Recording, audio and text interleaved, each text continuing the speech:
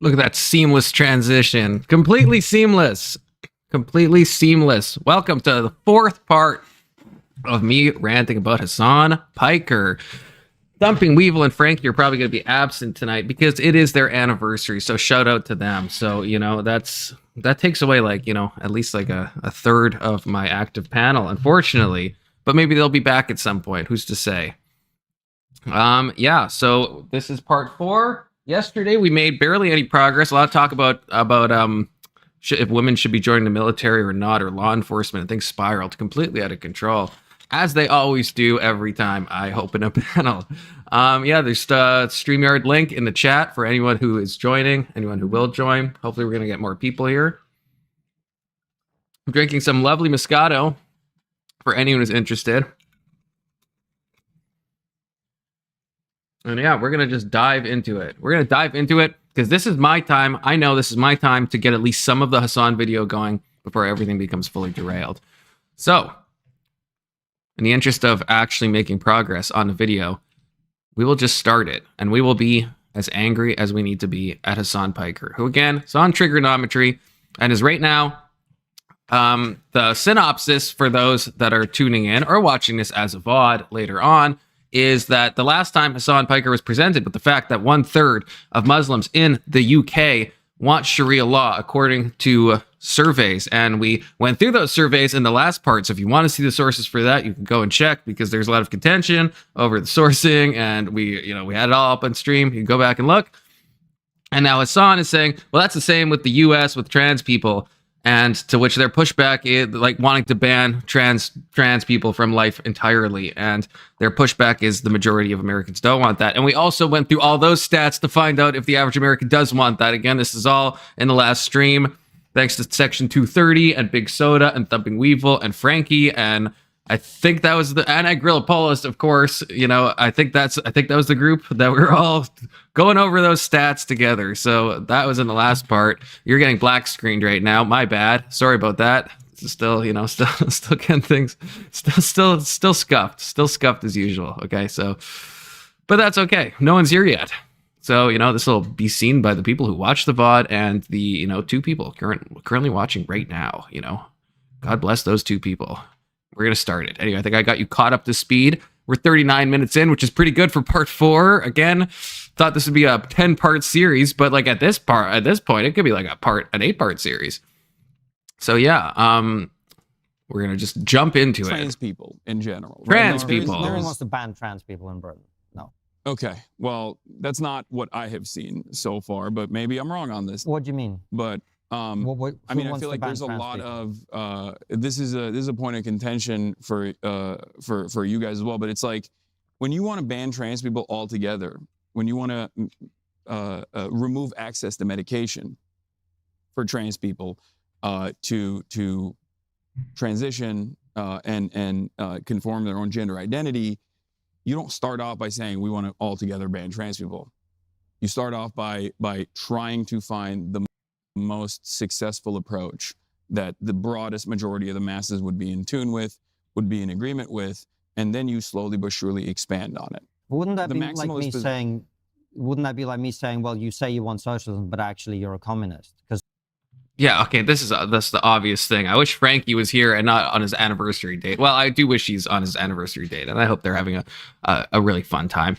But I know Frankie would sound off about this, because this is the exact point. This is what I was saying from the first few episodes of this is Hasan. We know from what we've seen of Hasan before that what he actually wants is actual full out socialism and stuff, that he wants to destroy capitalism entirely. I mean, he said this.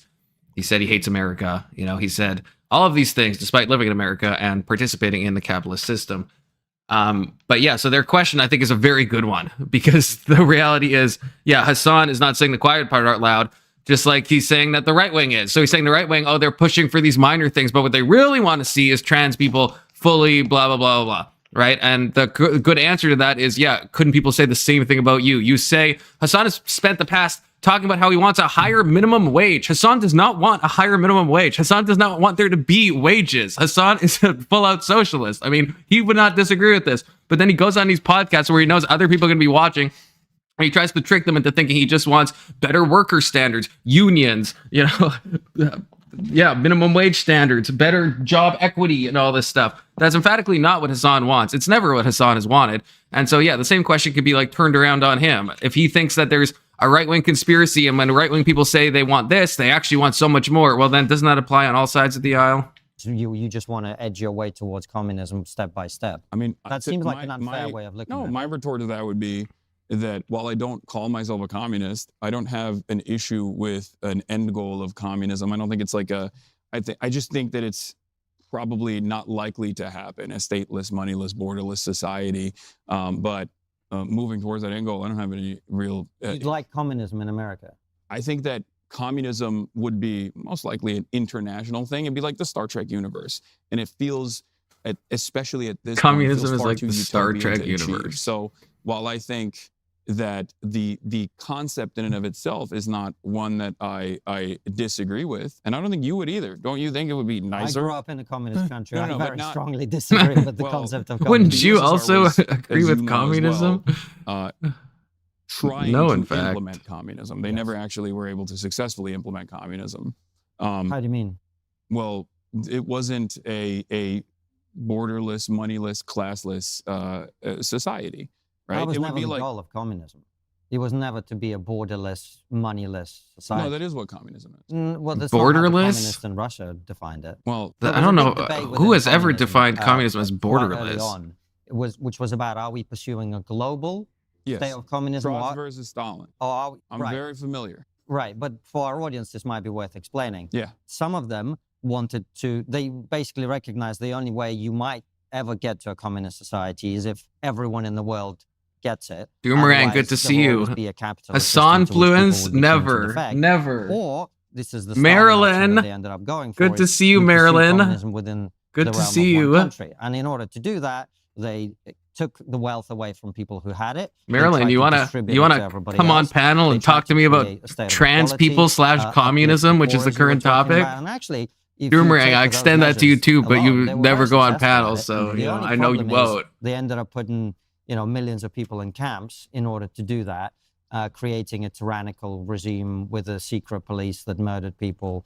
And that is the reason communism, in my opinion, doesn't work, is because in order to achieve that goal of equality, and basically you're making everybody equally poor as the end result, you actually have to use a lot of force, right? So the brief thing for those of you that just joined, and Doomerang, I think you were watching this yesterday, is what Hasan just said is that he thinks that when the right talks about wanting to limit certain aspects of trans stuff, what the right really wants is to like eradicate trans completely. And then Konstantin, the guy on the right, his response is, isn't that what you kind of do with socialism, where you kind of like you slow walk a degree of socialism by talking about things like minimum wage, better worker standards, and workplace equity and OSHA and all this stuff. But what you really want is full communism. And now they're kind of getting into the weeds on this. Marilyn says not in particular. That's probably fair. That's probably fair. But yeah, that's kind of the thing. So now Hasan is saying, well, no, again, and now he's using the memes that, which you think for the most popular, second most popular now, Rip Hasan, second most popular political streamer, and who is on the left, Hasan would not use the same trope of true communism has never happened, but he just literally said that, unfortunately. So, that's just lefties do what lefties do. Well, that everyone is predictable. The end goal was never successfully achieved in the USSR in terms of establishing what I'm talking about, though. And that's why I'm saying it's important to understand and recognize the failures of this implementation in the aftermath of a socialist revolution and choose not to repeat those mistakes. So how would you do it differently? Well, that's the reason why I pointed to China. China is run by the Communist Party of China. It bills itself as communist. China is not a communist country. Would you say China is a communist country? It's a mixed country. It has some elements of communism, but it's also got a lot of capitalism going on. Yeah, right? so it's a mixed market economy is what you're saying, right? But so is the United States. Yeah, okay. Well, okay. I guess I can't. I was about to say every country in the world, I don't know what country would not be a mixed market economy. There is no true ANCAP, or laissez-faire capitalism, I guess to be more precise, country. There's no fully cashless, classless, casteless society on either side of the political spectrum. They're all mixed. America, just degrees of mixing. Because America also has some semblance of social safety nets. The UK also has some social safety nets, some state-run enterprises, especially pre-Margaret Thatcher, I would say, versus private enterprises as well.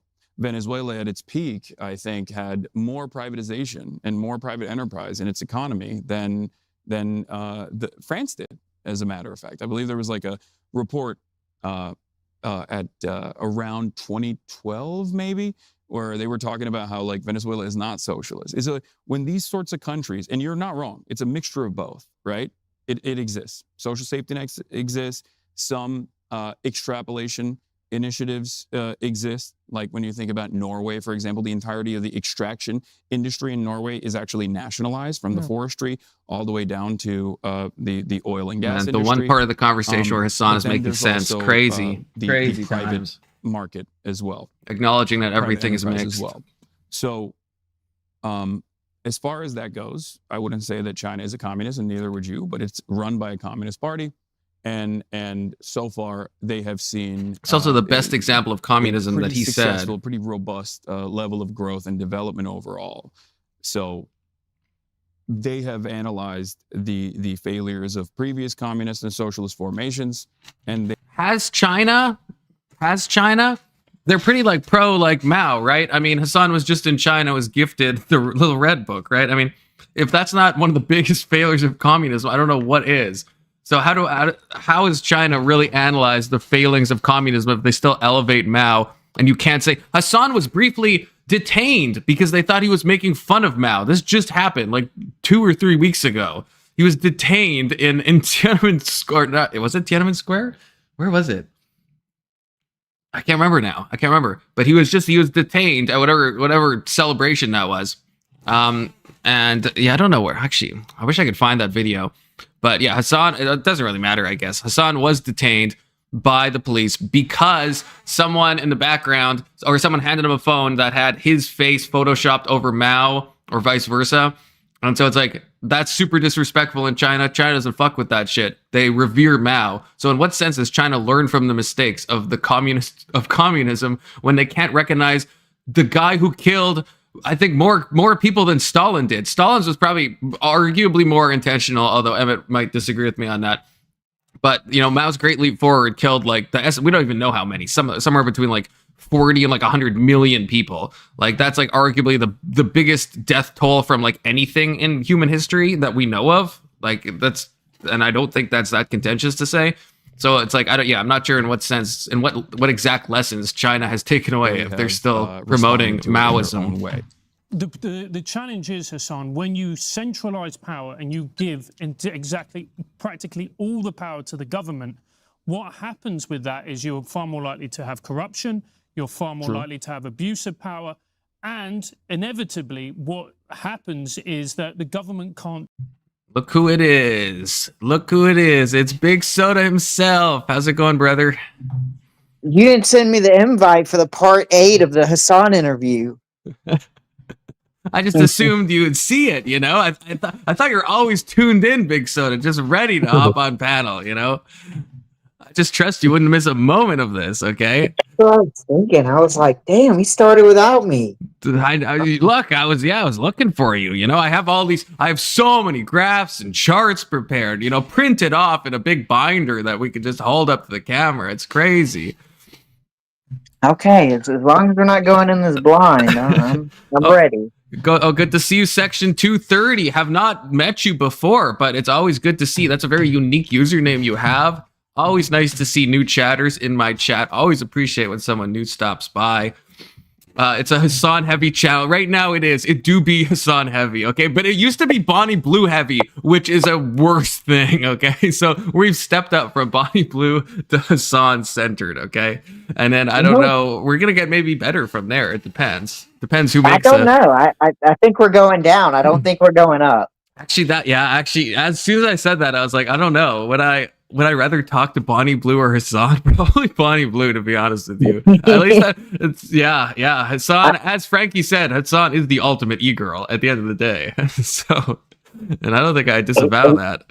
At least Hasan looks like he's alive on the inside. Yeah, at least Hasan has eyes that aren't like, completely dead, Hasan is like lying and wearing a mask, but he's not an android, right? Whereas, so yeah, I'd rather talk to a flesh and blood person, at least a real human soul, And Hasan is at least has a semblance of that, a mimicry. I believe him. I believe him when he talks. The other Bonnie Blue, I don't know if I believe her. Doomerang, I hate Doomerang, but I love Doomerang. Like hits me with the worst things, but the funniest things. He just called me Bonfluence, which is like the worst nickname I think I've ever heard from anyone. But also it's so funny at the same time. You could just gaslight people and say it's James Bond. Yeah, exactly. James Bond fluence. Yeah, that's what Doomerang means. Yeah, that's what. Yeah, he DM'd me actually just now to clarify, and he did in fact mean James Bond fluence. So I'll accept. Or it could be Bang Bond fluence. No. It could. I could, but it's not. To be clear to my audience. Translations, they're shaky. They are a little shaky. Okay, all right. So catch me. Give me like a 20-second rundown. Yeah. So I've only watched I think like 5 to 10 minutes, probably less. I think because I keep pausing. Probably 5 minutes. Hasan said, he said the leftist meme, true communism has never been tried. And then they said, okay, well, what is communism? And then Hasan gave a worse definition than what I've been accused of giving. And he said true communism is borderless, which I at least gave the normal lefty definition of a cashless, classless society. But Hasan, for some reason, added borderless to that list. So apparently, if you have borders, then you can't be a communist country. So there's never been any communist countries. And then no cash. No class, no borders, no God. Yeah. Well, definitely no God. And then he just said China, and this is where I paused and was spurging because he said China. The reason he said China's the best example, even though he admitted, because they said, well, China's a mixed economy, and Hasan correctly said every country is a mixed economy. America's a mixed economy, right? Like everyone has stuff that's like partially nationalized and partially privatized, and that's cool. And so that's the one true thing I think Hasan has said in the past 5 years. But then Hasan said that China, the reason he thinks China is the best example is because China has learned from the mistakes of communism. And then that triggered me because China still, and I was pointing out that Hasan just got detained in China briefly because they thought he was making fun of Mao. Because China still reveres Mao, the person who is responsible for arguably the biggest number of deaths in human history with his Great Leap Forward that killed between 40 and 100 million people. So how has China learned the lessons of communism if they haven't realized that Mao's philosophy resulted in the deaths of dozens of millions of Chinese people? So that's basically getting you caught up. And yeah, he's definitely interesting because he the mixed economy line. It's it rings a little weird to me because it when you think of a mixed economy, you think of the power of the government, clashing with the power of the corporation. And it's with China, it's probably the most unique definition of mixed economy because I still think their authority outweighs their corporate authority. I think it does. I think China is a very planned economy, and so yeah, and it's probably the most socialist while still being capitalist. Mm-hmm. But I guess the only good point Hasan pointed out was the U.S. and Canada and the UK are all technically mixed economies. There is some industries that are like privatized, and some industries make sense to be privatized. Like in Canada, right? It's like our hydroelectricity where I live is privatized, right? And that kind of makes sense. And you have like police are obviously, nationalized, and police are obviously publicized, and like so those things make sense. And so yes, and we have social welfare systems in all these like Western countries. So at least it's like he's admitting that, but then at the same time he's like still saying that China is the best expression of communism, which I guess if I had to steel man him, which I don't want to do, I guess if he's saying there's no good example, there's no one who's truly communist, so then he's just picking the most kind of socialist country. I guess that probably would be China, where they're like super capitalist, but they're also like controlling their economy the most rigidly, right? Like China has one of the most planned economies of at least any successful country, probably on planet Earth, right? Well, don't get me wrong. They've really thought this through, because it seems like they've had a lot of time to study the flaws of both the Chinese communist, I guess, revolution and then the Russian communist revolution. And so it's kind of like, that seems to be a common theme. It's like, well, we're able to consolidate the power. And then when we consolidate the power, we just mass murder a bunch of people on accident. And so as long as we can keep that economy going and keep people having some type of faith and fear, it seems to last longer. Yeah. And I wonder if China is thinking about the long term, or if China is still in a position where they're willing to kind of break a few eggs to make an omelet, Like, I mean, and so the Uyghur Muslim thing that we went through yesterday, I mean, it kind of, it might point to that, where it's like, because that Mao was kind of okay with that, right? He was okay to rush China into the industrial age and break a lot of eggs, millions of eggs in the process, and and that was okay. And to some extent, I mean, I guess like this is super blackpilling, but I mean, China is like a massive GDP, right? Like one of the biggest GDPs of any nation on planet Earth, right? Like so I mean, I don't think that is worth the moral cost of 40 to 100 million people, but I mean, think about how China's handled the Taiwan issue. It's like, if we're talking Mao, I don't know if Mao would have waited for the opportunity to take the kind of, because Taiwan in some aspects is kind of a powerhouse on the chip manufacturing market. Yeah. So if Mao was able to recognize that, and that existed during his time, I don't think he would have hesitated to kind of garner that. They would have took it over and not a second thought. But it seems like China's playing a smarter, longer game. Yeah, well, and also, I mean, things have changed a bit, because at least from what I've heard, and I don't know if this is possible to fact check or if this is rumored, but I've heard that Taiwan has fail-safe mechanisms in place that if China ever invades, they burn everything. So they burn all of their manufacturing of chips. They get rid of it all, as kind of so there's no point invading us, because if you invade, the moment you invade, we destroy all the chip technology, everything. So you don't even get it anyway. So why would you come after us? And I don't know if that's true or just something that is said. And the worst part, it's a scare.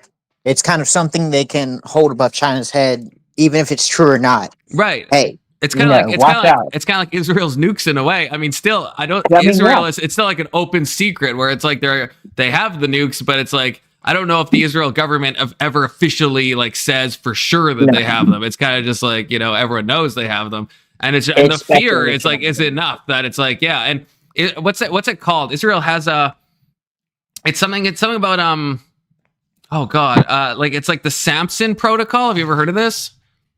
I don't think I have. Let me see if I have it right. Samson Protocol. Oh, the Samson option. Okay, I'll share this. So the Samson option. It's Israel's deterrent strategy of massive retaliation with nuclear weapons as a last resort against a country whose military has invaded and or destroyed much of Israel. So you know, it obviously relates to Samson in the Bible, right? Of like, you know, destroying. And yeah, so and it's like, so I don't know. I don't think this is ever an exact thing that's been for real said, but as you see in one of these like subheadings, nuclear ambiguity, right? That's kind of the point. Is it's like whether the Samson option is legit or not, it's like it doesn't really matter, but it's like if like countries like Iran think it is, or it could be, or there's even a 1% chance of it being, you know, it reminds me of have you ever seen that Trump and Putin thing where at least Trump is giving the conversation. So we don't know how it actually happened, but he says like, oh, if Russia ever did anything, like we would like destroy with nukes. And then this is from Trump's telling. And then Putin says something like, oh, would you actually do it? You know, and then Trump's in his retelling, he says, well, you don't know if I would, you know, and then like laughs. And it's like, that's kind of the point. It's like he might, and that's enough. That might is enough to like be incredibly, you know, deterrent. There's another quote by him. He talks about, he says, I only need them to believe 5% that I'm going to do it. If they believe that that I'm going to do it with a 5% chance, they're probably not going to do it. Right, exactly. Yeah. And so it's like all these things. It's like, so yeah, with the Taiwan, with Israel, with Russia. Yeah. All that matters is the potential. It's definitely kind of, especially being the underdog or kind of, you know, the smaller aspect of it. It's a nice stick to hold by your side. Okay, question. Who is We Was Templars and shit? Because he's saying, P.S. Sorry if we caused any issues yesterday. I don't know if this guy changed his username. Is that section 2? Well, that's section 230. Do you just in real time change your username? I think that is section 230, right? Based on a profile picture. I know Frankie likes Templars. Yeah, but look at the profile picture. I'm pretty sure it's section 230s. I can't see it because it's not connected to Oh yeah, it's not. Yeah, I don't have it up on Streamlabs, but I'm pretty sure that's him. And he says anti-Hasan fluence, which I agree. He also says, which I have to read this, he says 9 in chat, but only 4 likes. Why y'all slacking? It's actually 12 now. So like, yeah, why are y'all slacking? You don't like the channel. Cecil says W confluence. Other night, it takes strength to confront our past. Indeed, it does, brother. And Topanga Weevil. Happy anniversary, Topanga Weevil. Oh yeah, happy anniversary, you guys. And you're in the chat, so I hope that's not like a bad sign, Topanga. Wait, why can't I? Where's my Streamlabs? Sorry, I got so excited. I've lost all control of Streamlabs. Where is the? Oh God, I did lose all control of it. Okay, Topanga.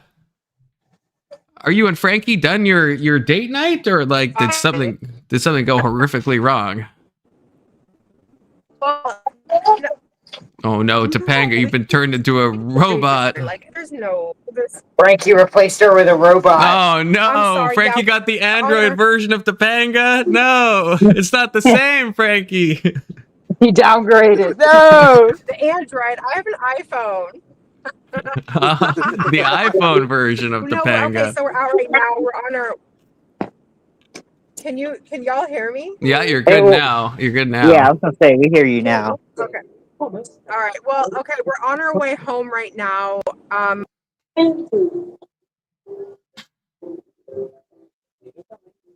Oh, I heard you for a bit. You said you're on your way home, right? And silence. I'm not believing this Android. Yeah, I want to see. I need to see proof of life, Frankie. I think this is not the real Topanga. You know. I agree. I need to look at your eyes and see if you're Bonnie Blue coded. Oh, there we go. Let's bring you up on full screen. Oh yeah. Yeah. The eyes seem fine. The eyes seem fine. Yeah, okay, Frankie, you're off the hook, brother. Can Frankie hear me? Say hi to Frankie if you can't. There we go. Tell him to stop Good driving to see you, and focus on the podcast.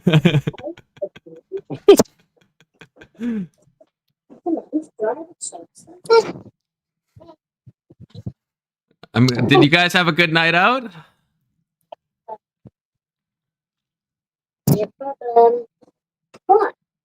I'll take that as a yes. I'll take that as a yes too. You guys are going through a perpetual tunnel right now.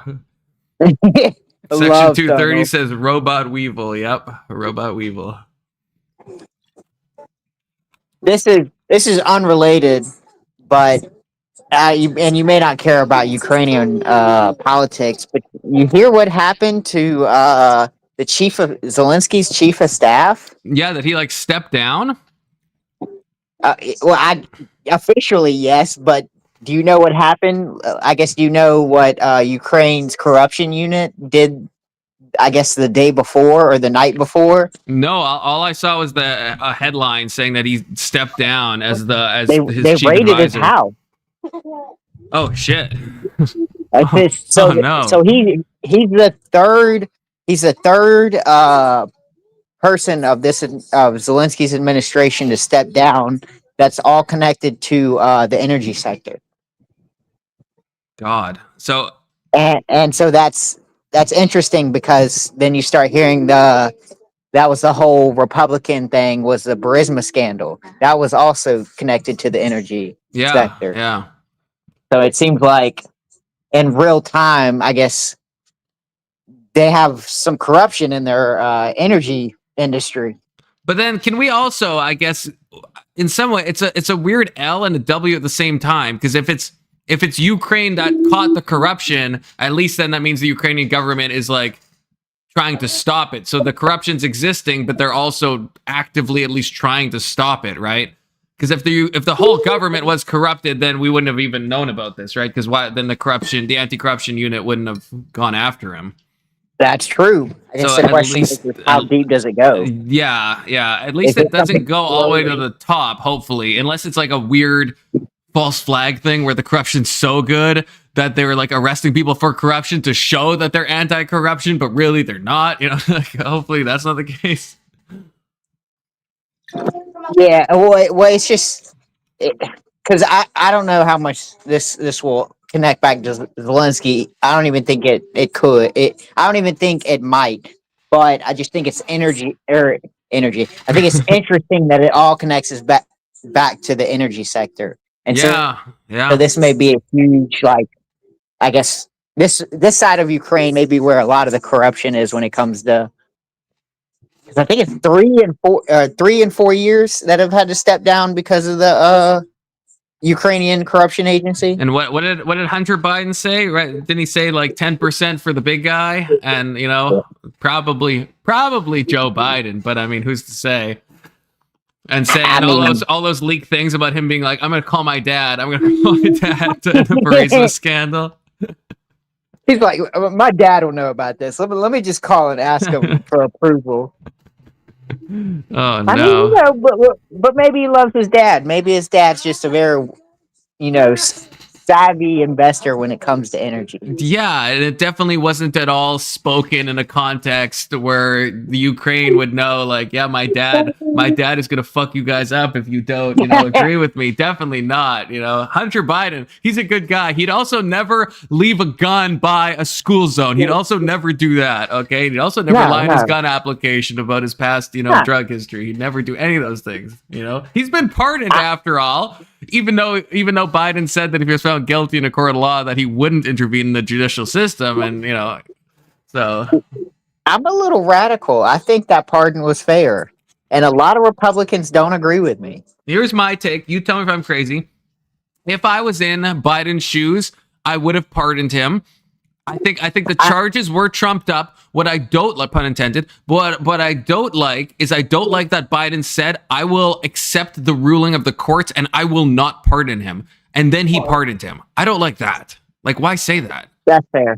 Well, I guess the problem is I think the gun stuff is, blah, blah, blah. Who cares? The gun stuff's irrelevant. Like, if I was going to take down Hunter Biden, it would be more on the political favor side of, charges and stuff like that. So if I'm not getting those charges, I don't care if he gets charged with the gun charge. Like, I would rather pardon that because that's going to affect a lot of Americans below him. And so I just want the political corruption charge if I was going to get a charge at all. Yeah. And I think the leftists that say, like, okay, I guess there's two things. The sweetheart deal he got for having the gun abandoned in near a school is that I think is pretty bad.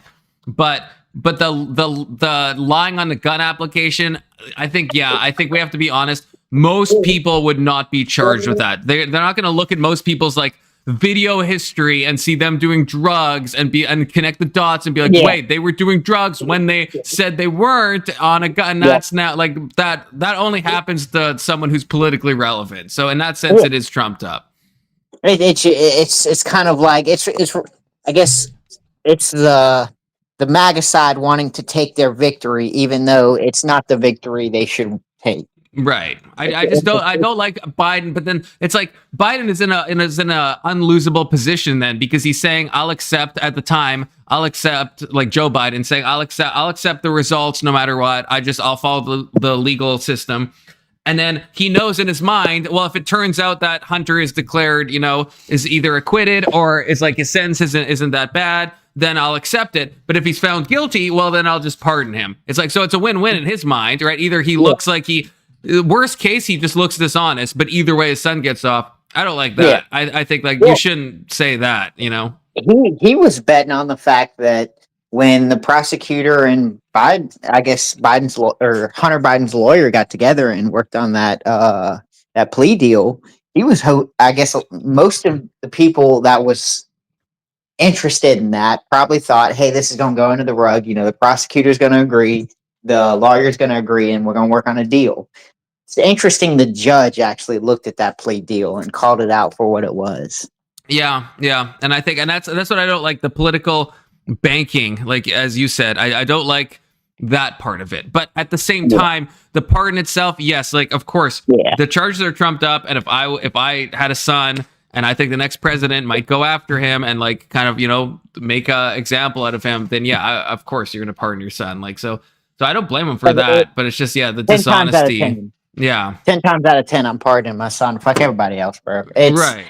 Like I understand, your son's doing corrupt stuff, but like that's not even the worst pardon we've seen in like the last 3 years. Now the Anthony Fauci pardons, those were, the pre-pardoning for someone who isn't even guilty of a crime yet or hasn't even been charged with a crime. Pre-pardoning Fauci, now that's the crazy pardon. Okay, now if I'm not mistaken, that's the first time there's been a preemptive pardoning, correct?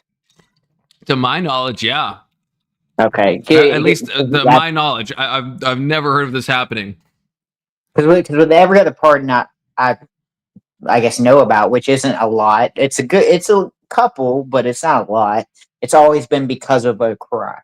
Yeah, I mean we have like the Nixon pardons to go off of. We have all of Trump's pardons for the J6ers. We have Joe Biden's pardons for almost everyone in death row except for like 5 people or whatever. Like it's like and it's all people that have either been accused or convicted of a crime. Yeah. But maybe there is one. If there is one, I don't know about it, but I'm thinking the Blackwater mercenaries. I'm thinking a couple of the people that were with what was it? I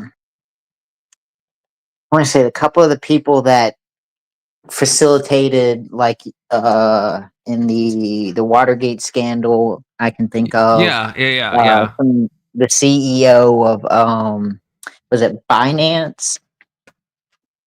Oh wait, who pardoned him? Wait, that guy's was that Trump?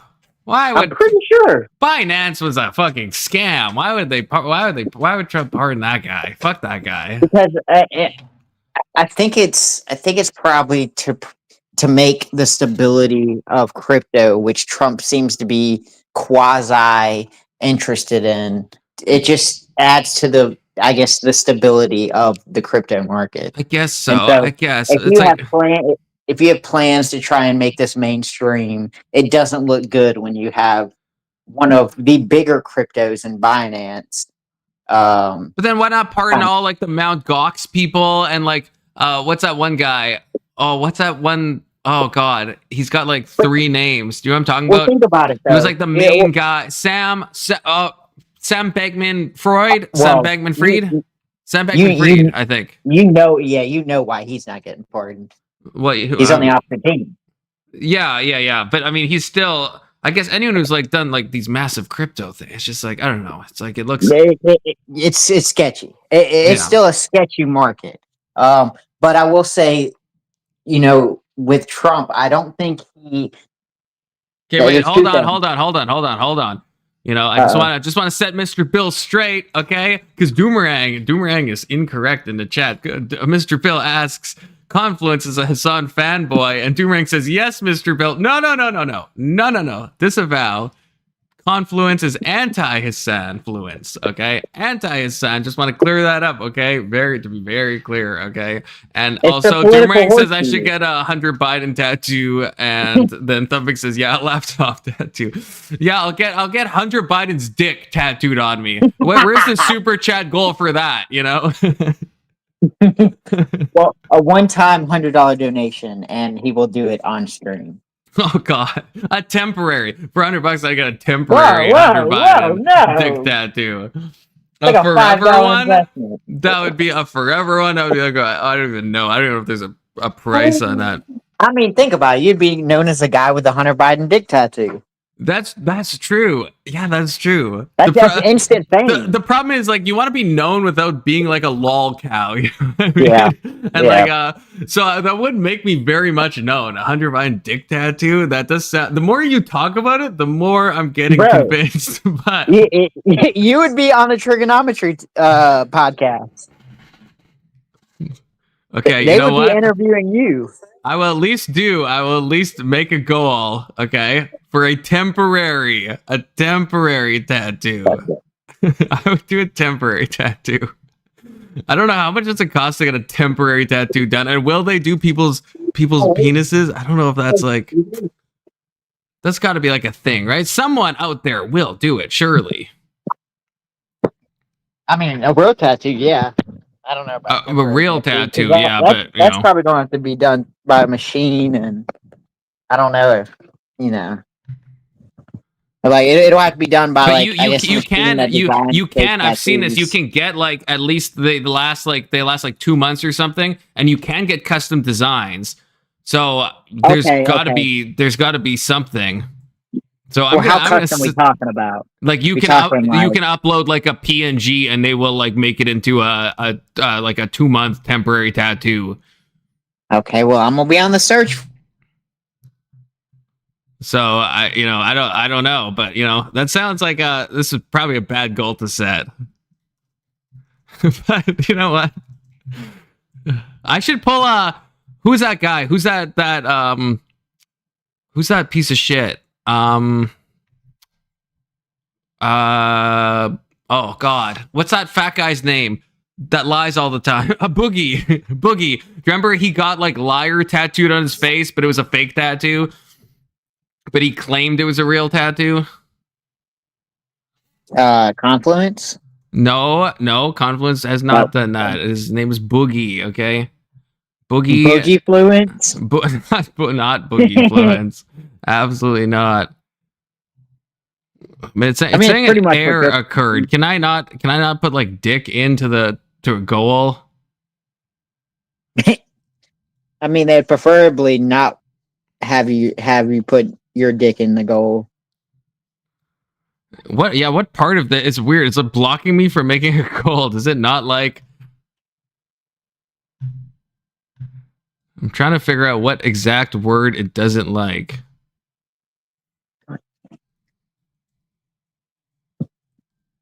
If I add enough asterisks, surely it will start. It just says an error has occurred. I don't know if it's like, We'll type please after it. Maybe that'll work. Yeah, maybe the whatever the AI mods that YouTube is running will be like, he said please. He said please. The problem is this is where I get into. This is what I had with like when I did the wine box dono goal. It's like I ended up spending so much on the boxed wine that I mean, I guess I got to drink the wine, so I did get free wine, I guess. But everything else was like, it's like, was this, this was not fiscally beneficial. Well, I mean, you are a neocon, so sometimes the goal outweighs the budget. Yeah, that is true. That is true. Okay, you know what? I'm gonna like try to work this out, but I will start the Hasan video Well, I try to, because I don't like you. That shouldn't be a block thing. A temporary Hunter Biden dick tattoo. That. Tell me what's wrong with that. What's TOS about that? YouTube, come on. Is it the Hunter Biden or the dick? That's what I'm trying to figure out. Like, which one is it? What don't they like? So if I agree with that.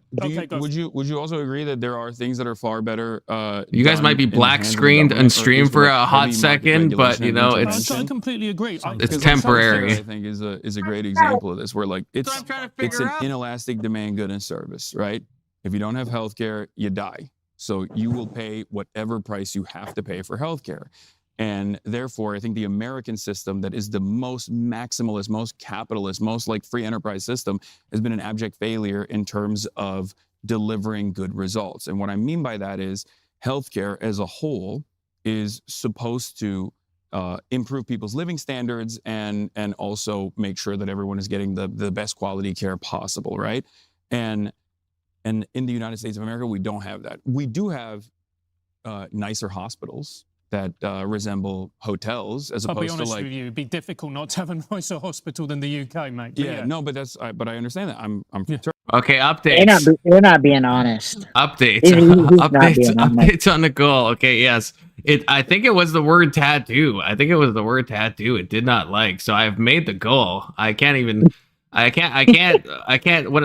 see what it says Confluence gets a temp Hunter Biden dick on him with a bunch of like asterisks which it sounds worse. That should be a more TOS goal. I guess tattoo is the problem. This leans in the LGBT movement. I know. I don't like how I had to work around this, because now I'm just getting a temporary Hunter Biden's dick on me for money, which I think you'd think that would be like more egregious than, you know, what YouTube's trying to stop. But I guess they don't want tattoos for money and they don't recognize the word temp. But you know, donos, I will do it. I will. Okay. Look, we have a picture of his dick. It's possible. There's someone in the back that's knocking.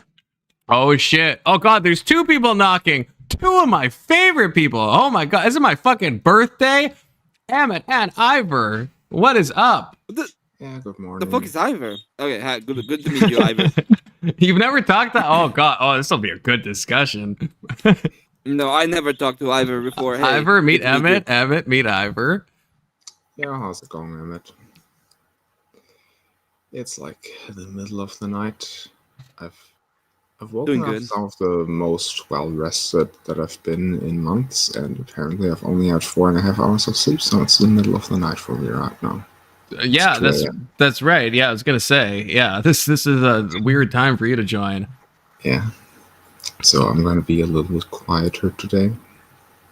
Ivor is across the pond for anyone who doesn't know. And I won't say his country, and you would never guess. You would never guess based on his accent where he's from. It's impossible. It's impossible. Absolutely no idea. Nigeria. Which one of the caliphates do you live on now? Nigeria, you got it. The Caliphate of Nigeria. The Caliphate of Nigeria. Oh, good to see you, Oxy. Always good to see you. By the way, there is a goal. I don't know, Ivor, if you were here. Oh yeah, Ivor, I think you were here for this. But yeah, there is a dono goal for me to get a temporary tattoo of Hunter Biden's penis on me. Okay, I think that's what attracted everybody. Yeah, that's why everyone wants to. I do wonder, come out. Maybe in your face. YouTube has a thing where they don't censor temp tattoo, but since you put temp and tattoo apart, maybe it didn't recognize. Yeah, that's what I'm wondering. It's weird. I guess, yeah, they don't want Maryland. Don't be doxing Maryland. Maryland, crazy. Just kidding. Just joking, Maryland. That doesn't sound like a country. But yeah, I guess, yeah, it's weird. It's like, yeah, I thought it was like the dick part of the under, but I guess that YouTube just doesn't want you to get money for a tattoo, which I guess from a harm reduction thing, you don't want people getting money to do tattoos. But so I probably should have put temp tattoo together. I'm telling you, because it sounds gay, they were like, okay, we have to allow this. Arthur, good to see you. Arthur's never been in my chat. Guys, meet Arthur. Arthur, meet everybody. He's Oxzone, okay? Oh. Oxzone, don't dox me. Don't doxzone me. Oxzone is someone I know as a close personal friend, so, you know, I don't want to get fucked. Yo, we got Marato reading here. Yeah, we don't want them to fuck you. Yeah. That'd be gay. No, that'd be normal actually. That's okay. that's where you're wrong, Big Soda. No, I'm just kidding. Normal. Yeah, the gayness is normal up there in Canada. Oh, Oxen says he has, but I've never noticed him before. Doxfluence, yeah, that's me. I was offering money to actually, never mind. But that happened. Yeah, just drop it. I would say. Move on. Forget about that. Funny joke. Move on. All right, Oxon. Okay, to get back to the interview. Oh my God, he's kind of being very dishonest. Yeah, Oxen, you got to fix your mic, brother. You got to fix your mic. Don't you like the noise? Yeah, I love the noise. It makes me think that I'm at like a waterfall. Is it rookie? Is it still bad? No, it's better now. It's good now. It's good now. God, there's so many introductions. Emmett, meet Oxone. Oxone already knows Ivor, so those two people know each other. But Emmett, meet Oxone. Oxone, meet Emmett. Yeah, this panel consists now. Big Soda, meet fucking no one. I'm just kidding. Okay. Big Soda, meet Big Soda. You know Ivor, right? I don't think so. You haven't talked either? Ivor, what panels were you on? Who were you fighting with? I'm trying to think now. Ivor, I think of King Pepsi. I don't think I've met Big Soda before. Yeah, that's true. But I mean, on my panel, you fought with a couple people up here, right? No, What's that? I trying to think with who. Agrippa, with Agrippa, yeah. I talked with Thumping Weevil and Frankie. Okay, yeah. Talked with the Radical Coder. Oh yeah, yeah, you did. Yeah, you did. Hey, I like him already. That's been almost it. But yeah, this panel now consists mostly of Kaiser players. Yeah, weirdly. Yeah, that is true. Because all of Confluence's friends come from Mario, bro. Yeah. Oh, yeah. Like, we got Confluence, and we got two of Confluence's orbiters who are mostly there because... Emmett, you hear that? Emmett, you were just called a Confluence orbiter. Crazy. A Confluence orbiter? No, I mean, Oxone and me are Confluence orbiters. Oh, okay. Like, we would not be on this panel without sharing the Kaiser hobby with Confluence. That's true. We're hobby connected. So, Ivor, do you have what anything? What hobby do you guys have in common? It's Mario Kaizo, okay? We're in the Mario 64 Kaizo community. So, like, people making ROM hacks of Mario 64 and, like, making them really hard. And Confluence's channel history on YouTube. Yeah, everyone, go to my, like, original videos. Type in, like, Lucid Nightmare. You can, it's really hard star, guys. Something Oxone could never get. Something Oxone could never do. I know you guys believe that I do stuff like that I am, like, interested in your life, but... Yeah, Emmett, I'm sorry. Your mom invited me to your house. I do believe that, okay? Sorry, bro. My mom is interested in your life, not me. There's a difference between my mom and me. So I hope your mom has watched my Mario videos. She's trying to save you from the Nazism. No, she no. Let me spell that for you. No, in the half minute that I listened to this Hasan video, he was talking about healthcare, and I don't think he said anything I disagree with in that half minute. I know. Yeah, I don't know. Okay, so to fill everyone in, he's talking about mixed economies and how every country is a mixed economy. This is going back a little bit, and he was saying that China is the best example of a mixed economy, and then they started talking about healthcare. China.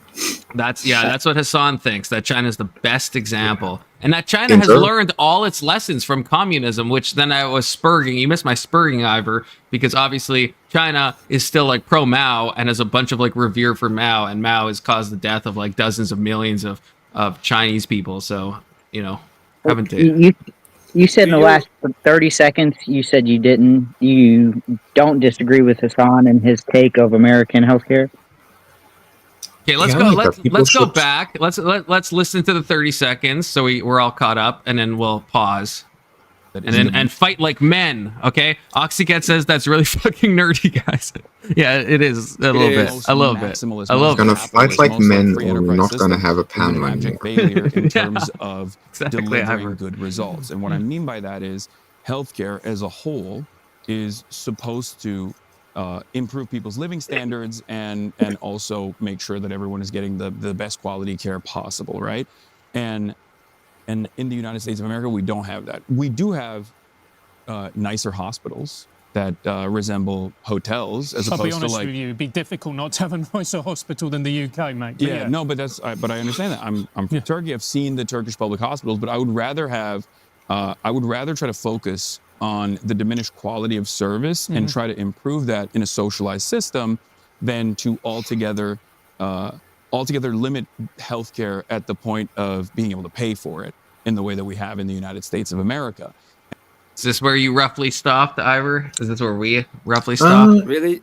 I think it was a little bit Anything before he there. said there with I nothing? think it went about 20 seconds further than. Okay, we'll plug on. This is a major. No, I mean the issue other way with around. America in general. Yeah, is that it started we 20 are- minutes before. Oh, it started. Or 20 seconds, not 20 minutes. My bad. Was there anything? What was missed? Anything like important? Which part of the caliphate did you like about that one? The custom marriage part? I think before this last watch, we had stopped before Hasan said nicer hospitals. Yeah, it was a good 20 seconds before this. Is it 'Cause worth? he Is it worth kinda going pinned back? up to Does he it. does he say something enticing? No, like I was highlighting that he went 20 seconds without saying anything that I disagree with, which is not something that Hasan commonly does. That is What true. part do you agree with? Which part of that bunch of bullshit he said did you agree with? That is good if people have healthcare. The what? That is good when people get healthcare, and that the point of healthcare is to improve people's well-being. No, that's not the point of healthcare at all. What's the point of healthcare then?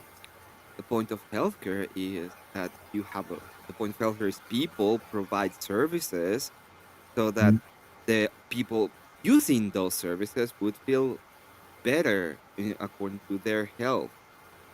Okay? Yeah. What kind of services? It depends on the preference of the people that are using the services. I mean, you just reworded what Hasan said.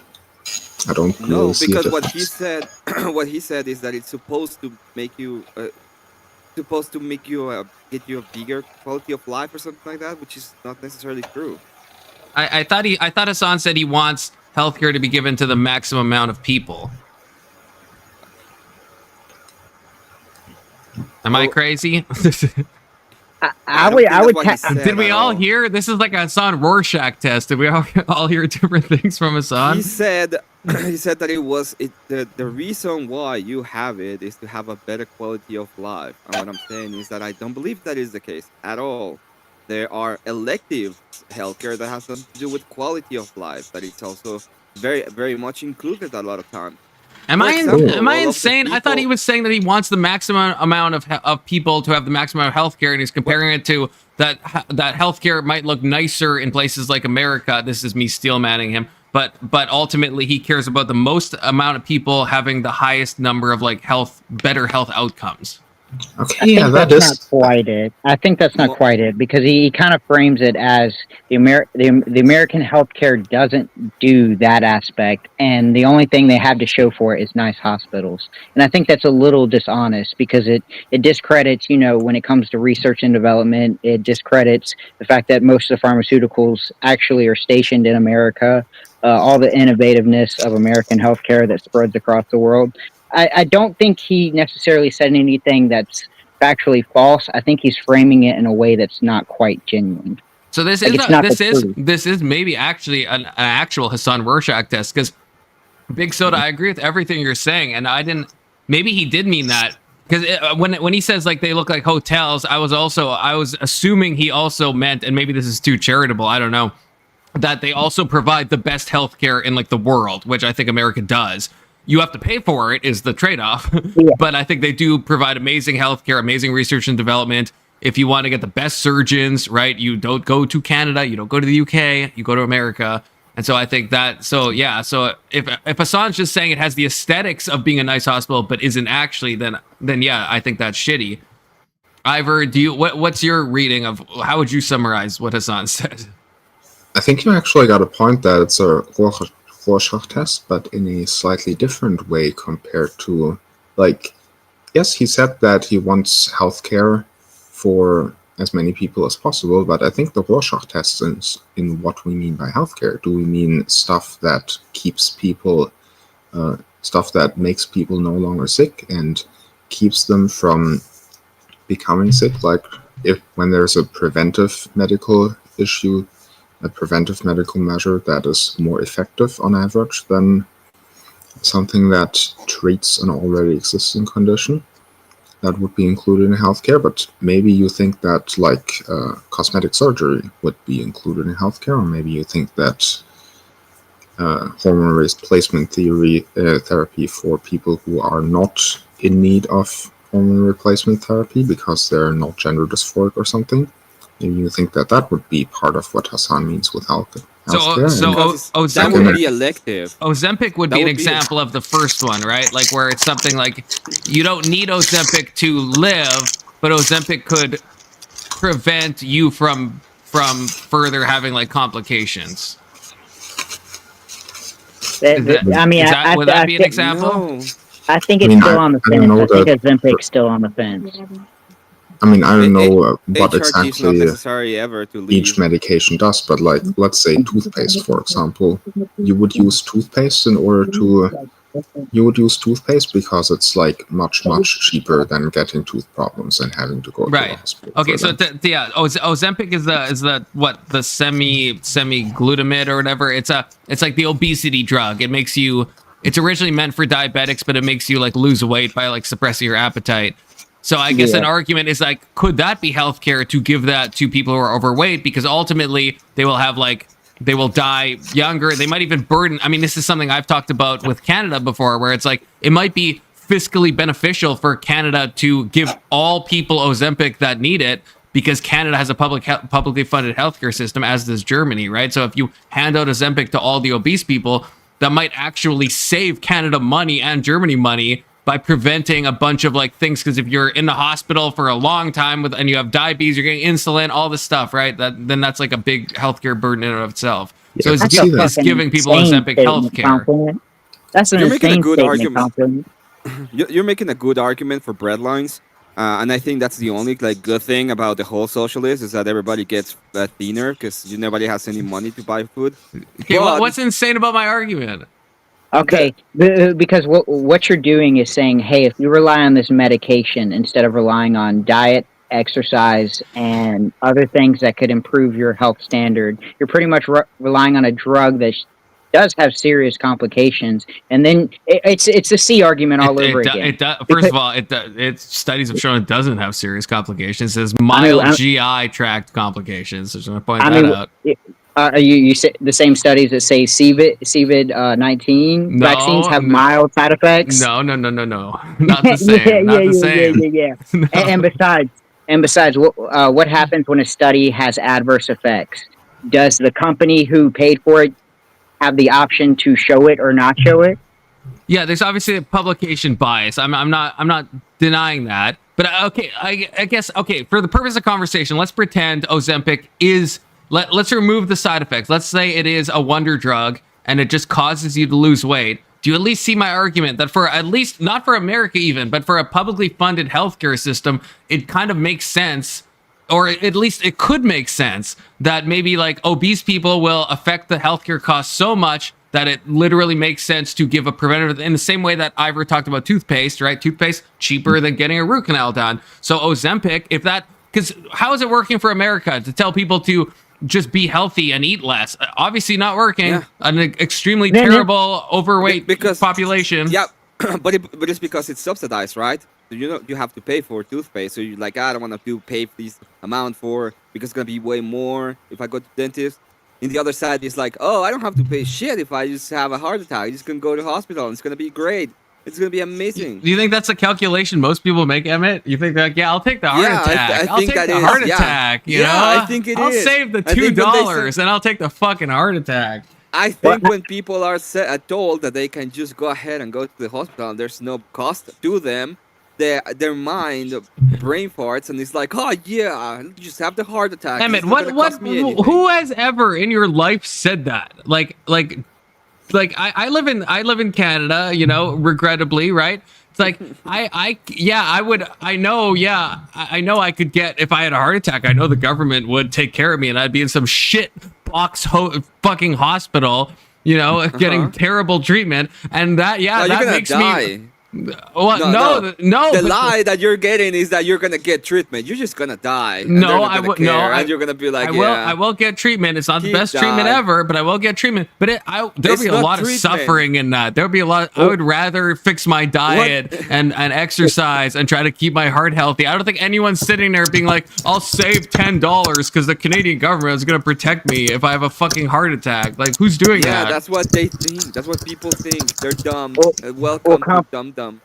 Confluence, let me throw this at you, because with the Ozempic thing, instead of advocating that people eat healthy or exercise, you're pretty much creating a circular loop where, hey, instead of facing the actual problem, why don't we just keep this circular payment going of, hey, we'll take care of it. We'll justify taking more of your taxes, so that way we can justify that we're providing you health care. And now you're in the circular. That's fair, and it is, but my answer is, how is that working boots on the ground in countries like America with some of the highest obesity rates in the fucking world? Like, how is that working? We also... Telling people to exercise and eat better, it's not working. It's called personal freedom. It's called the fact that, hey, we don't have to justify taxing you more if you would just live a healthier lifestyle, but you have the option to live the healthier lifestyle because the government doesn't have the right to tell you what you can and can't do. Right, in America, sure, yes. No, there's also... Wait. There's also a bond. Like, this is the thing that people don't get, okay? Obamacare is still a thing. There is still a huge amount of shit going on into the healthcare system from the government.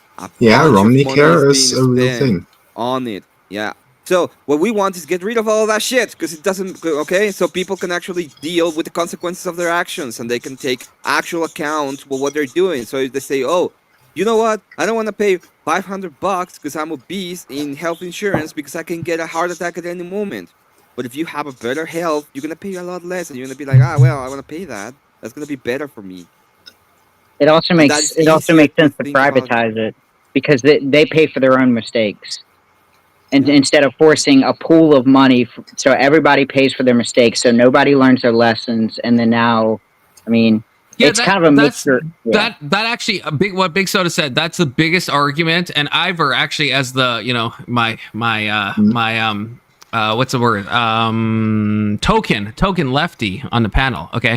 So what Big Soda said is true. It's like places like Canada and Germany, UK. The problem is, it's like, yeah, I could be as fat as I want. I can do the amount of cocaine that I want, and it doesn't matter because the taxpayers will have to pay it. So there's no incentive. It's not affecting me personally if I do a bunch of blow and eat a bunch of McDonald's every day and become an obese, fucking cracked out person, right? It's not affecting me financially. Whereas in the US, you are kind of taking that autonomy onto yourself. So you can be as old as you want in Canada. It's less now. It's not quite as autonomous as it used to be. I know. A lot less. Yeah. Confluence, can you be as old as you want in Canada? No, okay. Look, I'm asking the token lefty. I'm asking a token lefty. Okay, I'm saying you.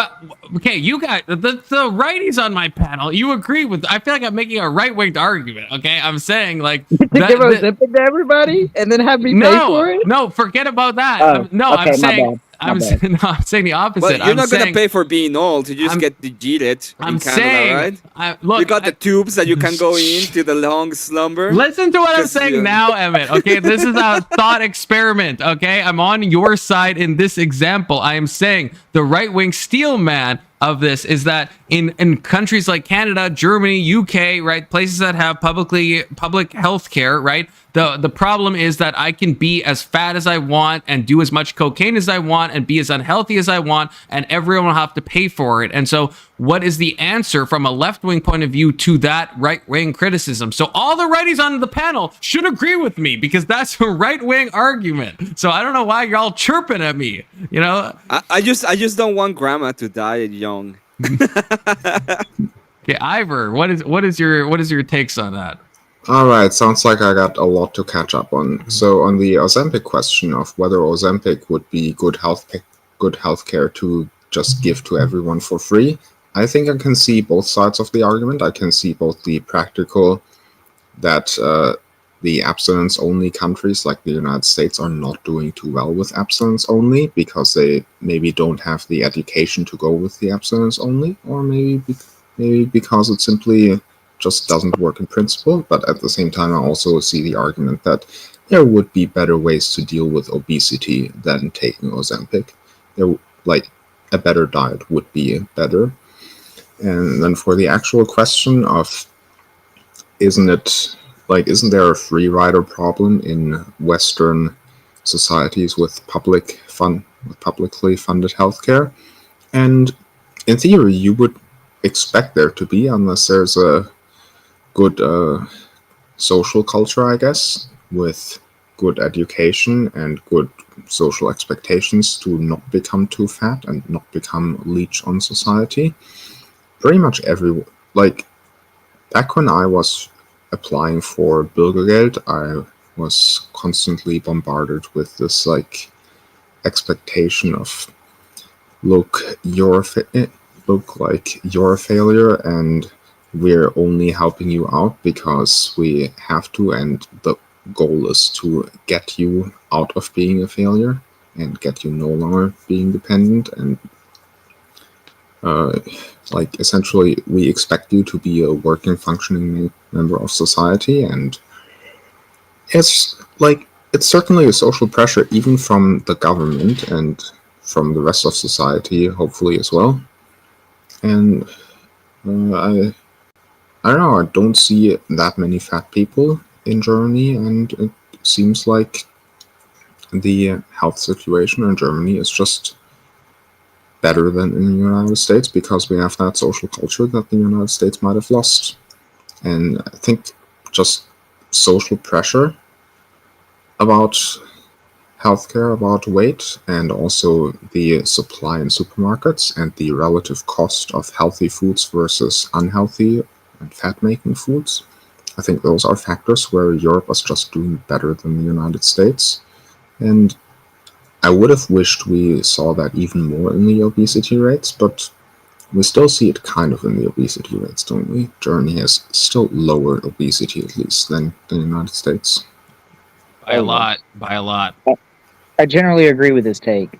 I think the problem you see with America is it seems like, I don't know when this subconscious decision was made, but it seemed like we went with the cheaper food option to feed more people than the healthier food option, and we've kind of gone down this path of, hey, it'd be better to have cheaper quality food, so that way we never run into the instance of never being abundant with food. And it's gone so far that now we're just putting chemicals into our food.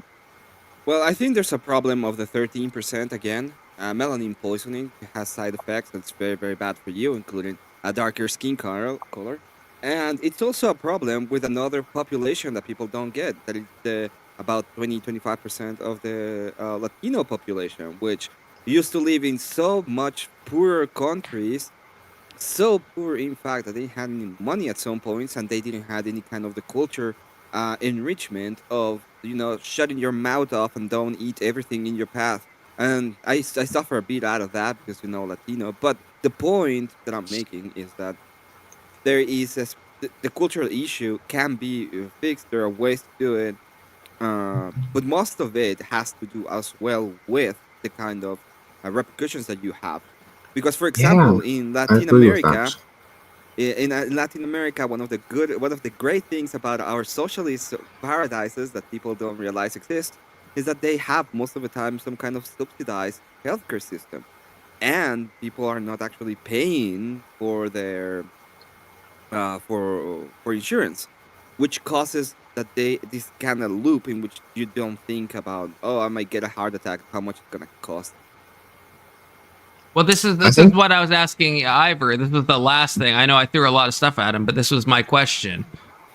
Ivor, if I can repeat it if you want, because there's been a lot of shit. But do you remember what I was talking about? Why would I not just be, from a right-wing point of view, why not just be fat and do coke because the government's going to pay for it, so I have no fiscal burden? Yeah, I think my answer to that is that there ought to be a social or cultural expectation that people not get fat, both for their own health and their own quality of life, and also for societal financial reasons, not be a leech on society. And I think with Emmett's point about the culture of not eating everything that is put in front of you, Germany, I think, had a similar culture as well, 30 years ago, and we got away from that because we've been living in a rich and food abundant country for so long now that at this point we've learned that we don't need all the food that we have on the plate, and we can either get smaller plates or we can just leave the plates, put them in the fridge, and continue eating them next time. And I think it's a cultural thing. I guess if I was to sum up my political position, it's not full on lefty, it's more like I'm economically left, legally liberal, and culturally more conservative. So I think economically left? I think that individually, on an individual level of what you ought to follow, what would be good for you, I think it's good if an individual person lives their life conservatively.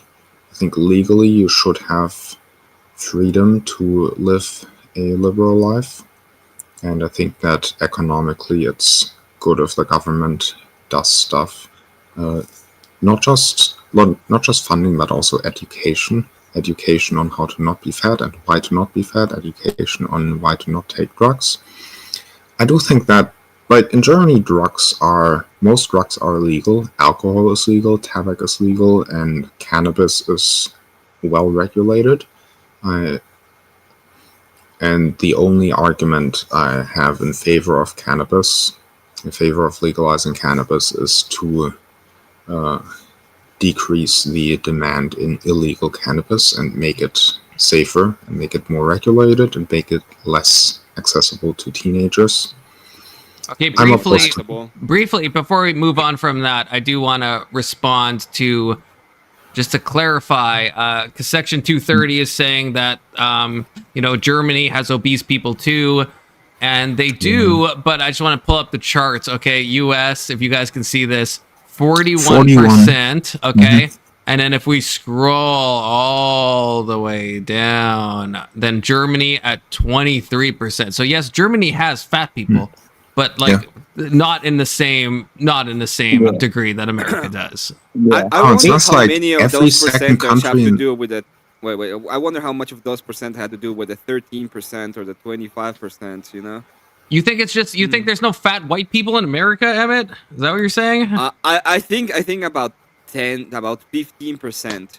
Brother, you live in America. Brother, I know. When I've been in America, I'm surrounded by, there's a lot of fat white people in America. I'm surrounded. It's odd because that's not the case. It's not just big booty Latinas, okay? It's not. All of them. I live in a white area, and everybody's fucking fit, especially the whites. Yeah, they're all Mormons. So of course, of course, yeah. But all of US isn't fucking Mormon. Imagine that. Yeah, I mean, that's kind of the same thing that I told Konstantin when I'm on the train. When I'm on the train or on the streets, there's I see 5% fat people and 1% obese people on the train and on the streets. But the 23% exists, and it's they're probably just in places that I don't see as much because they don't go on the train and on the streets as much as I do. I'm going to be honest. I bet you the percentages overwhelmingly are kind of in well-developed areas, so bigger cities, stuff like that, places where I guess access to food's easier. There's not a lot of travel, and I mean I could be wrong. It just, I guess if I had to guess, I would assume the more well-populated areas is where you would start to see the obesity rise. I mean, that describes pretty much every German city above 10,000 people. Because I would say, like, because just going off my head, if I were to go the biggest city in my area, which would be Greenville, then Columbia, I start to see the obesity begin to rise. I would use examples like Walt Disney. I would use examples of like when I go to sporting events where there's more well-populated areas, I start to see the obesity kind of make sense at being at 44%.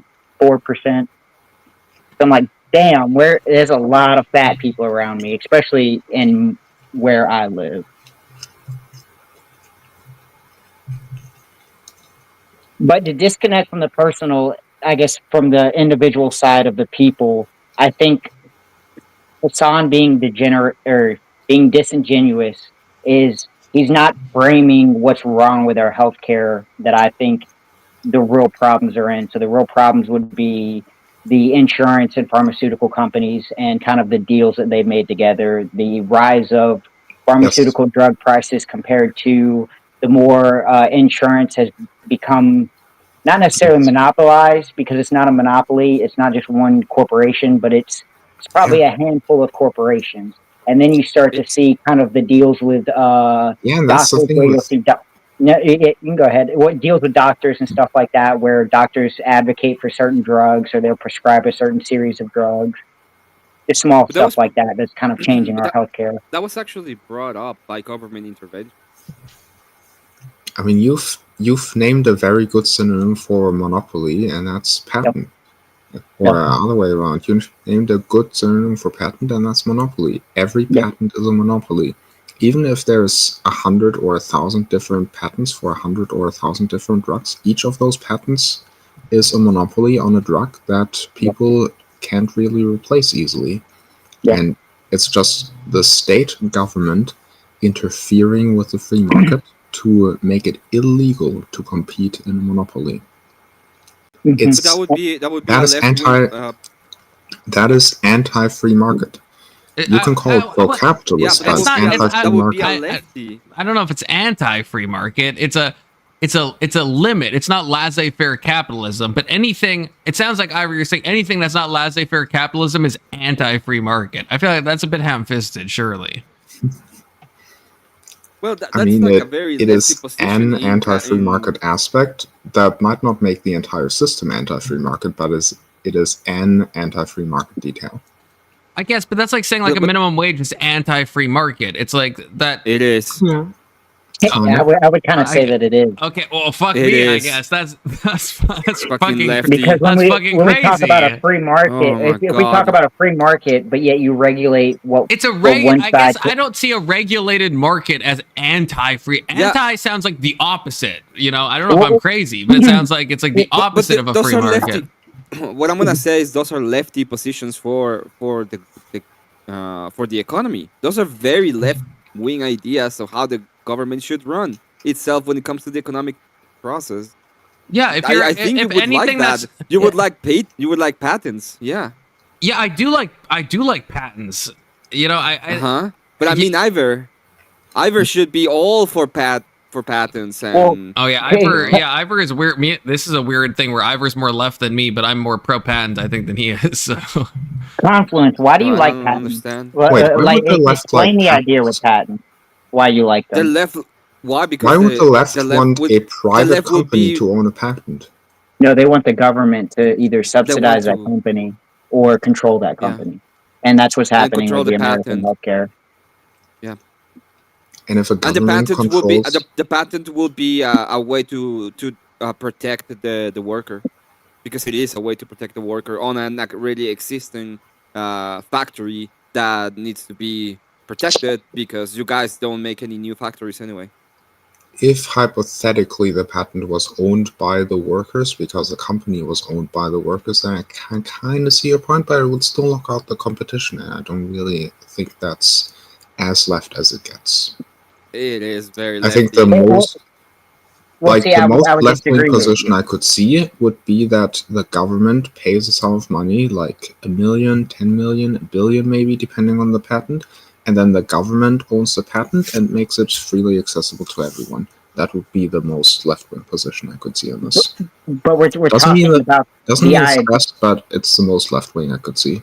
We're talking about the idealistic version of the left wing, and when we talk about the American left wing, which is similar to a large portion of the Republican right wing, is the fact that it's corporatized. There's a lot of corporate advantages for putting out patents. There's a lot of advantages for creating these or interferences inside the market, so these big companies have advantages such as, hey, when I release this drug, it provides me a chance to actually make money off that drug without being hindered by the competition.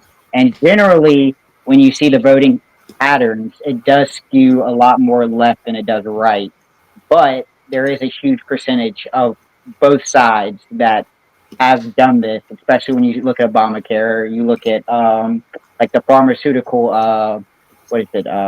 Like the not to interrupt, I have to pee, no TOS, guys. Hold on, chat. Okay, be right back. Yeah, so that's kind of what has made Europeans think for the last 10, 20 years that the United States has two economically right-wing parties, because pro-corporate is just not left-wing. Pro-corporate is not left-wing, even if it's pro like the smaller corporate or pro-protecting American corporates. If it's pro the corporate capital and pro the capital of the boss, rather than being pro-worker, then that's not left-wing. Yeah, well, and I do agree with you. It's American left-wing is kind of a different ball game than what left-wing generally means. And I mean, don't get me wrong, the right has shifted too, so the right doesn't quite represent what it used to represent. But I guess specifically focus on the left, like the left has become the corporate party that the Republicans used to be back in the early 2000s. And we've kind of seen this shift to where now both, on average, you have more people on both sides representing the corporate interests. I mean, instead of American left, you could just say Democrats, right? And then we just agree 90%. The reason why I avoid that is because there's fractions inside the Democrats where the Democrats are two splits. You have the establishment and the progressives. Those are the people that have power now. And then in the Republicans, you would have the MAGA movement, and then you would have the establishment. So we've kind of fractured inside the parties themselves. So I wouldn't just say that because progressives don't really agree with the establishment when it comes to corporatization, but they're both Democrats. And the same thing with the MAGA movement. Yeah, but if anything, the Democrat progressives and the independents like Bernie Sanders, if anything, they're more American left than the Democratic establishment, aren't they? If anything, Bernie Sanders and AOC are more left and more American left than the Democrats. So it would be less wrong to say Democrats than to say American left. Well, I would say no, because then you look at Bernie Sanders' voting history and you see that Bernie Sanders votes identical with the establishment versus an AOC who has butt heads with Senator Warren multiple times. That could be a strategy thing, though, isn't it? Yeah. It could be, but I don't think Bernie represents what people or what he used to represent. Especially when you look at his voting history, he's kind of become more toward the establishment and less. Or is that just like trying to reach across the aisle to make like bipartisan, bills into law, right? Like, I don't know. No, I'm not a fan of Bernie, but like you can't. AOC, I think, is like low key retarded, so I think she like is more performative. But I think Bernie, is like, I don't like Bernie, but he wants to get stuff done. So I think that, to me, that's what explains his like voting behavior. He just wants to just like make things happen. I disagree because it's kind of like with Bernie, he points out individual billionaires, but when it comes to benefiting a multi-billion-dollar company, he's all in favor for it. So it's kind of, to me, like, don't get me wrong, AOC is very performative, but I think Bernie Sanders is just as performative because he points out the people who are behind the billions, but he doesn't point out the multi-billion-dollar organizations like BlackRock, like Pfizer, like yeah, but those would be horribly strategic decisions. If you go against like BlackRock and what's the big three? I can't remember the other ones right now. You know what I'm talking about though. Yeah. That control like all the wealth. It's eluding me. But it's like, that's obviously like political suicide. So like, then it's performative. We gotta watch some more AOC. You could say with Trump you could say it's less performative because at the end of the day, Trump's ruffling more feathers with the companies. Is kind of being obsequious. Is that performative? Like if you know, like, okay, so like let's say Trump deep down is like anti-abortion, like hypothetically. I don't think he is, but let's say he is, right? Well, he can't, if he just comes out and says that, that's obviously an unpopular thing, right, for America writ large, at least for a lot of people. So then it's like you have to like slow roll it a bit in the same way Hasan in this interview has been slow rolling his like socialist takes, right? Like there is a strategy to that. I understand how it is performative, but I guess the counterpoint is that it's just if you want to make stuff done. Oh, okay, Vanguard and State Street. Yeah. BlackRock, Vanguard and State Street. You can't go against those companies in the same way that like a lot of the GOP can't go against funding towards Israel, right? Like even if they don't want to fund Israel, it's like that now the winds are kind of changing, but like historically that is like that you will be blacklisted, right? You will be. You would have to show me the bigger plan then. But at least with Trump, you can map out the bigger plan of abortion. And in fact, with Bernie, there is no bigger plan. I think Bernie. I don't know. I think Bernie. I think Bernie. At least I see him as at least honest. I think he is an honest socialist. Like I think that is. I mean, do you disagree? Absolutely. If you look at his voting record, you can see that I don't think he's as honest as people say he is. Wait a second. I'm gonna tell you what it is exactly. Okay. I'm an honest thief. I'm just gonna take away all your money. Okay. Black pill me. I'm already pretty black pilled on Bernie, but black pill me more, Emmett. Go ahead. What do you think socialism is? Like all of the people don't realize when they're like, oh yeah, the government should intervene. It's like, well, where does the money come from? Oh, it comes from taxes, or it comes from printing. And if you print money, what happens? Inflation. And who is affected by inflation? Oh, well, all the people that have savings, for example. All the people that are living paycheck to paycheck. Those are the way more affected. And what ends up happening in all of these programs is that you have less of a quality and prices rise because you are destroying the economic incentives. So, again, with the idea of fat people, the idea of fat people is exactly the same. We have an excess of food. We're gonna go ahead and put it on the market. It's cheap now. Everybody starts eating a lot, and instead of being like, "Hey, maybe you should shut your trap so that you don't get obese because that comes with health complications that are gonna be reflected on how much you're paying for insurance." What happens? Oh, the government has to step in. So now you don't even know it. You don't even see that you're being affected by how fat you are because of your insurance payments. So you become as fat as you can, and you're like, oh well, I don't care anymore.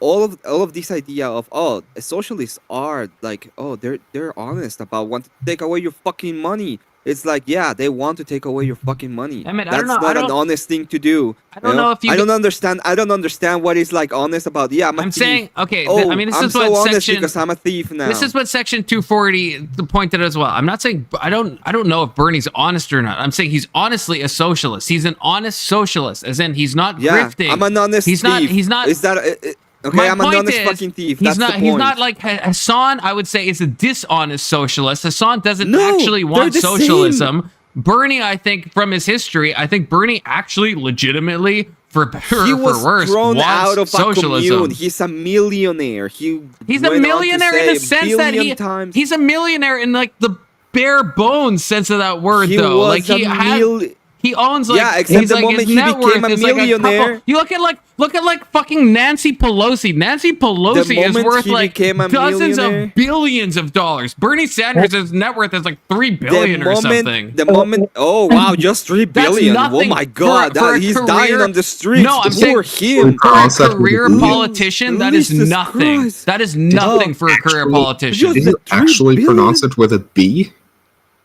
Did you actually pronounce million with a B just now? Who, me? Yeah. Wait, what? You said for 3 who? billion? Oh, did I say no, okay, I misspoke. Yeah, Bernie, 3 million. Bernie has a net worth of 3 million. Someone like Nancy Pelosi has dozens of millions. So I think if anyone is like, again, for a career politician to have $3 million of net worth, I think that's what it is. I could double check it, but it's not a lot when you compare it to any other someone who's been in politics for as long as Bernie has. It's not. Even guy- consider inflation, like 50 years ago, that same amount of wealth would have been like, I don't know, 400,000 maybe.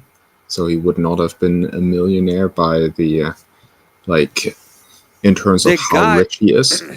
He would have still The guy been. It's literally just- went from it's millionaires just to that- billionaires in his attacks the moment he became a millionaire. He would still be in the top tax Yeah. bracket.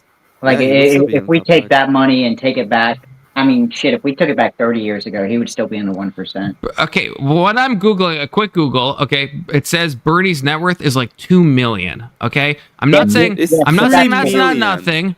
Okay, That's flawed. that's fine. And then 3 we have the million. question of Stop- how much stop of that is quoting. liquidity, how much of that is stuff that he could sell or he could be taxed, and how much of it is stuff Various houses, including the house in the lake. It- His books. it's kind of a loose way to judge someone's net worth. It's not accurate, and it's Okay, Nancy What about Pelosi's the is black so much. books? Huh? What about the black books? Nancy Pelosi's net worth is $280 million. So y'all gonna. Yeah. This is the thing. This is a distraction. Complaining about Bernie when fucking Nancy Pelosi is worth $250 million from fucking where? Holy shit.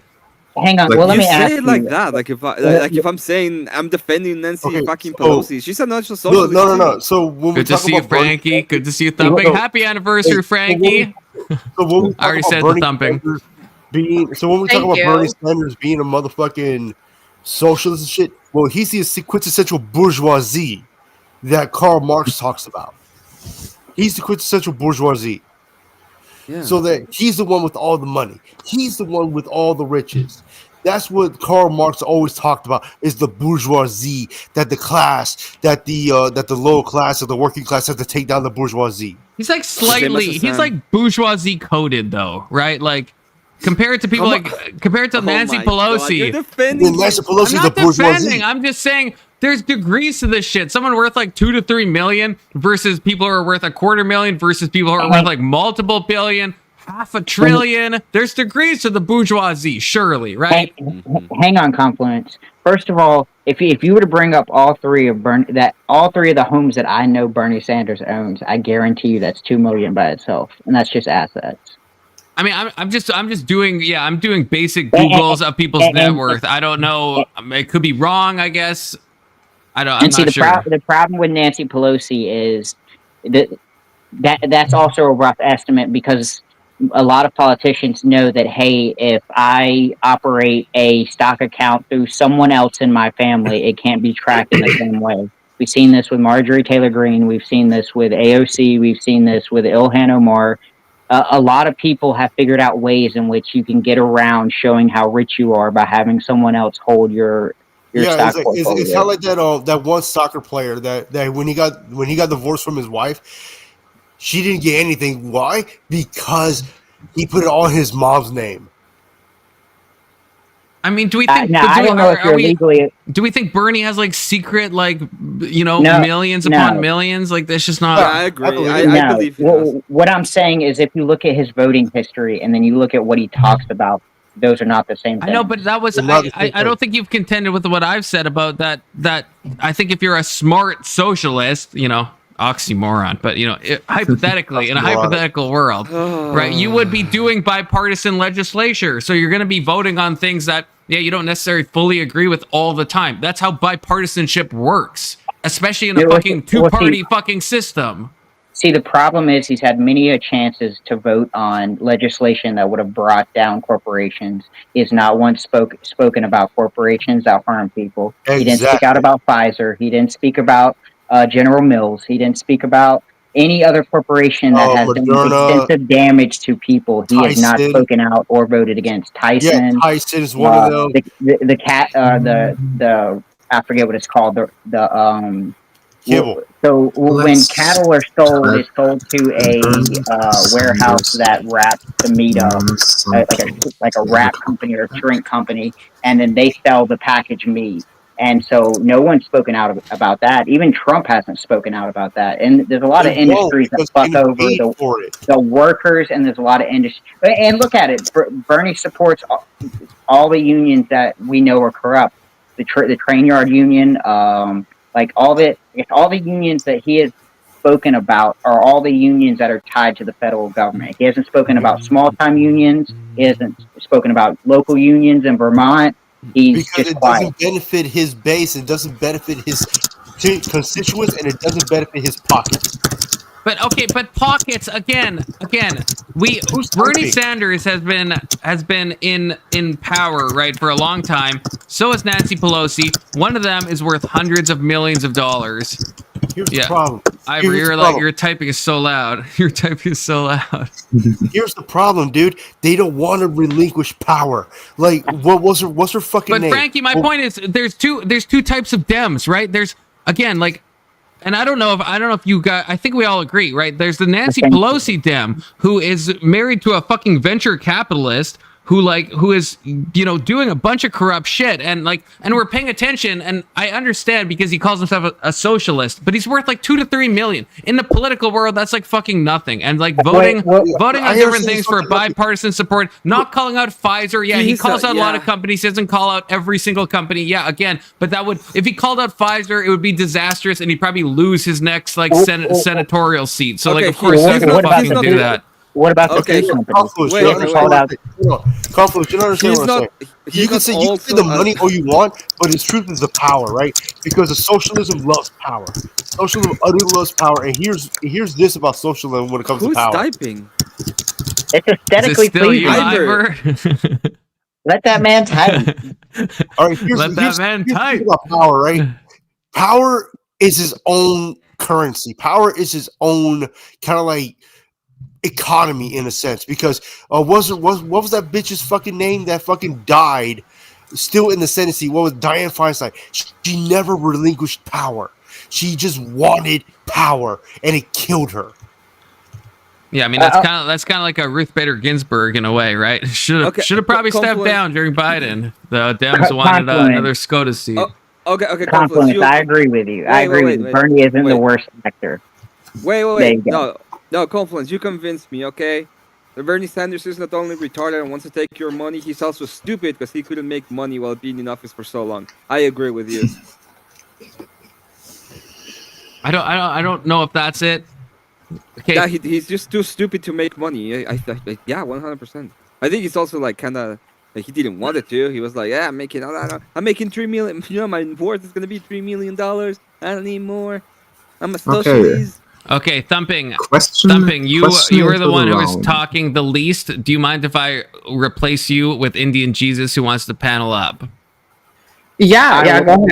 That's right. Where I copied all your links. I'm gonna look at them after StreamYard. I can't pull them up because I'm on my phone. I really need StreamYard Premium. That's what I should have set the dono goal to instead of me getting a Hunter Biden dick tattoo. Okay, in hindsight. Okay. Good to see you, Lutch. How we doing? I saw you guys were watching Hasan, and I was going to cover that. And this calls a stupid ass fucking e-girl. What? Okay, question into the round is e-girl them all. Is democratic socialism a form of socialism? Yes or no? It's socialism, just with a different name. Yes, it's in the name. It's just a socialism with a different name, man. I'm like, get the fuck out of here, dude. It's fucking socialism. It's no matter how much lipstick you put on a pig, it's still a fucking pig.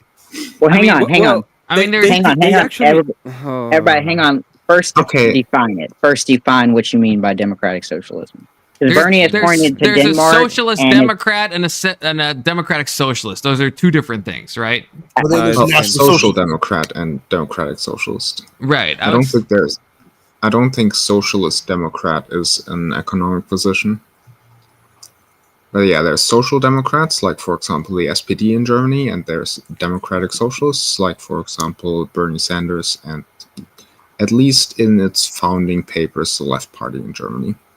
Well, the reason why I point that out is because Bernie pointed to Denmark and said that was an example of democratic socialism, and then the president of Denmark said that no, that's not true. So I guess what do you mean by democratic socialism?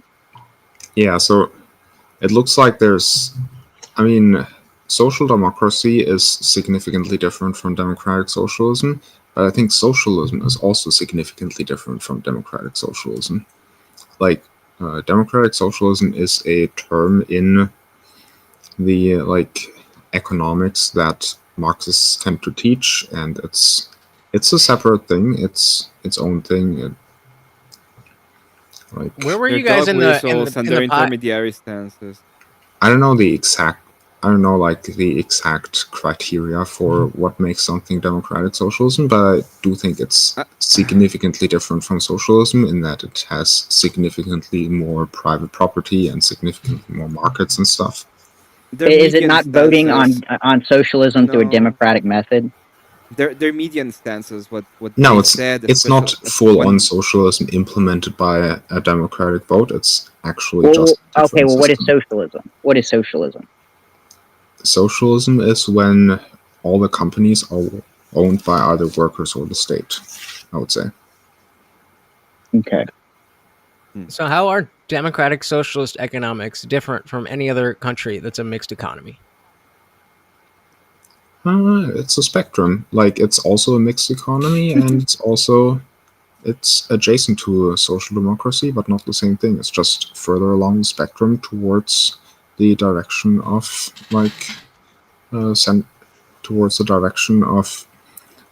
worker or state ownership as opposed to private ownership. But it's not like fully socialism, and I think it's not majority socialism.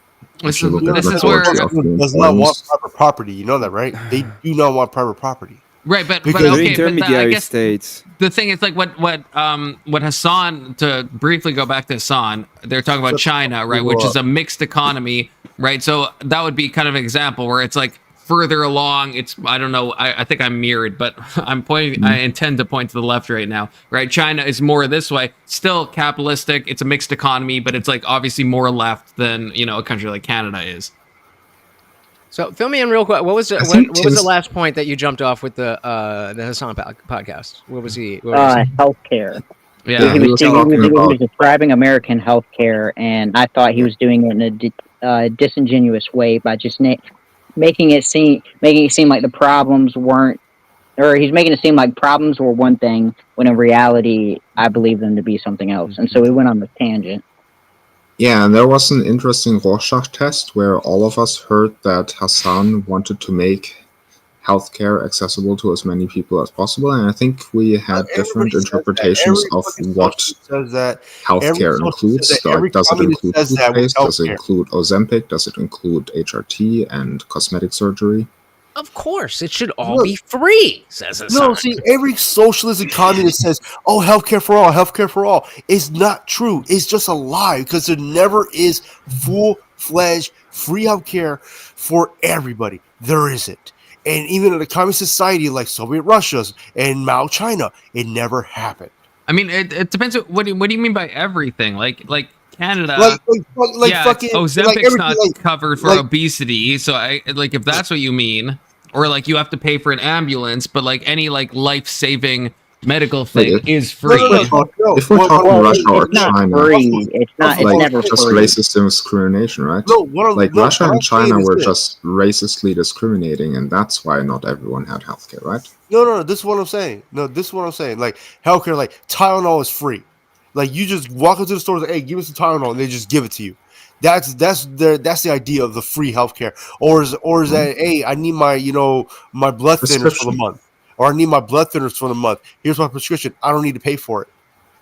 But that's not free. You just pay it on the back end. You just pay it through taxes. So Yeah, essentially, there's no such thing as free never healthcare. be free, and that's why it will never be free, because communism can spurg about free this, free that is never free. There are also other costs. Of course, it's not free. It's obviously like taxpayer funded. Obviously, there are other costs. There's other costs. There's other costs that are involved into it. For example, if you don't know what you're talking about.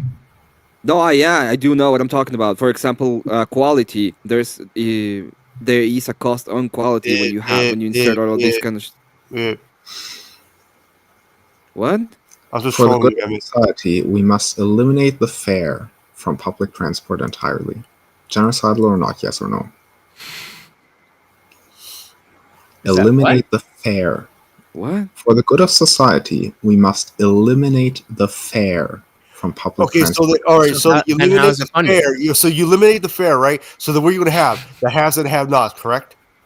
Yeah, but is it genocidal to eliminate the fare? Can't say the G word. No, you can't, just not too much, but yeah, G-sidal it is not preferred. Bless you. Thank you. I thought he farted. No, all right, who on this panel would call themselves fair? And are they worried about a statement like that? But what do you mean by fair, though? Yeah, like in what context? Like, there are very fair people and there are fair people, right? Like that still doesn't mean anything, because like as this person's very fair, like fair skin, fair hair. Like what do you mean by that? Yeah, exactly. And when someone says to eliminate the fare from public transport entirely. Okay, so all people that are fair haired, fair face. Talking about paying for it. Yeah, he probably meant that. Okay, so then it's the haves and the have-nots. Then that's where we're at. What do you mean the haves and the have-nots? The haves and the have-nots. Because if it's fair, everybody will have something. So when it's not fair, it's the haves and the have-nots. He's talking about the payment. He's talking about like a bus fare or yeah. Yeah. F-A-R-E, I believe. Yeah, just a homophone pun. How would that how would that be G-sidal? Yeah. What is the argument? No, obviously it would not be. It's just a homophone, and it's a callback to what Michael Knowles said.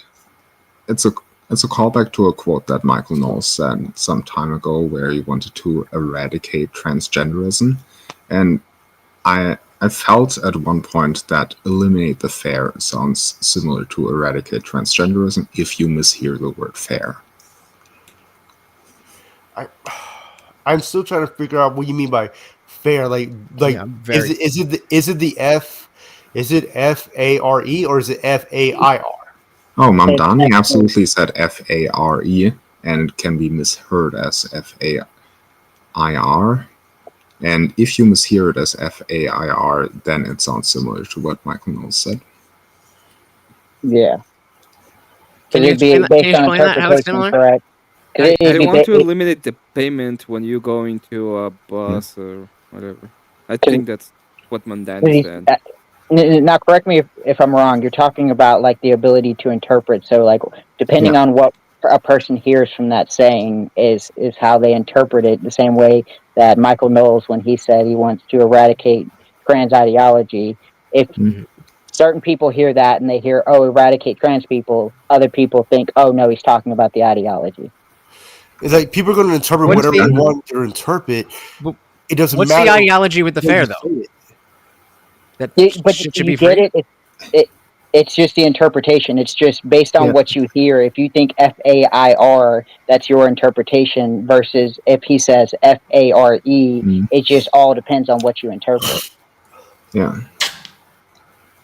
Yeah, so essentially it's possible to mishear that quote as "let's get rid of white people," and it's possible to hear Michael Knowles as "let's get rid of trans people." Yeah. That's how it's. Oh God. Okay, who volunteers as tribute? Who's been speaking the least? Because we have someone who's going to spice up the chat in the back. All right, I'll go. Okay, Frankie, your No, tribute. Frankie can stay. He's been here. I've been here. No, I'll go. It's fine. But Because I'm gaming right now too. Okay, Frankie's gaming. He'll come back. Frankie, you'll come back. You'll come back. Yeah, dude. I'll get somebody else time. Okay. It's all good. Okay.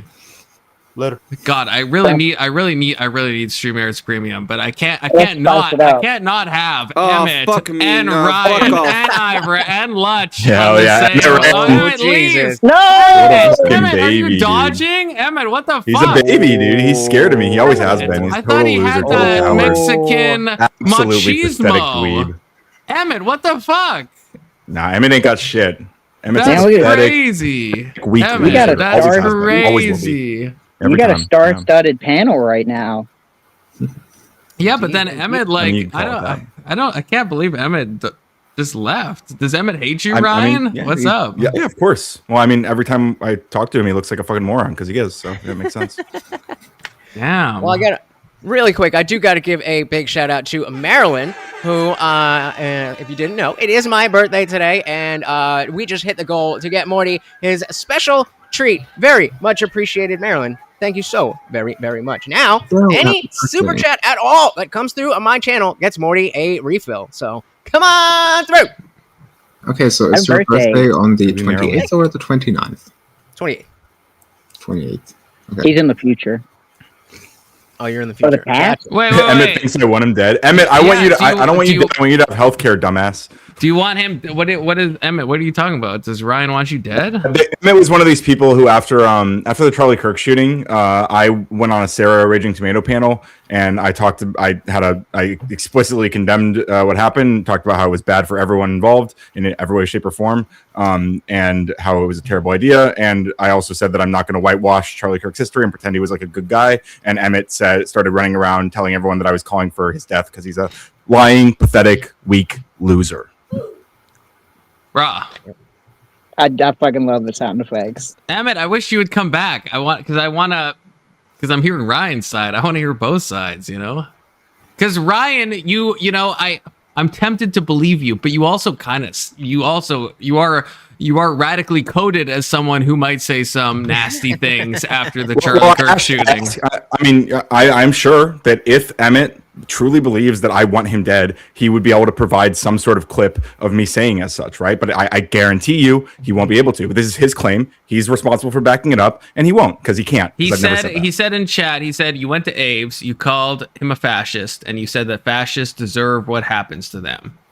I never said that last part. That's not true. I did call him a fascist, but I don't think the right thing to do to fascists is to execute them. Okay, see, and that's the sticking point for me. I think it's toxic to call Charlie Kirk a fascist, but to me, that's not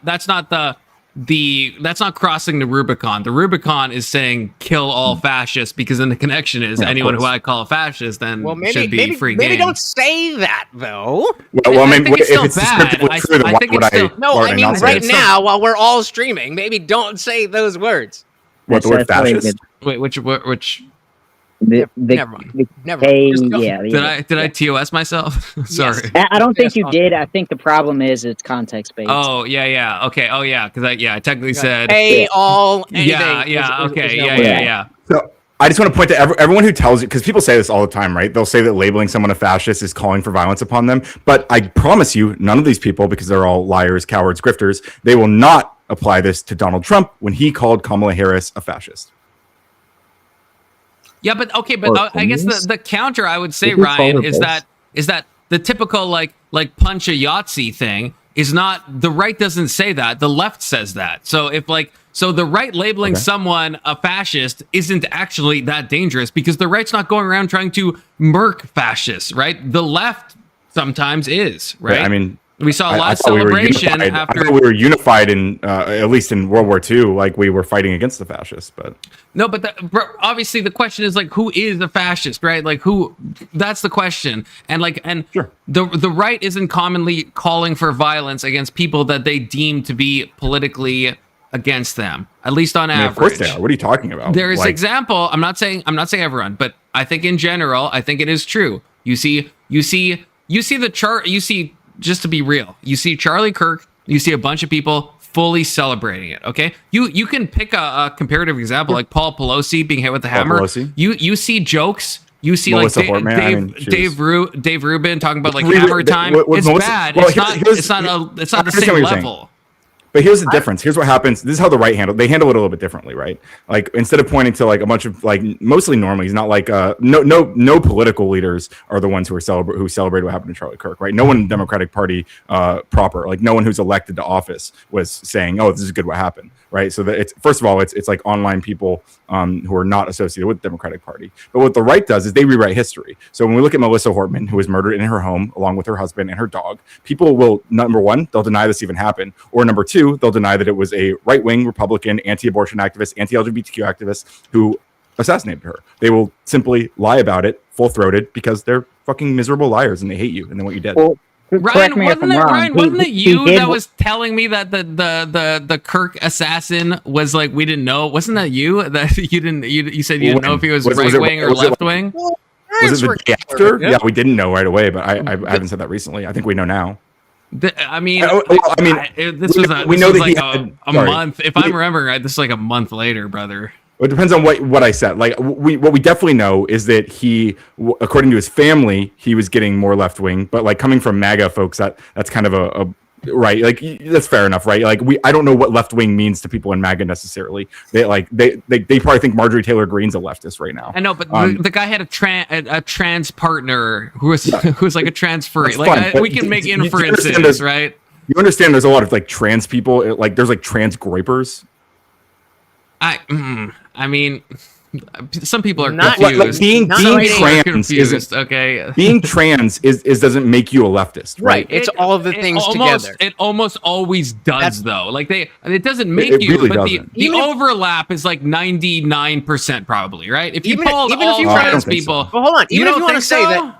Even if you, Ryan's right. It's not a causal factor. It doesn't mean because you are trans that it's you are. It's a correlative factor, but it's an extreme extreme correlative factor. But what we're saying here is not. It's not just the fact that he had a trans boyfriend, whatever. It was that and all of the other things, the writings, the things on the right. We had the memes, right? Like, hey, fascist. And there was a guy by the same name, same first name, same last name, 50 years older or something, who donated $15 to the Democratic Party once. That's also that was actually Thomas Crooks. Yeah, right? I was gonna say. I think that's. Wait, Crooks. are you talking about the Trump shooting? Yeah, because Thomas Crooks did donate $15 to the Democratic Party. That was him, but he was also a registered Republican, which the right also likes to lie about.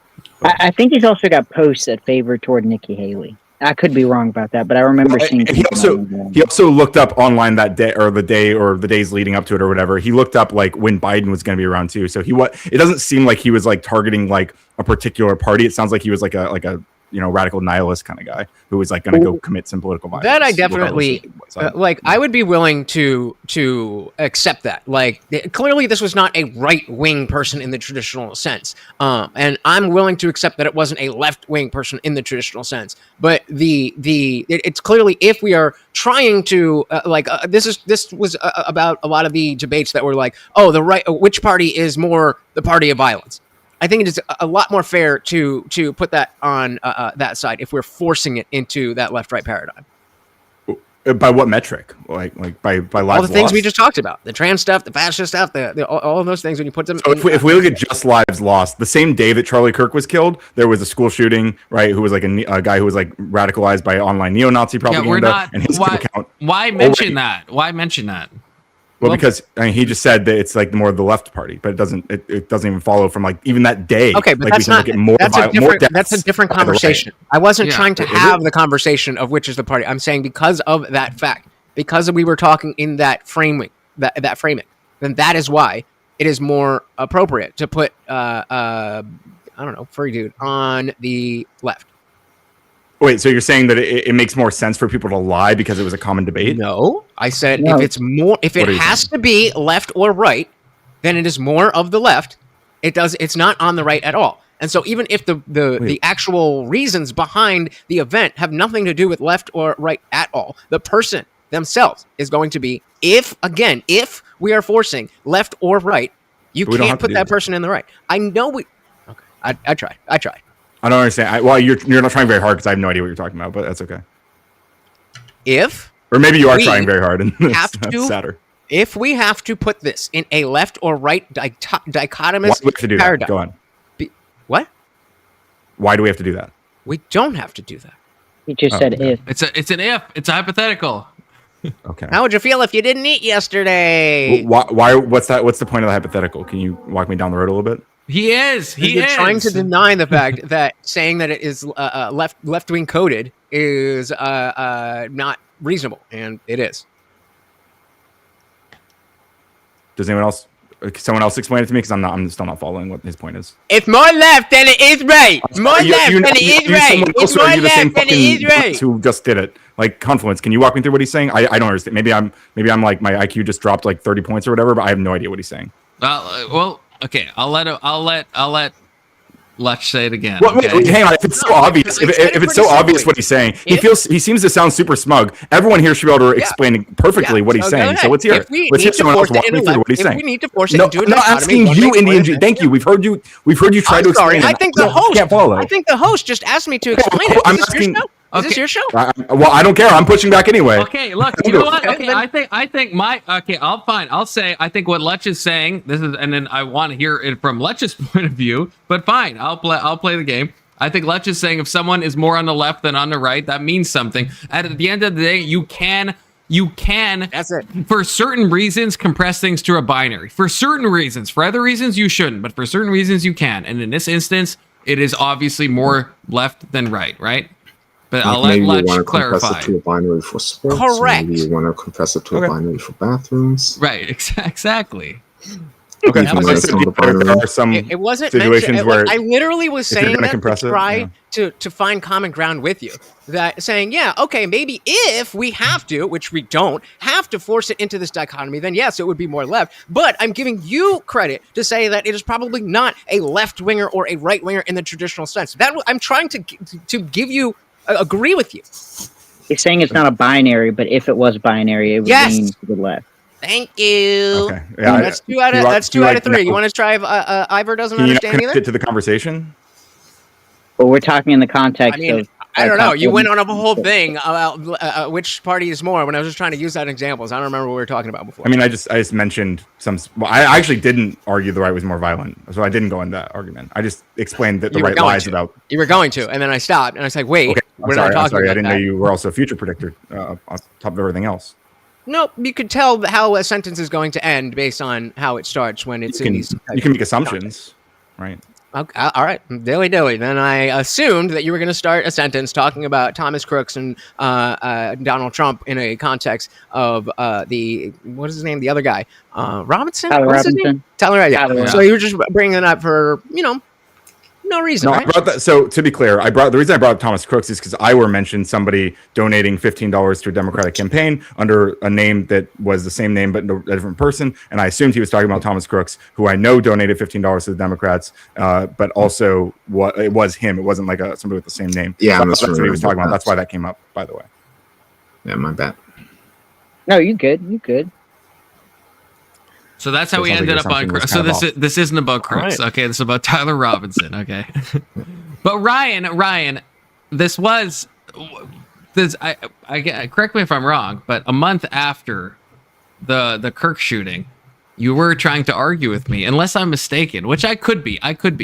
That we didn't know if he was left or right, and I think that is absurd. I think that's like, why not just admit when I look at like, just hold up one sec, Lech. When I look at like the Nancy Pelosi thing, I don't really need that much information to say that guy that attacked Paul Pelosi is probably right wing. Like I'll concede that, right? Like that's not like a hard thing for me to say, but it sounds like on the left, it was a very hard thing for them to admit, even though we had the bullet casing stuff written on it. Hey, fascist catch, right? You could say, yeah, okay, video game references and all this stuff, but like, is a right-leaning guy, is some like Groyper writing that on a fucking bullet. Like we have to be in reality, right? At the same time, in the same way that I would be, I try to be honest, right? If I see a mosque attack, right? Like I don't need to see much about like the New Zealand attack, the Christchurch shooting to know that guy's right wing. Mm-hmm. I need very little info to guess he's probably right wing, right? But why can't the left do that?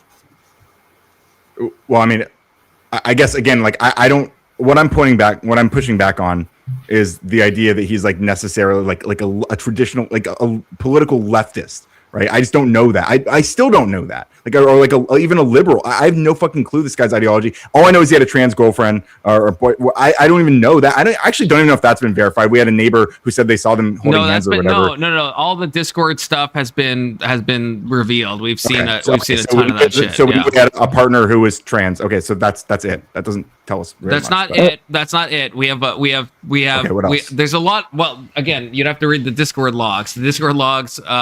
Show he hated Charlie Kirk, he hated the message he was spreading, and to argue, it seems like really difficult. Groypers, right? You agree with that? So do Groypers also hate what the messages Charlie Kirk sent? Not in the same way. The Groypers think that Charlie Kirk's not going far enough, right? Because Charlie Kirk. To be clear, I don't think this guy was a Groyper. I think he was probably more liberal, but I don't think he was a Groyper. I'm just saying like these things in isolation don't tell us enough.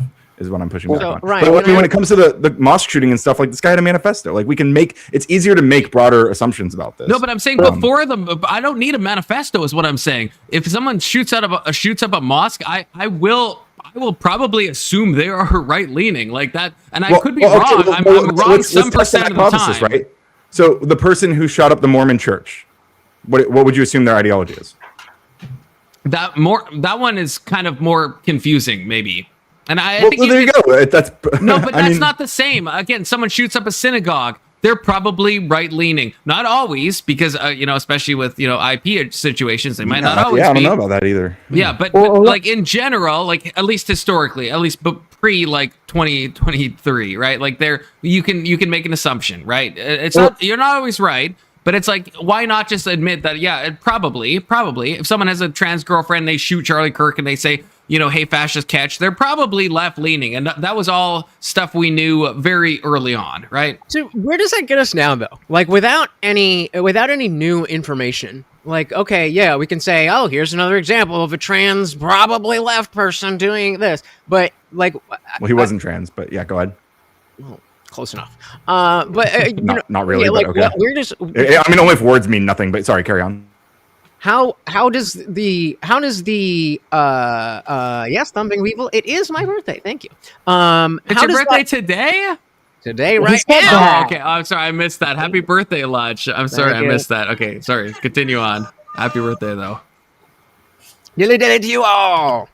Yeah, I get that it's an interesting and somewhat relevant conversation, specifically closer to the event, to be like, okay, which is the party of violence and da-da-da-da. But at this point, I don't really, what do we accomplish by saying, no, he was on the left, no, he was on the right? Yeah, maybe it's better to just talk about lowering the temperature and toning down the vigilantism lottery, if you get the pun. Yeah. So, Ryan, can I ask you? Can I ask you something maybe on a slightly different? I don't know what you call it. Slightly different topic, same kind of thing. You said that you well, I think someone else was quoting you, but you were essentially saying that you didn't appreciate who Charlie Kirk was as a person. So to be clear, what I said was that I condemned the attack. Like as soon as it happened, I was very clear about that. And I've talked extensively about that. And not only do I condemn it just on its face, but also I've pointed out that like if you are this person in his shoes and he's like trying to whatever because he hates that Charlie Kirk is mean to trans people or whatever, then like what he did put his trans partner in far more danger than they were before. It's an extremely stupid thing to do, and not to mention other trans people in more danger. But what I also said is that I'm not going to pretend that Charlie Kirk was like a good guy and not a fascist. I do think he was a fascist, and I don't think we do to fascist is how is he a fascist? Yeah, like what was it about? I think he's an authoritarian. He's an authoritarian and ultranationalist, and I think he supported an authoritarian ultranationalist who's currently in the White House. Right. He was how though? That's what I'm instead of just throwing labels. Like, what did he say that you didn't like? I'm not trying to. I'm genuinely I'm just interested. I'm not trying to be like, no. I'm just interested. Yeah, no, I understand. But what do you not understand about the words I'm saying? Like, I understand that you think he's a fascist. I'm asking what did he say that makes you think he's a fascist? I clarify. I broke it down into two more pieces. I'm asking you which one of these. He's authoritarian. I heard these words. What I'm asking is what did he say? So do you think Trump's authoritarian? What did he support? What did he support? Trump. And closely, he worked with Trump. He was like damn near part of the administration. I supported Trump. So we're all fascists. Okay, I mean, you're at least a fascist sympathizer. I mean, Charlie Kirk was more working with the administration. But yeah, you're probably a fascist sympathizer. Yeah. Really? Yeah, probably. Yeah.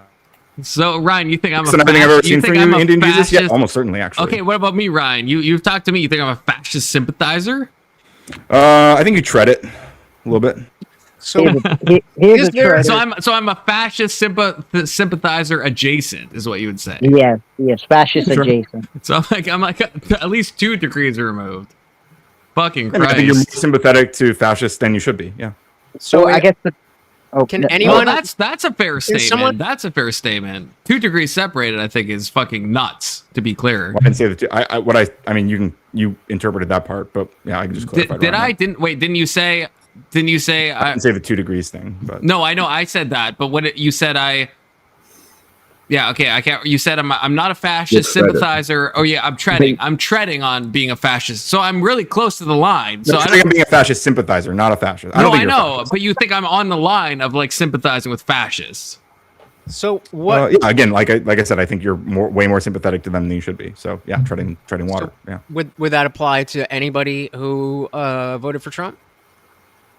I mean, if you still support Trump, you're basically a fascist sympathizer. Yeah, I would say so. What's unique? What's unique about Trump's authoritarianism? So if I may, I just have one more. Yeah, go for it. So what if somebody voted for Trump and now hates everything that he's doing? Would you consider that person a fascist sympathizer? I would be more inclined. I would assume they're probably not. Unless they don't like him because he's not going far enough, which is true of some people. Yeah, let's say not that. They're saying like, I don't like how he's doing the way he's doing immigration. I don't like to be clear, what I would if I heard something like I supported Trump because I thought he was going to improve the economy. I thought that he was going to do good stuff and like lower prices, end all the wars, and I did not expect him to increasingly tighten power into the executive branch and also deport thousands of people, probably illegally, sending them off to foreign concentration camps. And I don't like that he's doing those things. I would say that person is probably not fascist sympathizing. In fact, they're explicitly denouncing the things that I would say are the cores of what makes Trump a fascist in the first place. Hey, Ryan, what if someone's like, totally hypothetically, what if someone's like, I was a Trump supporter and now I have a nuanced take, and there's some things that Trump does that I like, and there's some things he does that I don't like. Hypothetically, would you say that person is treading on fascism, or like what's good? Depends on what they like and don't like. I would have to know more. Okay, so let's. I like this line of thinking. So we'll take me personally, because I was a never Trumper when it all started. I got red pilled, and I only voted for him in this last election, 24. Well, obviously not this, last general election. And I still am glad that he won over Kamala, but there's a lot of things that I am not liking about what he's doing or the way that he's doing it, the attitude that he has to people like myself who are, specifically with the Epstein stuff. Like we're like, yo, let's go, and why do you care? You're those stuff like that. So let's start there. Maybe you want to dig further into my agreements or disagreements. And again, if you decide I'm a fascist sympathizer, then fair. But I'd like to know where that line is. Yeah. How do you feel about Trump increasingly consolidating power to the executive branch to a point that makes makes Congress kind of like meaningless at this point? Like the Republicans in the Congress are finally now in the past month like pushing back on him, but like barely. And it was just the Epstein stuff that he 180'd on. But like in general, how do you feel about him? Do you agree that he's been increasingly consolidating power into the executive branch? Yeah. But I do think that's not. I think that's something that's been that was an Obama era thing that's just been continued. That Congress is not working with the executive branch, and then Obama became the executive order president, and then everybody followed that. So I don't love that. I would say to just jump in. I think that is an escalating thing. So I think it's highest with Trump, but I think it's been something that we've seen historically be escalating in the use of the I do not like FDR did like thousands. Obama increased it, but it was already a thing before Obama, right? Yeah, but I'm totally happy. It's like it's going up. But that being said, I'm totally fine saying yes. I do not like that Trump is consolidating more power into the executive branch. Okay, good for you. How do you feel about the deportation, specifically ones without due process to concentration camps or war-torn areas, anywhere he can send them? Like, how do you feel about all that? So, I mean, I don't have an example of no due process. I understand there's going to be a disagreement I can between provide an us example. about hold on. What is the difference between what you and I agree is that due process? But yeah, I am very frustrated with the way that it is going. It was sold as we're going to take the worst of the worst, and I don't think we really need alligator Alcatraz. Like, just fucking send him home. But even still, I was like, all right, whatever. It was stuff like that girl that wrote a letter in her school newspaper, like, can we please just not give Israel money to the school, not to the government, and deport it? Like, that's fucked up. That is not what I was promised. I was promised that the people who are MS-13, like Kilmar Gabriel Garcia. Wasn't that person on a student visa though? Yeah. So well, then fucking back. Whoa. Give me your argument here. Why did that girl deserve to be? You can cancel a student visa at any fucking time. Okay, you don't need. You're not a citizen. You're not under an asylum claim. You're not under anything. So for a student visa, you can cancel that shit at any time. There's no humanitarian issue with that. But you still have First Amendment rights. Their First Amendment right. You don't have First Amendment rights if you're on a fucking student visa. No, I disavow. Yeah, actually. No, I don't think you do. I don't think you do. All right, let's chat GPT it. No, I think you kind of do. It might not be like to the exact same extent. I don't know. Like, look, I'm gonna be real. I don't know if SCOTUS has decided on this. In my opinion, if you're on a fucking student visa, I don't think you have First Amendment rights in the same way that citizens do. I don't think you do. I think if you're saying it might not be in the exact same way, but I mean, think just the spirit of the First Amendment. Like, isn't it concerning if we have people being deported just for expressing things the administration doesn't like? I don't think. First of all, it's not. If you're on a student visa, it's me and Indian versus Confluence. Okay, I'm sorry. Okay, yeah, maybe I'm against. Let's slow down. Marco Rubio agrees with Confluence. Wait, the First Amendment does not apply to student visas. Based. So let's slow it down. So you're saying, like, I agree with you that legally, if you're on a student visa, we could revoke that for any reason. Nobody is denying that. The question is, do you personally feel like saying, school, can we please not give money to Israel, is justification to take away that student visa? If you were the president, would you have taken away your student visa and deported her because she's the school, not even the government, school?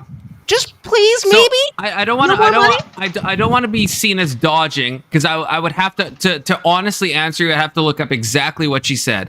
But my general stance is, like, if I was on a student visa in Japan and I start criticizing the Japanese government and they say, hey, go back to Canada because you're on a student visa and you're criticizing the government, I'd be like, yeah, okay, that kind of checks out. Like, low key, that checks out. I went to this country and I'm criticizing their government. If they want to send me back, yeah, I'm on a fucking student visa. I'm not claiming asylum. I'm not. It's not some humanitarian crisis. If they want to send me back, they can send me back. Like, how is that not? That, to me, that's like so patently morally obvious. What if she just called Trump like an orange buffoon? What if she said that? What if she said Trump's an orange buffoon? Do you think that's a good enough reason? It's not legally, yes. Like, I don't. You're on a student. That's not what we're asking. That's not. We already agree. I want to clarify. Personally, yeah. We all agree that you can deport, or if someone has a visa, you can revoke the visa for any reason. Yeah. So now we're in a bit of a So obviously we might disagree on, like, what exactly is the line, but I think there is a degree of, like, criticizing the country that you're in that does make it morally acceptable for that country to send you back if you're on a student visa, right? There's no humanitarian concern here. We're not sending them to alligator Alcatraz, right? They're on a student visa. So it's like, so I don't think that's, like, so bad. If I went to Denmark and I started saying a bunch of shit about Denmark, at a certain point there is an arbitrary line, and we can disagree on where that is. There's gonna be some line where if they send me back, I'm gonna be like, yeah, that was fair. I kind of fucked around and found out. You know, I talk shit about the government, and I'm in their country on a student fucking visa.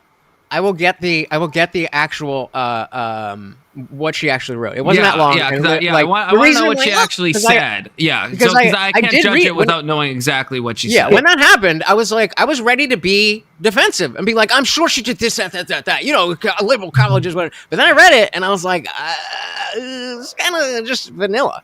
But I Can I asked, make a Yeah, statement? if it's truly vanilla, then I would agree. If it's Orange Man bad, then it's like, okay, fine. It's like, yeah, then I don't think it it's was so about Trump. It was just about like Yeah, it Israel was funding, just right? about Israel. right. Let And me but it depends, like how Hamasnik coded is the statement. Like that's where my mind goes. Like is it just like, hey, I'm questioning U.S. support, or is it more No than way. that? Because oftentimes when people present these stories and I look into them, it ends up being a lot more than just like, hey, I'm just unsure about U.S.'s funding of Israel. It ends up being a lot more anti-Semitic or anti-Zionist or whatever. So I put into ChatGPT, what level of free speech is allowed to those in America who have a student visa?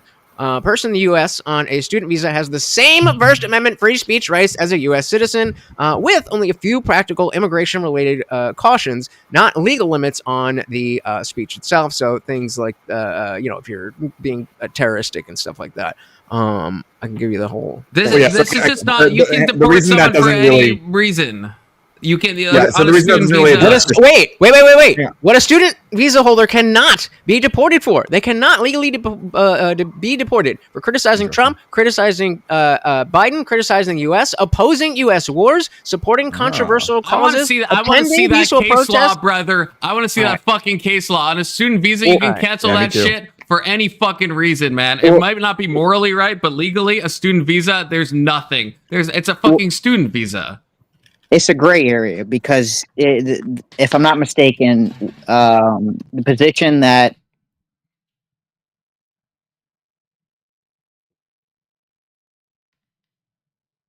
Did everyone freeze? Oh God, is my internet? protections. Oh, The question sorry. is, do you view deportation as a punishment, like a criminal punishment, or do you view deportation as kind of a just if you're going to criticize us as a guest, are we allowed to then deport you for any reason? And so we have two kind of contradictory things. And so the question is, the Supreme Court would probably have to weigh in on it. In which So my comparison would probably be that deportation is going to be treated similar to getting fired, in that it's a negative treatment that arises from a cause, and if that cause is discriminatory, for example, because it's based on something that, if it's based on the person's use of their First Amendment rights, then it's discriminatory, and then it might not be allowed because it's a negative treatment arising from a discrimination protected cause. Right, but Ivor, That would be we my actually argument. were just talking about this yesterday. There's certain states, right, where like right to work states where yes, if you say, and we had a whole thing on the panel last night, but if you say I'm firing you because you're like black or because you're a woman, that is illegal, but you don't have to give any reason. You can just send them back. So you can fire them, and so I jumped ahead in my analogy. So the analogy is in the same way as student visa. You can, if you say I'm sending them back because they're a protected class, maybe that would be illegal. I actually don't know, but that sounds more plausible. Or using protected speech. Well, no, I don't. I would be shocked if that is an actual legal case, protected speech. I would be chagrined, dare I say. And I mean, Lutch is pulling up some sources. I have to pee right now. Okay, so everyone hold down the panel. Don't say anything like too spicy, because like I don't want to miss it or what's good. What's everyone's favorite slur? I was thinking Star Wars slurs. So only slurs that come from Star Wars. Without the R. It seems to be an interesting gray area, because you kind of have protections that I agree are afforded to non-citizens, like due process, like First Amendment, but you also have, I guess, scenarios to where I don't think someone who's visiting the country can just go and buy a firearm. So I don't know if it's a full protection the way it's. I guess I don't think anybody visiting the country has the full board of protections under, I guess, the Bill of Rights. The question is, though, that, like, okay, so what is the purpose of student visas? Is to bring people here who we think can benefit our society. from outside of our society. So if we want to bring people in to benefit our society, now this is, taking away the background of where we are with immigration and everything, just strictly talking about the student visas, then there's no purpose to having student visas. If it's just going to be, well, you can come here, but you have to do this. Like, I understand there shouldn't just be like, all right, free reign. There's definitely specific things that you can't do. You can't go around being a terrorist and so on and so forth. But I think I'm trying to find the actual thing. I don't remember the name or anything, so I'm just like searching around. But I remember reading it and being like, oh, yeah, this is nothing. And even if legally that's allowed, that's not cool, bro. It's a weird line because it's almost like, at what point is the shoe on the other foot? Could this be used against me? But I don't think I'm a citizen, so I can't think of it that way. I just think this is one of those gray areas where right now under law, Marco Rubio could take away anybody's student visa for saying whatever they want. He just can't come out and say it's because they said something. I just take your visa away. Bye-bye. Wait, so did we conclude, is it, so I was absent, but did we conclude it is similar to the firing thing, where if you say it's a protected class thing, then that's illegal, but you can remove someone for any reason? Right, but the question, my whole chat is in agreement with you. My whole chat is in agreement with you. Base WIJ chat.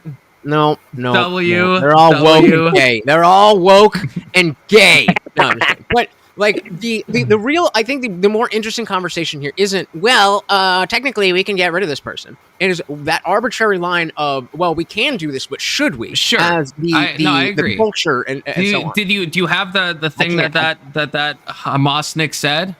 Your words, not mine. Your words, not mine. Love. I did not say that. No, I can't find it. Does anybody remember the person's name? I'm getting. I can't even remember the college, to be 100% with you. I don't know this story at all, so I can't be much help here. Okay, I think. But the ACLU. I think the ACLU will tell us exactly. We love the ACLU. Oh God, that's something both sides can agree on. They both love the ACLU. Crazy horseshoe theory on that. I'm honestly kind of indifferent to them. Yeah, I was gonna say they've had some really good cases, but it's been a while. I thought everyone kind of hated the ACLU. To be honest, I hate them now, not before. I hate them now, but not. Right? Before. Are you still in the present moment indifferent on the ACLU? I mean, I've heard people talk about things. I'm not like super well read on their particular actions recently. I don't know. Maybe. Okay. Well, you could probably turn me with like specific examples. I don't know. Fair enough. I would argue they've been quiet on every gun related thing that's reached the Supreme Court. The ACLU is like the perfect horseshoe of like Jewishness, where like the horseshoe theory, where like both sides hate them for very different reasons, but everybody kind of like agrees, so maybe if you're like the true centrist, then maybe you would love the ACLU. I'm not sure, but well, that's definitely not me. So there's one thing that I think I caught that I would like to talk about again. I think Lutz said that that he didn't know a case where there was no due process. I really don't like the idea of quantifying due process. You either have due process, which means that every single statute in the due process law is followed, or you don't have due process. So if there is a single thing in the law about due process that is not followed, that's not due process. And I think in the case of Kilmar Rego Garcia, due process was not followed, right? So I understand it wasn't, but that guy should have gone back. Okay, I'm just saying. Wait, well, I mean, I don't think so. We'll see. I guess we'll find out. Not to his country, not to where they sent him, but he should have gone back. But not to what was it, El Salvador? What do you mean back? No, stop baiting me. Okay, I want to specifically respond because I understand. Like, I'm sympathetic to the idea that we should give people like full due process. But if you are like found to be an undocumented immigrant, like you truly don't have the same amount of due process that an American citizen does. Like but there's still a law that says how much there's still a law that says what exact processes So Obama, do, for and if example, that's- Obama was like the deporter in chief, but he used a lot of expedited removals, which I'm personally critical of. I don't like the way our expedited removals work. I think people should probably be able to see a judge before this kind of mass deportation stuff. But like there are ways to go about it without like putting them in front of a judge. So I think that's but the thing is, even if you're an undocumented immigrant, there's a law that says which process is due for an undocumented immigrant, and part of that process probably includes like checking whether they have a special protection against being deported to a specific location. Well, right, but that's And what that's that step was specifically not what followed. due process means. So it means the process that is due to you. So the process that is due to me as a citizen is going to be more rigorous than the, or maybe the other way around. Yes, exactly. And in all of those cases, you have to follow all of it. Or Right. So what we're saying is, or what I'm saying is, No, you don't have to we're follow going to all have of it. I'm sorry. Sorry. You have to follow Ivor all of just the triggered process that me. is Sorry, due, I didn't mean or to else. interrupt you, Lech. Go ahead. Ivor's just fucking triggering it. You know, I'm saying it's not everything- binary. That's the same. Everything that should be followed should be followed. Yes. The question is, what should be followed? What should be Yes. followed for me is different than what should be followed for a non-citizen. Exactly. So we're all getting due process. Okay, I misunderstood. If that's what we're saying, yeah. Because my parents were, I was out with my parents before they moved, and we were talking about this. Like, oh, he's a legal immigrant. He doesn't get any due process. I was like, Dad, that's not what that means. That's not what that means. He does have due process. We all have due process, and even if it's someone who just showed up on a fucking raft. In Garcia's case, the only problem was, and this, to be, my Ryan baiting aside, the only problem was that he was sent back to a country that he explicitly, legally, a court decided he shouldn't be sent back to. That's my true opinion. So because they did do an injunction on that. But the Supreme Court doesn't agree with your opinion on that, right? Like the Sotomayor's writing on this specifically outlined how the Trump admin's justification for deporting Kilmar would allow them, if they did set this precedent, they would be able to deport anyone, including U.S. citizens, to a foreign country as long as they did so before a judge could intervene. Yeah, like I'm not like super happy with that Trump was trying to like do this like while they were in the air, and that like to do it before SCOTUS could rule on it. I'm not like super thrilled about that. But I'm saying the only illegal thing about, I think, him being actually deported, beyond Trump's trying to do it before SCOTUS rulings, is the fact that he shouldn't have been sent back to El Salvador, because that was specifically in the court hearing, is that they did grant him special protections to not be sent back because they felt he would, be what, I don't know what the words they use, but like threat of the reason that happened was because they skipped a part of due process. They skipped at least one step in the process. Well, I don't know. I feel like can't we just say that's like a bit of a oopsie? Like they, a bit of a mistake. Millions and millions and millions and millions of people pouring into the country. There's going to be is that you don't it's that you don't skip steps. I'm sorry. Okay, so every criminals, they all have due process. So none of them are so none of them are mistakenly misidentified as guilty or innocent. Just because you do due process doesn't mean you can't still make oopsies. That's the fucking American judicial system. With regards to the Kilmar deportations, the process that they used, Kilmar just happened to be one person who there ended up being a stronger legal challenge that resulted in bringing him back, right? But all of the people who were deported, hundreds of people who I believe only a dozen or so were found to have ever been even charged with some violent crime or had allegations of violent crime or anything like that. It was a dozen, maybe 2 dozen. I don't think it was that. All of these people had their due process rights violated, every single one of them, to go to a torture prison in El Salvador that we fund. Define torture prison. I mean, if you dig into stories about what's happened in CCOT, there's a lot of reporting coming out, or has been. Well, I mean, it's always been infamous for human rights abuses. CCOT has been for a long time. But recently, there have been a lot of reports starting to come out that specific people from this party that I'm referring to even, who were deported to CCOT, they went through things that were considered torture. I would have to pull up we pull up one of these reports, talk about it. But this is what the reporting's saying right now. Yeah, that could be. And I will say I don't like the I don't want to call it, I don't know what the word is. It's like a type of poverty tourism or disaster tourism that the GOP has done, where they go to else you know, you guys have know the videos I'm talking about, at least, where it's like they'll show the people in the background, right? They'll have like a representative of the GOP in front of it. Have you guys seen this? Mm-hmm. And it's like, and they're, the people in the back are acting like way too calm and like are way too orderly. That makes me suspect that there is probably human rights abuses. Like, just like, they're just, because there's a bunch of people with like face tattoos, MS-13 tattoos, all in the background. They're acting just calm. They're just like sitting there while like some Republican talking head is talking. Have you guys seen these videos? Yeah. Okay, so you guys know what I'm talking about, or at least Big Soda does. Ryan, you know what I'm talking about, right? Hey, Lindsey Graham was down there, and he took like a photo op where he walked the edge of the prison, and there was interview that he did there. Right, and I will say, I think that's negative to have all these people in the back. It's like showing them off in a very like zoological sense, and the fact that they're all like not acting up makes me feel like, it makes me ask, why are they not acting up? Because if I was there and I was being treated, I would be like, you know, shaking my fist. I'd be like maybe flipping off the camera. I'd be doing something, right? I'd be acting up in some kind of way, and the fact that they're not does make me think that maybe El Salvador prisons are not maybe the bastion of what good treatments that. Yeah, and not only so we're paying for it, right? We're paying with American tax dollars. We're funding CCON.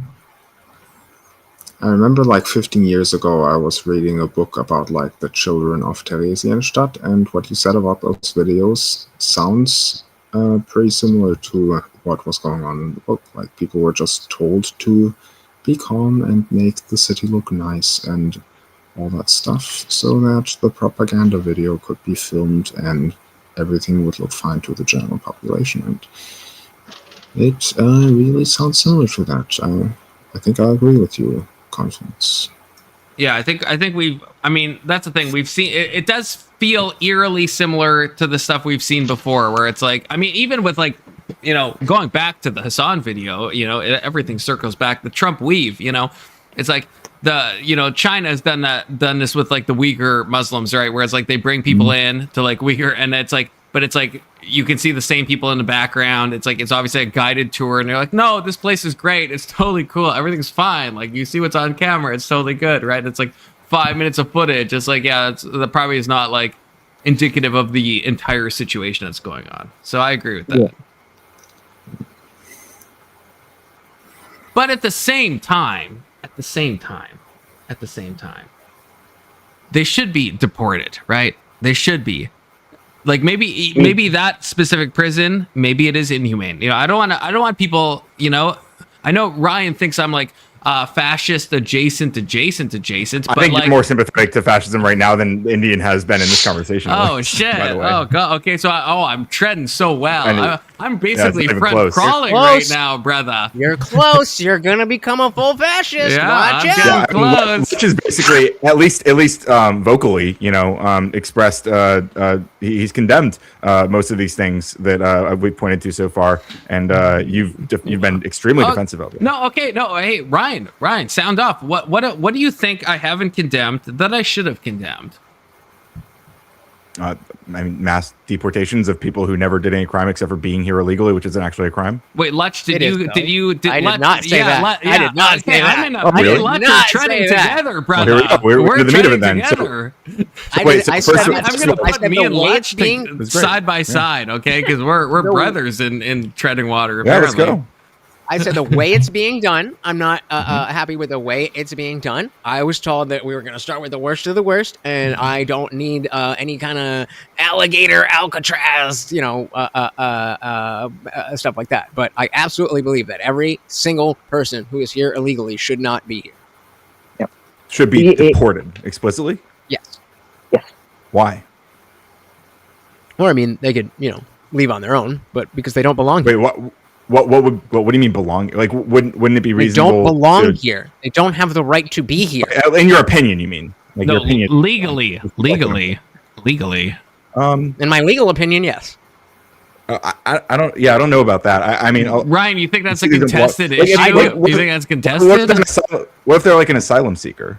Well, that's a different case, right?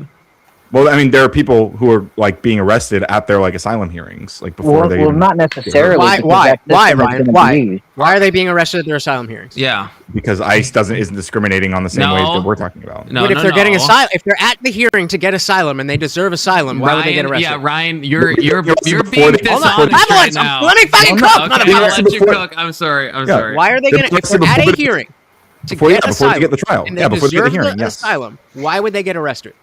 Because ICE doesn't care whether they deserve it or not. Okay. Not happening, Ryan. Not happening. These are people. So, for example, you'll tell me that I'm right. You'll stop saying that it's not happening, right? If I pull up an example. Of people who are legally, they haven't missed any court dates. They haven't skipped any asylum hearings, and they are legally have declared asylum, and they are legally going to show up to their first court date, and they're still being deported. Yeah, if you have an example of that, then sound off, Ryan. Because that would be news to me. That'd be news to me, because it's all people that have missed their asylum dates, and therefore, as soon as you miss the court date, then you have violated the law. You are here illegally. Yep. You have skipped a court hearing. Right, so if you have an example of someone who has shown up to all their court hearings, I will condemn that. I will tell you I'm wrong.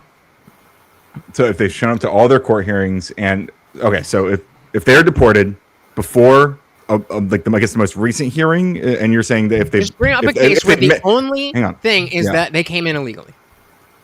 Well, that's not. We're not even talking about whether they came in. We're talking about that they're here illegally, or like being here illegally, because an asylum seeker could, in theory, come through legal means. Right. Well, no. Okay, wait. So that wouldn't be illegal. No. Okay, actually, being here as an asylum seeker is legal. Ryan's taking off the sweater. He's getting serious. Ryan, do some dips. Where's your dip bars, brother? I thought those were always in your. So your. you wouldn't ask me to do it again. Oh man. I did. Okay. I did promise. Sorry, I got distracted by Ryan dips. Okay. I did. I'll wait for this one. I did promise. Grid that I would stop by his panel for my birthday. But if you got something, wait, are you talking to me or Ryan? The panel. Everyone. Yeah, I know. Yeah, if Ryan can post something up, then I don't know if me and cool. I don't know if me and you, Lutch, disagree. I think me. Yeah, I think you. I think at least on this topic, I mean, we disagree we are much a lot, closer together than we are to Ryan, but that doesn't mean you and I wouldn't have disagreements. Yeah. So, Confluence, are you saying that if someone gets sick, or if someone like sleeps in, that is grounds for deporting them into a war zone if they're seeking asylum? I mean, because why don't you say yes, right? That's what you just argued. Yes, no, that's not. And the reason why is because if you have a court date and yet you skip the court date because you're sick, you would still go to jail. So citizens are afforded the same right if you skip a court date that you're supposed to be to without prior authorization from the judge that you won't make it, then yes, you will be deported the same way I would go to jail. Yeah, no, Lutch, if you have to leave at any time, I don't want to, if you want to, you can come in and just do your sound off. Right. I don't want to feel like you're being held captive if you want to. No, you're good. I'm waiting on Ryan. I'm going to take a piss, and then we'll see where we go from there. Okay. The thing is, I'm going to show examples of people being deported from who are asylum seekers, right? Before their trials. No. The only crime, or quote unquote crime. Not a crime. Yeah. The only thing that they are being deported for is that they came in illegally. That is what I'm asking for. An example of someone who only did did not get due process. Wait. That would be the hundreds of people who were sent to CECOT under the Alien Enemies Act, right? Okay, yeah, no, sure. Wait, all the Kilmar, wait, under the act that makes it legal? I feel like we're talking. I feel like you just made a way broader target than what Confluence was pointing to. You're making it so easy on Ryan. I feel like are you saying what you mean to say, Lutch? What do you think I'm saying? I thought you just said, show me an example of someone whose only crime is illegally entering the U.S. They've done nothing else and they're being deported because there are hundreds. Without due process.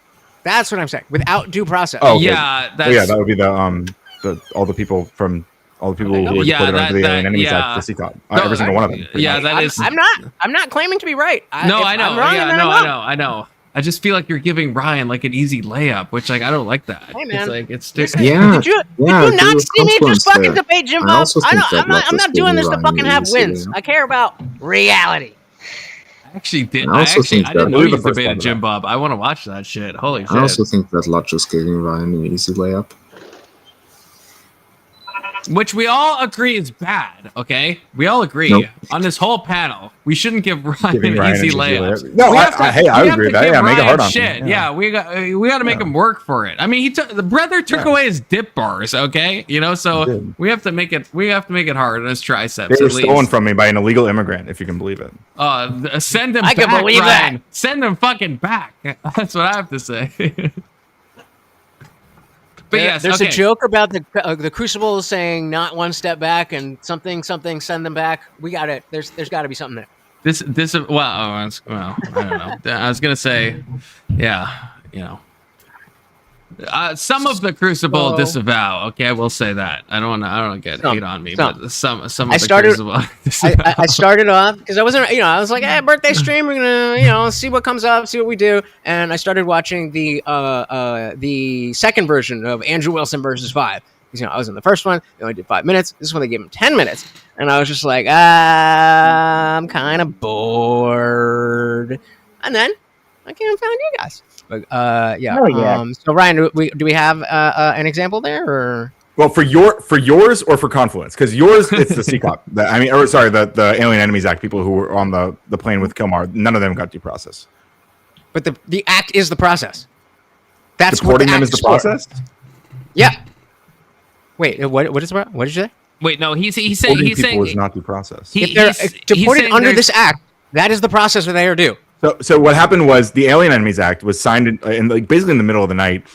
When Trump was asked about it a few days later, he didn't even remember doing it. He said, I don't know, Marco Rubio handles that sort of stuff, which is it's an old wartime power that Trump allegedly signed us into. Doesn't remember doing so. Happened in the middle of the night. Ryan, sorry, and this was the justification. Ryan, Sorry, when this was. Can you clarify? But the Aliens and Enemies Act is really old. So just clarify. I don't know what you're saying. Like, so it's a super. So what do you mean Trump signed? Yes, he activated it. He activated it, right? But an act that was already present, that was already legally in our. So it was already fully legal. Well, like the conditions for enacting actually were later. Specifically, the conditions for enacting that were, I believe, later ruled not legal. But that's neither here nor there. I didn't know that. But even still, again, I'm not defending anything, but legally speaking, if it was determined to be acceptable to deport these people under the what is it, the something in Aliens Act, the Aliens and Enemies Act, and then later it's like, actually no, at the time of the deportation, that was a legal act, that was following the due process. That wait. We're kind of talking about a few different things here. So when you say following the due process, like I think even with the Alien Enemies Act, you still have to you have to show those people by some means, show that those people are like people applicable by the Alien Enemies Act. Like there's some process that wasn't being followed there even. So like that's another conversation. I don't. That's not what the Aliens Enemy Act says. I'm just gonna say that that's not what it says. I've read the act. So what it says. So could Trump in theory deport me under the Alien Enemies Act? No. Are you a citizen? Then well, yeah, of course. Okay. Yeah. So no, then, the Aliens Enemy Act is like someone who's if we've declared war on someone under the Aliens Enemy Act, we can deport them if they're, I think, above the age of 13. This is me off the dome, so I could be wrong in the details. But if they're over the age of 13, they're male, we can deport them in the time of war if they're of the opposing side, right? And Trump declared war, right, against the cartels, And so if someone's MS-13 or you can prove some gang thing, then you go back. I think it's a little broader than countries we're at war with. I think it's countries that we're adversarial with. Yeah, I could be wrong, but I'm pretty sure it's a little broader than that. Just could be. people that we're directly I'm at war speaking. With. I'm off the dome right now. So guys, I am gonna. I may or may not be back. I don't think I'd want to stay for the whole debate night at Grids, but I promised I would stop by. So if you guys are still going, maybe I'll be back. You're always welcome back, and happy birthday again if I don't see you, brother. Thank you. Happy birthday, bud. Good to see you. Happy birthday. Very much appreciated, guys. You have a good one. Okay, so I got a conceptual question. Like, if there's before you do, I want to. Can you before you do? I just want to. So right now, apparently AP Alternative Press, or not Alternative Press. I'm sorry. Associated. Wait, is that right? I was like, that's not right. Alternative Press is the music one. I used to be a Warped Tour fan anyway.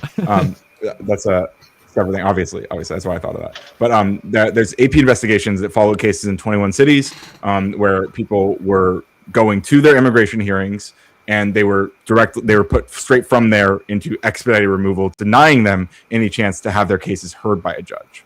So that's what was happening to those people. So again, they're going to expedited removal. So technically, this is. I'm not saying this was illegal, right? To be clear, I think these people are. I think the Trump administration often like stretches the law to as far as they can, right? Which is a dangerous precedent. But like I believe that a lot of stuff they do is technically legal, if barely. But I mean, it is true that these people were going to their hearings, and before they got to see a judge, they were shifted into expedited removal. So therefore, taking away their right to see a judge, by definition, that's what expedited removal is, basically. So, but that, I guess Ryan, can you post that in the back chat, because that is illegal. Like, you have to have like what's it called? A fear. Oh God, I can't remember this. A fear and something hearing. It's a fear criterion hearing where when you cross into the U.S. to claim asylum, you go through a fear, and it's a weird process, but it's like where some customs agent will determine the level of fear you have if you were sent back to that country, right? So are you saying they went through that and then before they go to their court hearing, they're sent back anyway? Because that would be illegal. It's like a point of a port of entry. You can declare asylum, and then they will schedule you a court date. Are you saying that the Trump administration stopped that from happening, or were these people already in the country and then tried to schedule a court case after being in the country? Right. If they crossed illegally, that's different than going through a specific port of entry where you do the. Well, I wish I knew. It's called like a fear criterion meeting or something like that, where they determine. That's one way. That is one path for seeking asylum, but it is legal. Even if you entered illegally, you can still seek asylum. That's the only legal path. I promise you.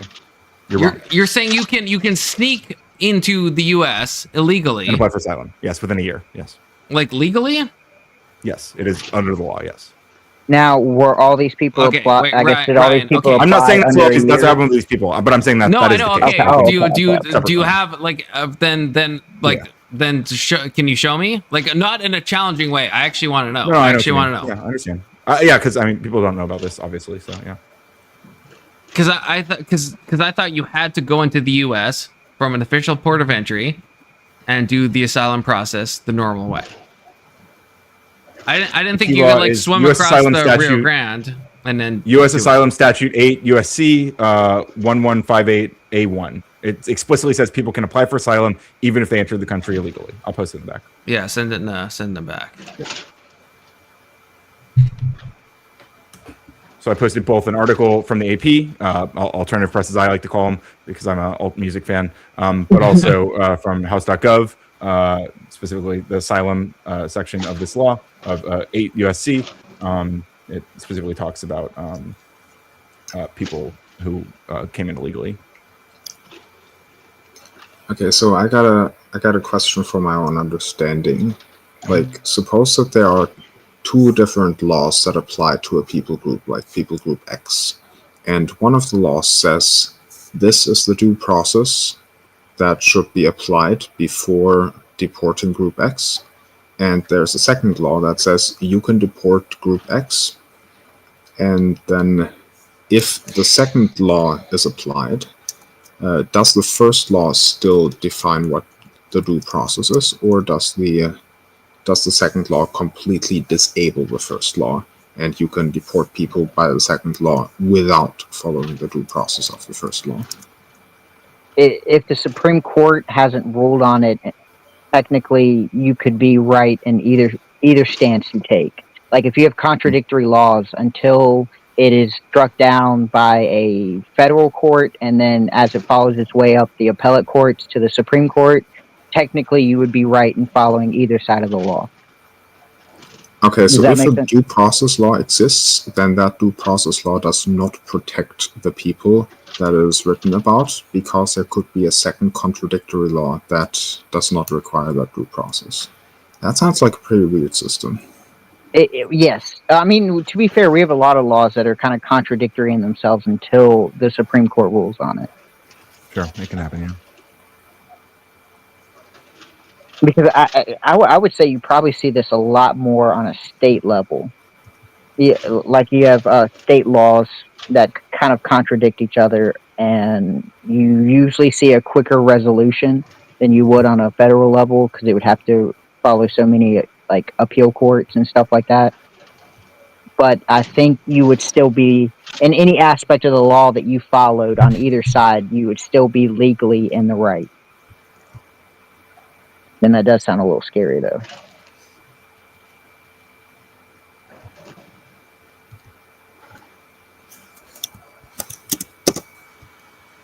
What's not loading?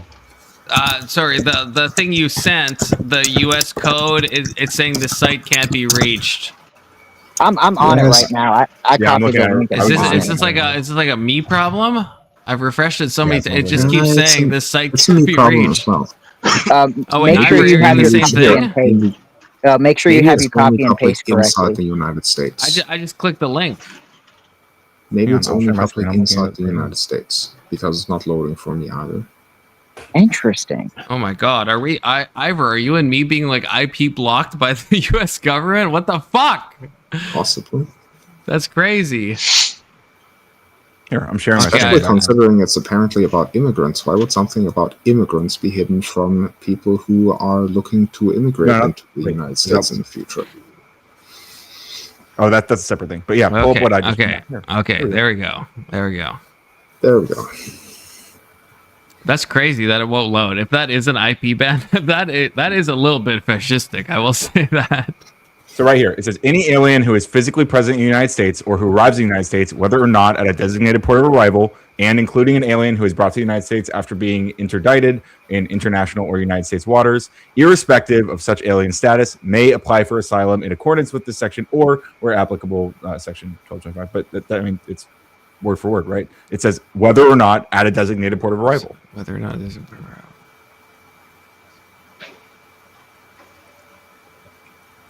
And to be clear, there's a time on it, right?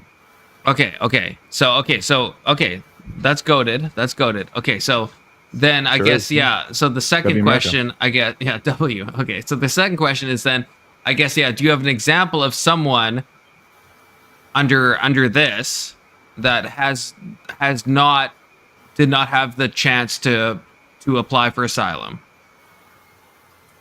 Because I guess that's the main question. And again, this is honestly, I don't know, because like, you know, Trump administration be acting up. So like, I'm not full throated on this, you know. But I'm just, yeah. Do you have a thing of this? So the other, I think it's the other one I popped up, the AP. The thing is the one you just had up. The alternative routine hearing. The alternative press. Deportation trap. Yeah, the alternative press. Yeah. Oh, sorry, that's the other one. That's the not this one. The last one. Yeah, it's not that one. Although that is about the torture prison stuff. There's a lot of stories, not just Kilmar, who did report being tortured by various means, but a lot of people have talked about CCOT in that way, having things like nasty water and barely any food, trying to having them exposed to light constantly to not let them sleep, stuff like this. Okay, so this is the right article. Again, I don't know if these specific, to be clear, I don't know if these specific people came through that asylum process and had a year to do it. What I know is that they thought they were in court for a routine hearing, and instead it was a deportation trial. Okay, but I feel like that's a bit of backpedaling, right? Did they think it, or was it the reality? Did they think what? Like, did they think they followed the law and went to their first court hearing, or was it actually their first court hearing and they followed all the stuff and they were removed illegally? Well, whether it was their first hearing or not, it was supposed to be a routine hearing. So they went to a hearing they were asked to attend, and before they got to have the hearing, they were arrested and deported. So what you're saying is they never missed a hearing? I have no idea. But that's important though, right? Well, I mean, let's go through missed this and find out who these people are and what their stories are. We could probably figure that out, right? Well, I mean, yeah, I mean, we have to. Because that was your add-in, right? Like I never argued that there were people who never missed a court hearing or whatever. I don't know. I have no idea if that was even relevant to this story. That was just like that was your qualifier. That is my qualifier, because I think if someone has missed the, I mean, I think they're failing the legal system that they're supposed to be, and adherent to. That might be fair, and there might be other ways that they could. So I mean, I guess that's why I'd be curious if presumably your gut is telling you that like everyone who's being referenced in the story, they probably did like miss a hearing or something like this. Yeah. My gut is yes. I could be wrong. Like I fully admit, but yeah, my gut is saying that yes, there's probably some reason they didn't show up. They missed a court hearing, and so yeah, at that point, then they became deportable. Okay, I got a question for like a Bayesian estimation here. Were there people at that court hearing who the ICE agents deliberately skipped? Or did they take every single one? Ooh, that's interesting. That's a good question. These were people... Yeah, I think there's separate instances where, I think they are looking for particular people, yeah. It seems like. Ivor, I hear your question. I think... I don't know how relevant it is though, because of course abuses happen. I mean, me and Big Soda, I think, talked about this. I think it was yesterday, where it's like just because something could be legal, but you can still like do illegal stuff in that legal system. But then that would be illegal. So do some ICE agents probably violated people's I'm not gonna, of course, from a probability point of view, that's definitely happened, but that's true of every... No, my question was something else. My question was like, if there is a specific suppose that there is a specific court hearing date and there's like 20 immigrants showing up, 20 asylum seekers, if the ICE agents take all 20, then the chance that all 20 of them had missed a court hearing before is significantly lower than if over the course of like 50 different hearings, the ICE agents find one asylum seeker in each of those hearings and deport that one asylum seeker. Because it's a lot easier to find one person who has missed a court date than to find a court hearing where 20 people out of 20, like where 100% of people have missed. Okay, I'm not sure I'm following. Are you saying like in this instance? Are you saying he's yielding credence to your position? He's saying I was going to say that's what I potentially thought. Right. If it is the case that they're just grabbing up people by the dozens or whatever at here, I think the hearings are for particular people, so it's kind of like I don't think it would work. It's not like there's going to be like a dozen people necessarily there who are all like illegal immigrants or whatever, right? Like they're people who are like they're finding out when these people's hearings are, and that's when ICE is showing up either before or after the trial or whatever. But we can try an analogy. Let's say we have two different pizza deliveries. One pizza delivery gets 50 different calls. Hey, it's my birthday. Could you give me a pizza? That seems relatively plausible. A second pizza delivery gets a call. Hey, I'm in a room with 50 random people, and would you know it? Turns out every single one of us 50 people has a birthday today. You would say that it's a lot less likely that 50 people in the same room who randomly met have the same birthday than that 50 people in the city have the same birthday and happen to call the same pizza store. Sure. So if the ICE agents deported 50 different people across multiple hearings, that's a lot more plausible. But they don't batch deport. They do batch hearings, but they don't batch deport. They still look at everyone individually, right? Yeah, that's the question I'm asking. Like, did they ever batch deport a batch court hearing? Yes or no? I don't know. I think Yeah, no. I wouldn't know that either. I think no. Even I mean, I was in an immigration debate on Wix with Gibbs, and yeah, we talked about the batch stuff, but it's not like they see them all at the same time to expedite them. But it's not like they still look at all of them. It's not like they're just like, oh, I guess like 69 out of the 70 people are guilty, so we're sending them all back. Like, that's, at least from my understanding, that's not how it works. Like, they still are taking each individual into account. They're just trying to expedite it from a fiscal point of view and just a manpower point of view, right? Of like doing it in a large hearing. But I don't think they're looking at like large groups of people and just being like, well, most of you, and I don't know if I'm representing what you're saying right. I don't think they're looking at like, most of you are guilty, so therefore we're sending all of you back. That's the question. Like, did they deport an entire courtroom full of asylum seekers? Well, to my knowledge, no. That's not how. I mean, I'd have to get my Obsidian notes out because I had a link to this Your when I was in BlackRock this. Notes. Yeah, actually, that is a good pun.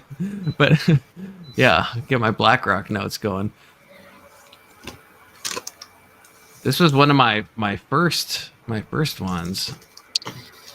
So, of course, this is kind of the basic move that's outlined in the AP piece, right? So people are showing up to immigration court for what they think is a normal hearing. So they're being asked to have a hearing, and they show up to the hearing, and then the DHS lawyer, the government's prosecutor, suddenly moves to dismiss the case, and then the immigration judge will grant the dismissal. And as soon as that person walks out of the hall and into the hallway, the ICE agents grab them and put them into expedited removal, which does not involve obviously an immigration judge. So they're specifically like trying to get those get the hearings dismissed before they have them. Like, yeah, but that says nothing about whether or not they have fulfilled all the prior obligations, right? I guess that is my main sticking point. Like, if you have, like, let's say you did miss an asylum hearing before, so now you are illegal, and then you show up to court on the next date, but you've already missed the first one, then yes, you've already violated what you're supposed to do, and so then yeah, you get deported. To me, there's nothing wrong with that because you already like fucked up the first time.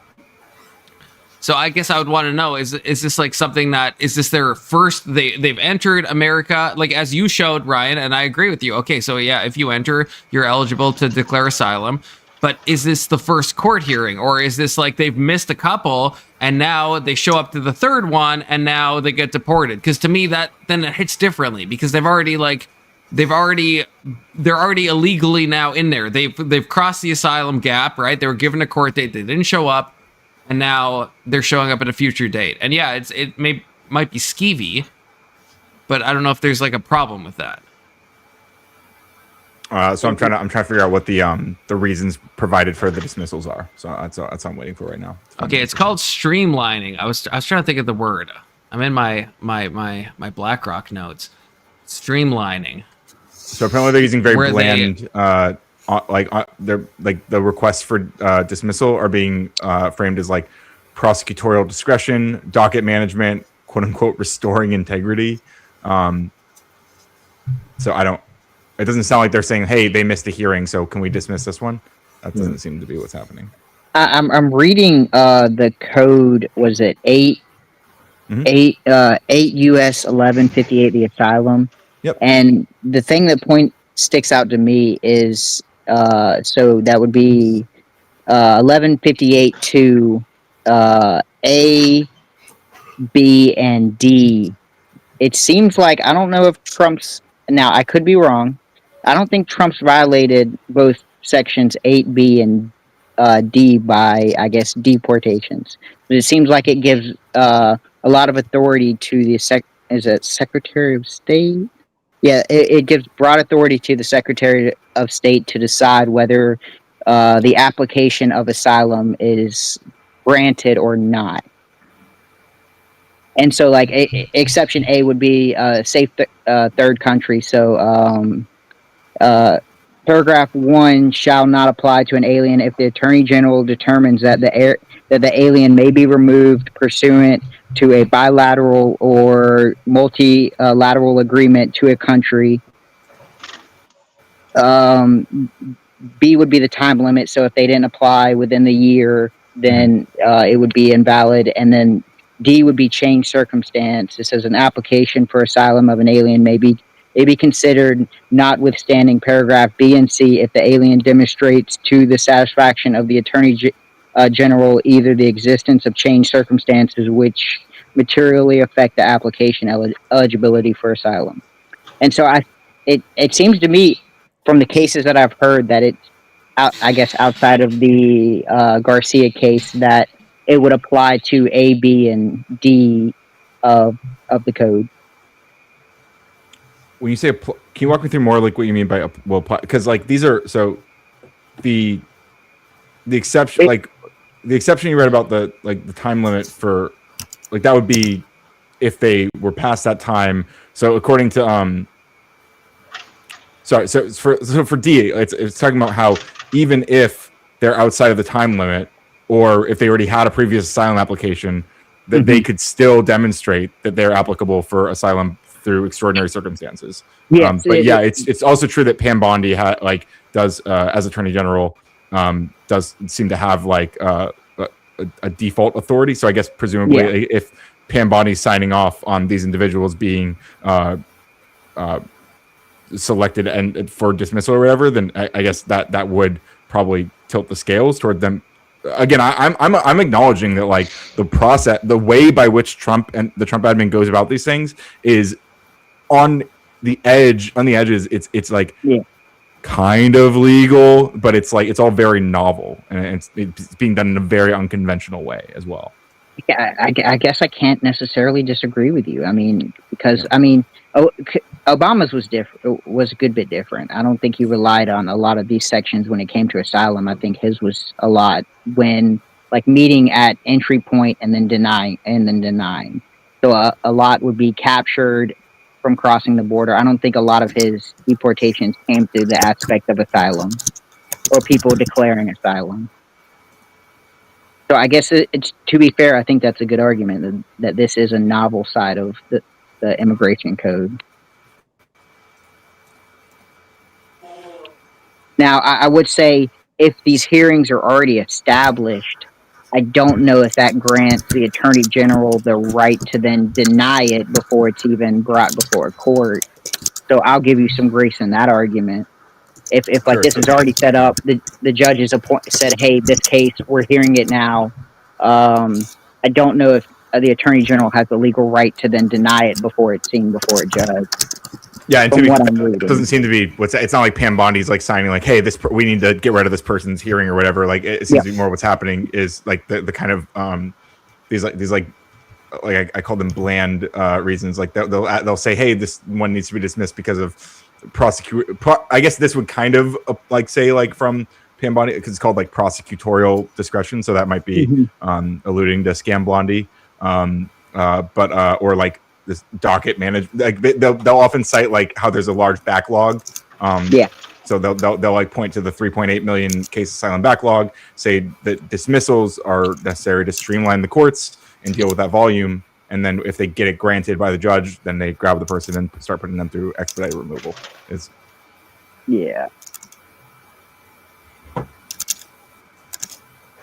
So it seems like they're intentionally trying to find loopholes by which they can avoid giving these people hearings. That's what it seems like to me. Well, you want to disconnect these people from, or I guess not that you want. The Trump administration is trying to disconnect them from getting that, I guess, getting to that step of, hey, a judge signs off, I need to see this person. We need to talk about whether they can apply for, or whether, I guess, they're applicable for asylum and stuff like that. Which is, I guess, concerning, right? Especially it's concerning, especially if some of them like actually are have good reasons for seeking asylum. Like that's extremely concerning, then, right?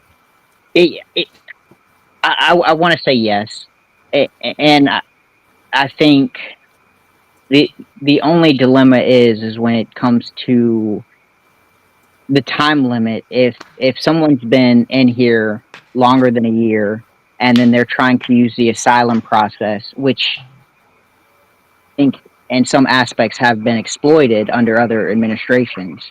I think that just when you get I guess you're trying to save yourself even though you've been here longer than a year by applying for asylum to see if you can't then be granted asylum to try and, I guess, subvert the fact that you've been here longer than a year.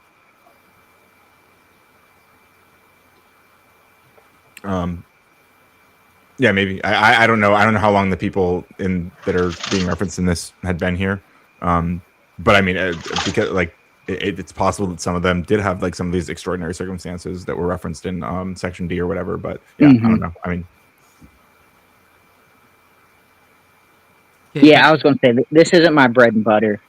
Like the immigration stuff. I mean, I do agree that deportations probably should happen to people who are crossing illegally. I do like the aspect of that we're trying to provide the opportunity to pay and leave. I wish that was a heavier focus. I don't know how much. Like, I understand people's argument for calling in the National Guard to do some of this. It is a little scary for me because I'm not the biggest fan of the National Guard being called into states, because I understand how, looking back on American history, there's been a lot of unprecedented things that have happened when National Guard are called in and stuff like that. So even as leaning more conservative, I do understand the fear of having the National Guard called into the city to then have armed troops walking around the city and stuff like that just to catch illegal aliens and stuff like that. So I will say I will give you some grace, and I do understand your side of the argument, especially if you think that the National Guard, having National Guard called into these cities, does look problematic and does provide fear to the citizens that live there.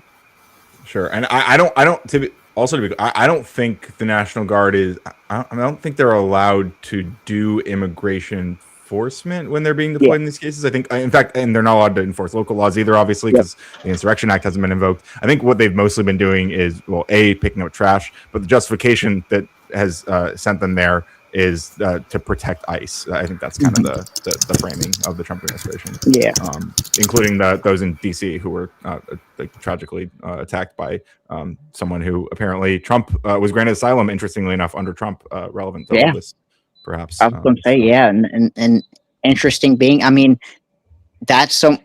Now, it takes an evil person to do that, but it's weird to see someone who was an ally of America then do something like this, and it would be nice to know the justification why, because from his history that I've heard, it seems like he was a part of I guess he I wouldn't say he had government ties, but I would say he was a part of. He worked with our military fighting Taliban, right? Like that's But we've seen that a lot, right? We've seen a lot of like ex-military people do That's casualty events. I mean, even Americans. That's a good point. Because I mean, it does break my heart. Because it's like, now this is more the glamified version of it, but there's a movie that's got his Jim. He's with an interpreter, and the interpreter's Afghan, and like I guess it reminds me of the fact that a lot of these people, like once we pulled out of Afghanistan, the people that were there helping us are now left to their own devices.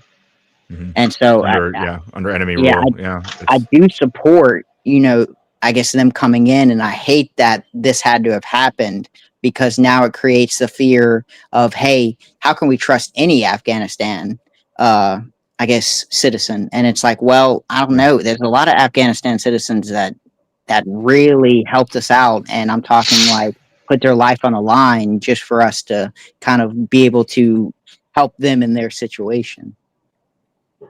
Yeah, absolutely. And I mean, like, it now sounds like the Trump administration is kind of leaning into like, oh, this is justification for collective punishment, basically. Like suddenly everybody who was brought over in this is now suddenly like kind of has a target on their back. Do you guys think that was a good immigration policy though? The Afghani people. I think it's good to provide safe haven, if possible, to people who support us against government. Like, who, if there are people fighting with us against foreign enemies abroad, and then those enemies abroad end up taking over the territory, and we bring them, we give them like refuge, basically. I think that's probably a good thing because they're obviously going to be in a lot of danger, and they were allies to us, right? So, and that's what happened in this case. Yeah, that's and to be fair, we made their situation worse with us leaving a lot of things that bolstered the. I believe it's the Taliban army. I could be wrong. I could be mixing up my intelligence groups or my military groups, but I'm pretty sure that when we left all that military supplies, we made their living situation even more of a hell. So, I mean, I think that provides even more justification to then say, hey, yeah, we got to, the people that helped us and have a history of helping us, I think they do kind of deserve a right to kind of then integrate into our society. Yeah, possible. Yeah, for sure. Yeah, if it's people who specifically did help us. Yeah. It has to be a track history, and I'm pretty sure when Trump brought them in, I mean, I would assume that he only brought in people. They came in under Biden, but Trump granted asylum specifically to this guy. But I mean, that's I don't really think it's a bad thing that Trump granted him asylum. I think a lot of people are saying they're like, oh look, it was Trump. Trump's the one who gave him asylum. I mean, like technically that's true, but like I don't think it's a bad thing for people to grant asylum. So it's like it's kind of a weird catch-22 that like I think a lot of progressives are leaning into how it's Trump's fault because of that. But I don't want to grant that like, oh, it's good, we should be refusing asylum to more people. Like I don't like that attitude. So well, I also think, especially on the right, there's a growing fervor to be anti. I don't think Islam's the right word, but any country that has Islamic origins, the right seems to be getting hyper aggressive on saying Islam bad in every aspect. And I think Trump's trying to do his best to tackle that, with his friendly relationships towards Saudi Arabia and Qatar, but it's definitely growing on the right. Like you're pretty much seeing a resurgence of what happened after 9/11, where everyone was. Yeah, and let's not forget. I mean, Trump in his first term, he literally tried to do a Muslim ban. Like that was his goal. He wanted to do a ban on all Muslims entering the country. No. He wanted to do that. Hang on, he wanted to do that, and he asked Rudy Giuliani how to do it legally, and he wasn't able to get exactly that. So instead, they picked a list of countries. They picked this list from Obama era, which was not a list of countries to ban immigration from, but they took this list from Obama era, and they said, okay, we're going to ban immigration from these countries because we think we can get away with that legally. And then a week and a half later, the Supreme Court ruled it was actually not legal, so they didn't. But okay. So this is news to me. So what's the source for Trump? The whole thing he said about Rudy Giuliani. Like Rudy Giuliani went on Fox News and told the story. No, but that Trump wanted to do this. Like, what are we going to? So there's two things. So there's literally clips of Trump saying that he's calling for an all-out ban on Muslims entering the country until he can figure out, quote unquote, what the hell is going on. Right? Wait, is it okay? That? Oh no, I don't. Okay, you want to watch it? I do want to watch it. Okay, you find that. I have to pee again. I'm sorry. I have a weak bladder. Okay, but yes, I do want to watch it because I actually haven't seen that. Because when I hear of the Muslim ban, when I've looked it up, it's like, yeah, it's specific countries that are known for like, jihad and stuff. And it's like, I kind of get it, So yeah, if Trump has said that, I do want to know. Mm-hmm. But also pee break, okay? So like, hold on. Pee. I will.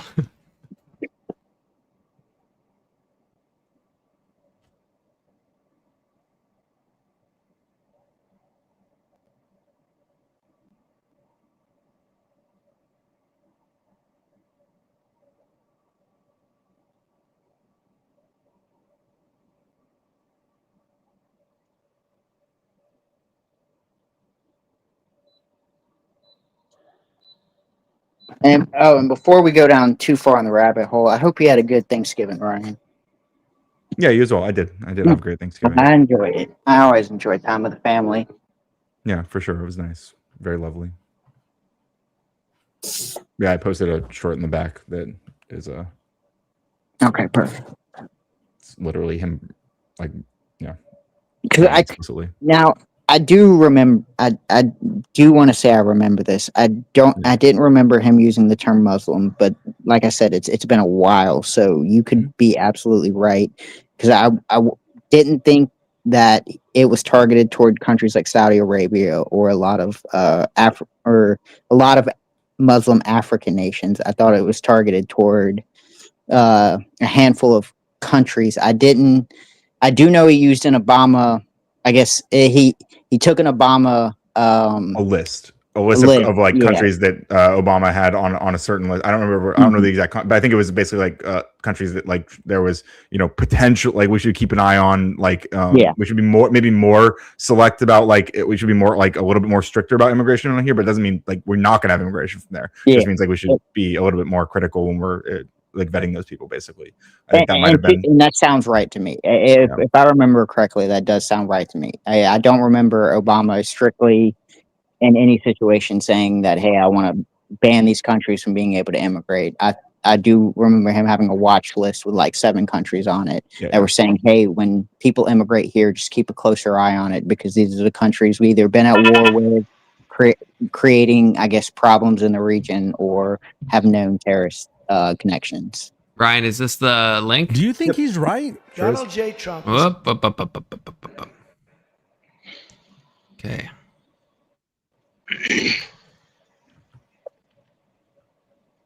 Are you gonna share it? I'm trying, brother. Just he's new to this.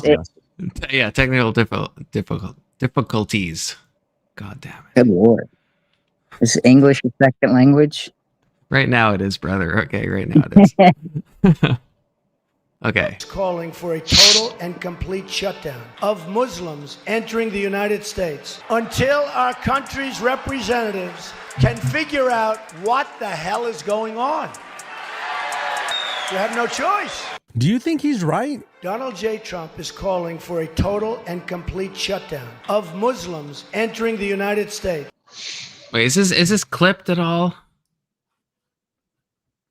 I mean, do you want to find out? Do you think he's find, right? like, what speech it's from or whatever? I promise this happened. Like shutdown of Muslims entering the United States. It just, I mean, I don't know.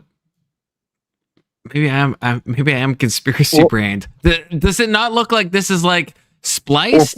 Am I crazy? Point out what you. I thought it was spliced. So when you're making YouTube shorts, you clip out like dead air as much, even like short moments of dead air, right? Because you want it to fit in like a. No, I get that, but I guess so Ryan, like real talk, yeah. If Donald Trump said this, like actually said this, I think that's crazy. That's crazy. Yeah, not only did he say that, but here's another clip of Rudy Giuliani explaining how Trump asked him how to do a Muslim ban legally. I don't care about Rudy Giuliani. Like I want to see. Clearly, well, you should. At the time, this was Trump's. Like, main lawyer. I know, but I guess okay. So I guess maybe I'm hyper fixated on this clip. So like, do we have a more like full without the dead air cutout, just so I can see? So all I did was click on the first one. So here's Sky News, the same clip. I'll post this one in the back. Because this looks like less chopped up. Here, I understand where you're coming from. Yeah, this is because every time I look up Muslim ban, I see like specific countries, and I'm like, yeah, that kind of sounds fair. You know, it's like they. Here, the last one I just posted in the back, the HLGTF one, not the one you're looking at right now, but the one after that. Wait, not this one is the Rudy. Okay, sorry. No, this is the clip that you're asking for. This is from Sky News, explicitly showing this is from 9 years ago, so it's not AI. Calling for a total and complete. If it was, you would know. Because it'd be like that Will Smith eating spaghetti. Yeah, I think we barely even had that 9 years ago. That's true. Yeah. I guess that was probably a little bit later. It's probably like 2018, 2019, 2020. No, it's the most recent one. I just shared the most. Get it together, Confluence. I'm trying. I have so many tabs open right now. I have so many tabs. I have to close some of these tabs. I'm getting myself all confused. Okay, so not this one. Not that one. Okay. Okay, so Trump calls her. Just hold up. Okay, look, I'm sorry, guys. I'm sorry. I'm bad at this. Okay, this one. I haven't brought it up. This one.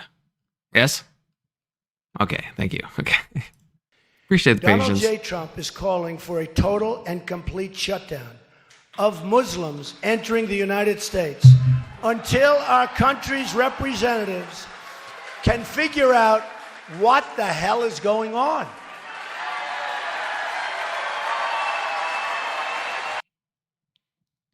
I mean, he said it. I think that is a little wild. Well, I won't say a little wild. That's a wild thing to say. Because, it's pretty fucking wild. In fact, yeah. when I say authoritarian ultranationalism, right? This wholly fits into the ultranationalist part, right? We're banning he's trying to ban a religious group from entering the country.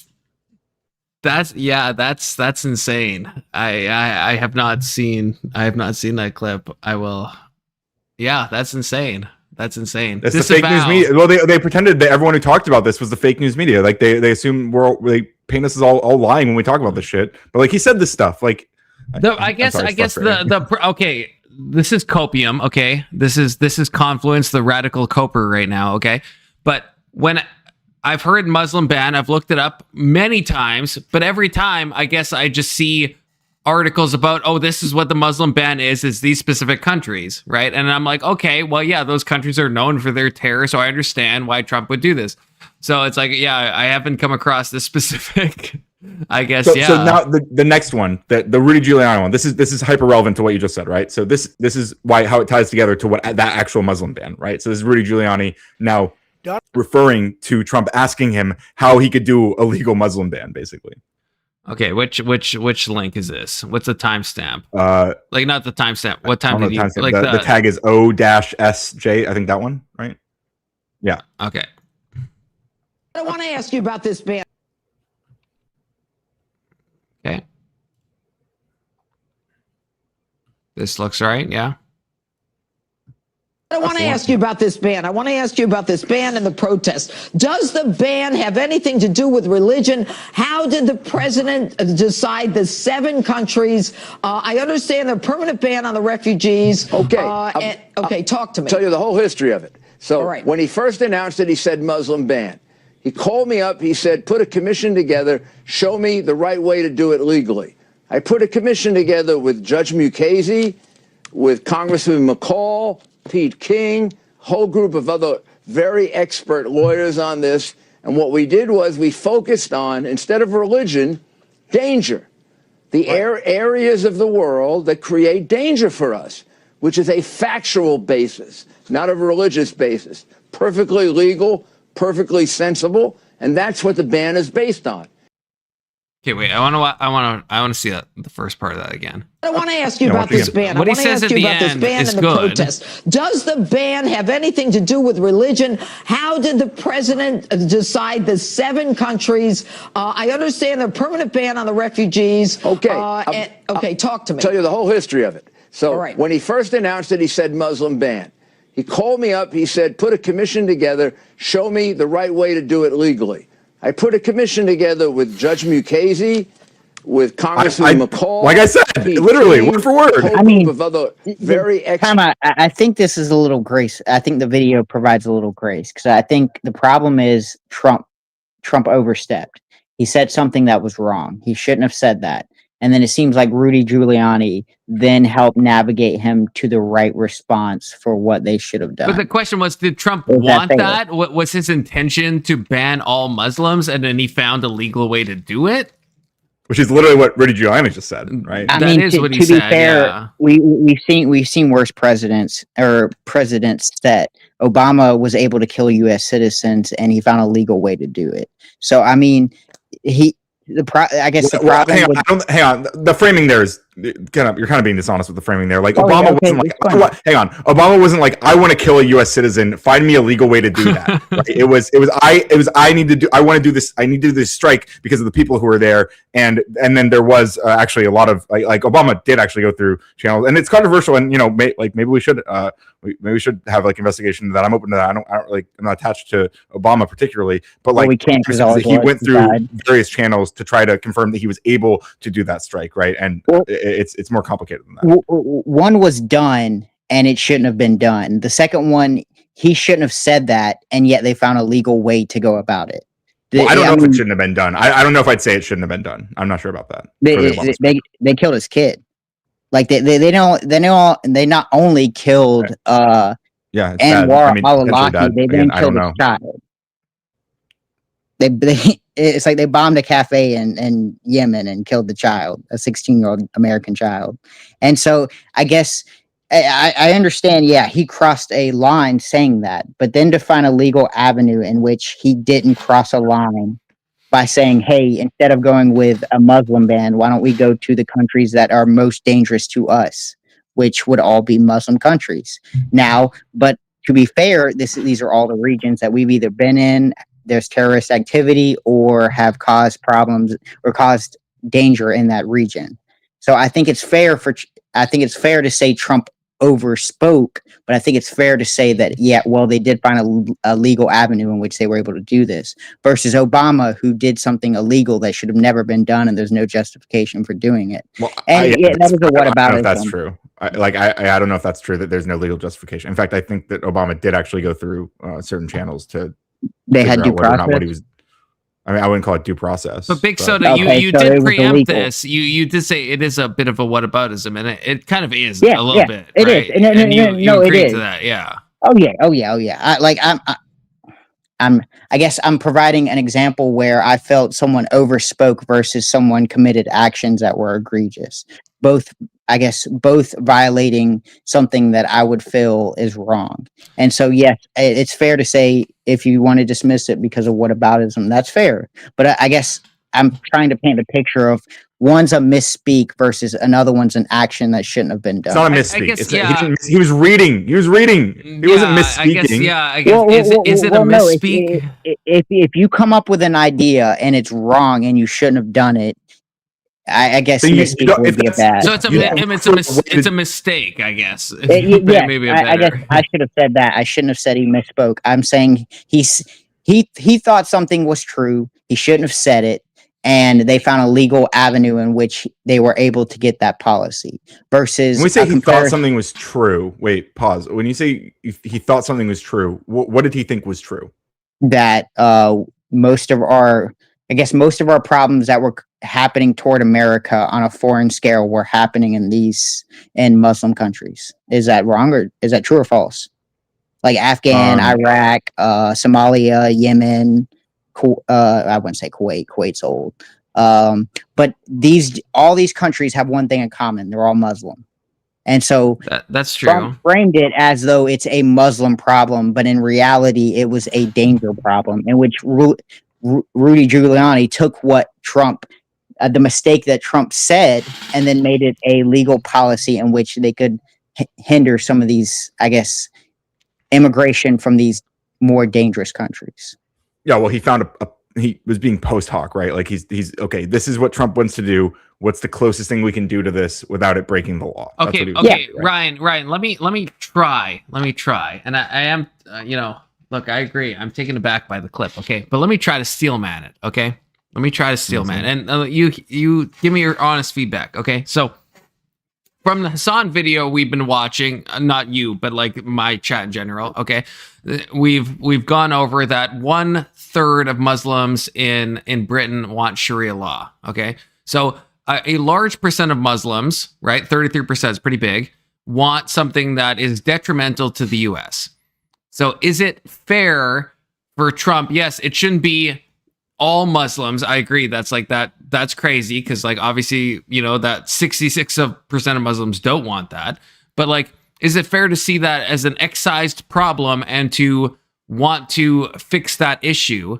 And then, to go a bit overboard and saying we want to ban all Muslims. I agree, that's crazy. But if you have a certain group of people where 1/3 of them in the UK right now, so these are not people in Iraq, these are people in Britain that want Sharia law, is it not fair in some capacity to want to solve that specific problem?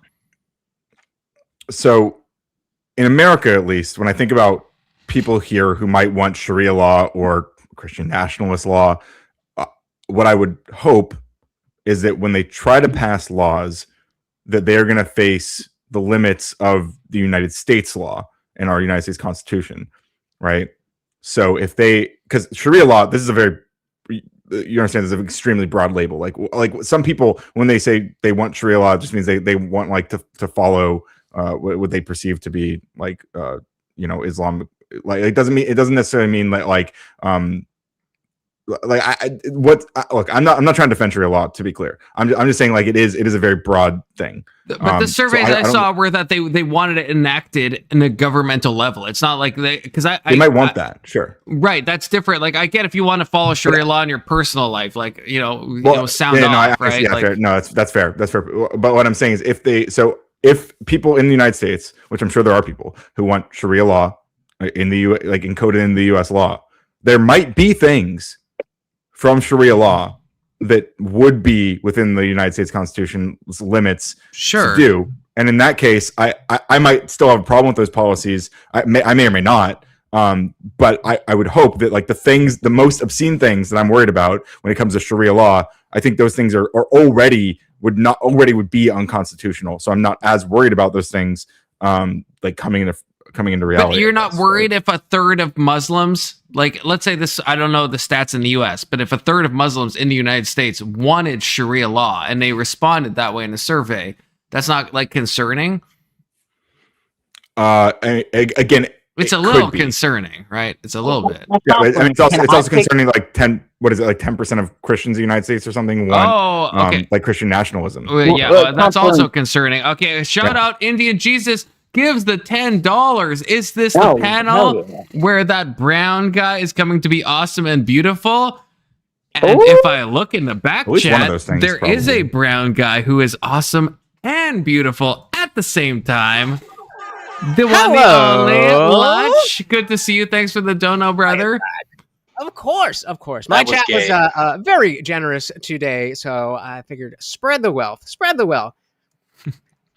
Now, compliments. Can I pick your still man apart? Sure. Yeah, sound off. Okay, so to be fair, I don't think this policy really had anything to do about Muslims inside of America, or I guess Sharia law being enacted in America.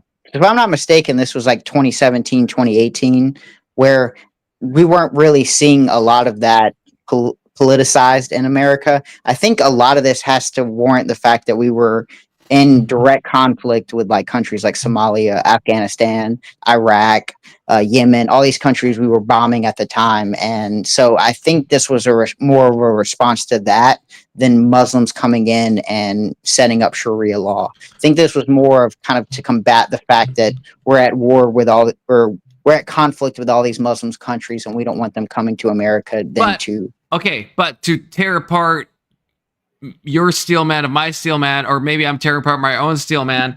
If you wanted it to be a country specific ban, then Trump wouldn't have said, I want to ban all Muslims. So I guess that's why my steel man was about like, well, yeah, if 33% of Muslims want Sharia law, then I guess, yeah, that's a big enough group that maybe it could warrant some type of like, hey, we'll look into this issue. If what you're saying is true, it's only specific countries, then why not just list off those specific countries? Look at like the terrorism it's coming from, like you said, Somalia, Afghanistan.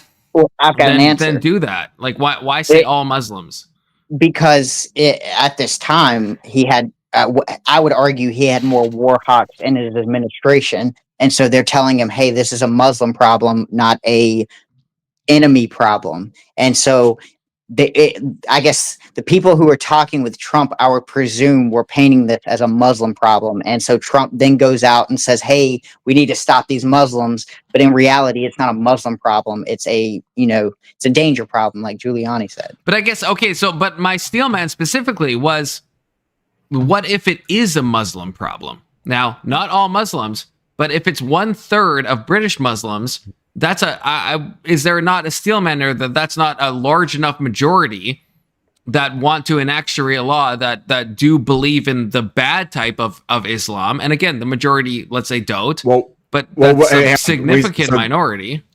So number one, 33% is not a majority. You use that word. I think you just were using that word a little bit differently. But maybe I misspoke. I thought I said the opposite. I thought I said maybe I misspoke. Plurality. It's a strong minority. Yeah, the majority does not want Sharia law, but a strong minority does.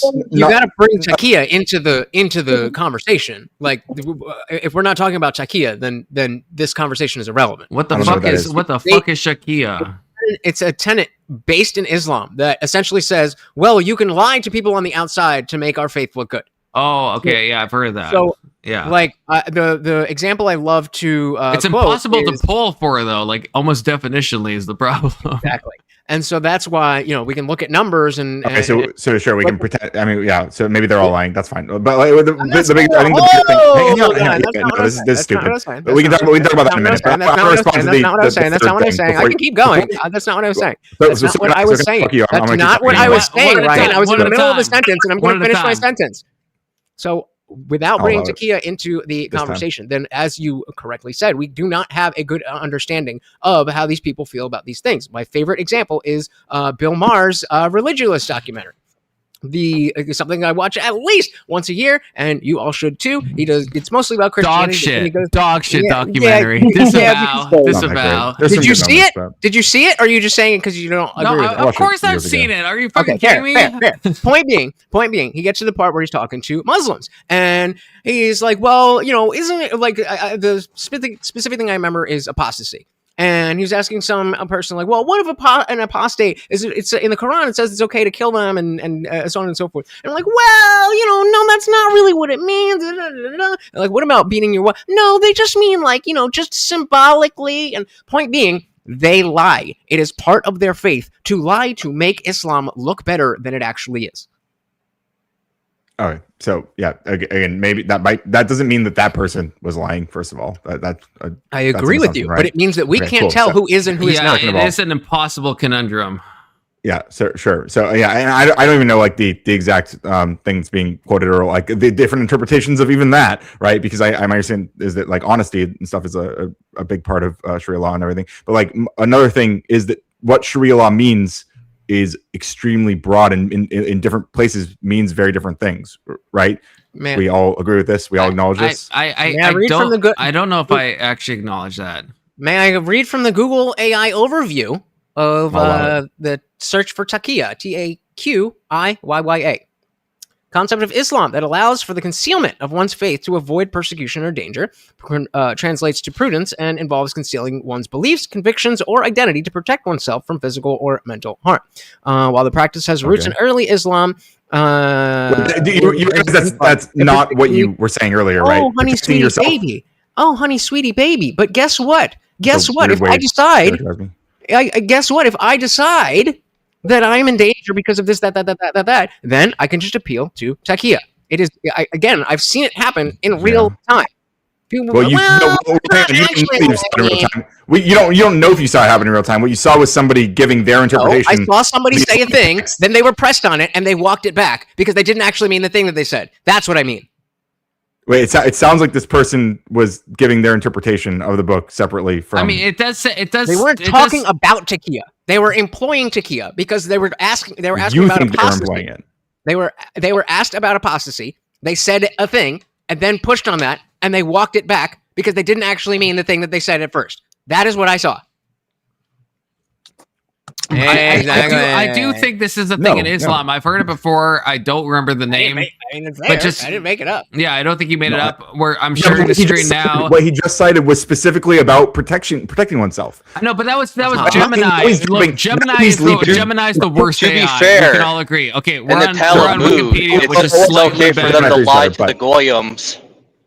Would you, Ryan? Would you say that there's? I knew that was coming. Yeah, we're not bringing up those people right now. Ryan, do you think any Christians use aspects of the Bible to in a way that is maybe Jesus wouldn't have liked? Maybe using verses here and there. Muslims, and I'm sure plenty of Muslims use the Quran in ways that shouldn't. Right. No, so that's it. No. That's the point. We agree on that point. That's why I brought it up. I'm glad we agree.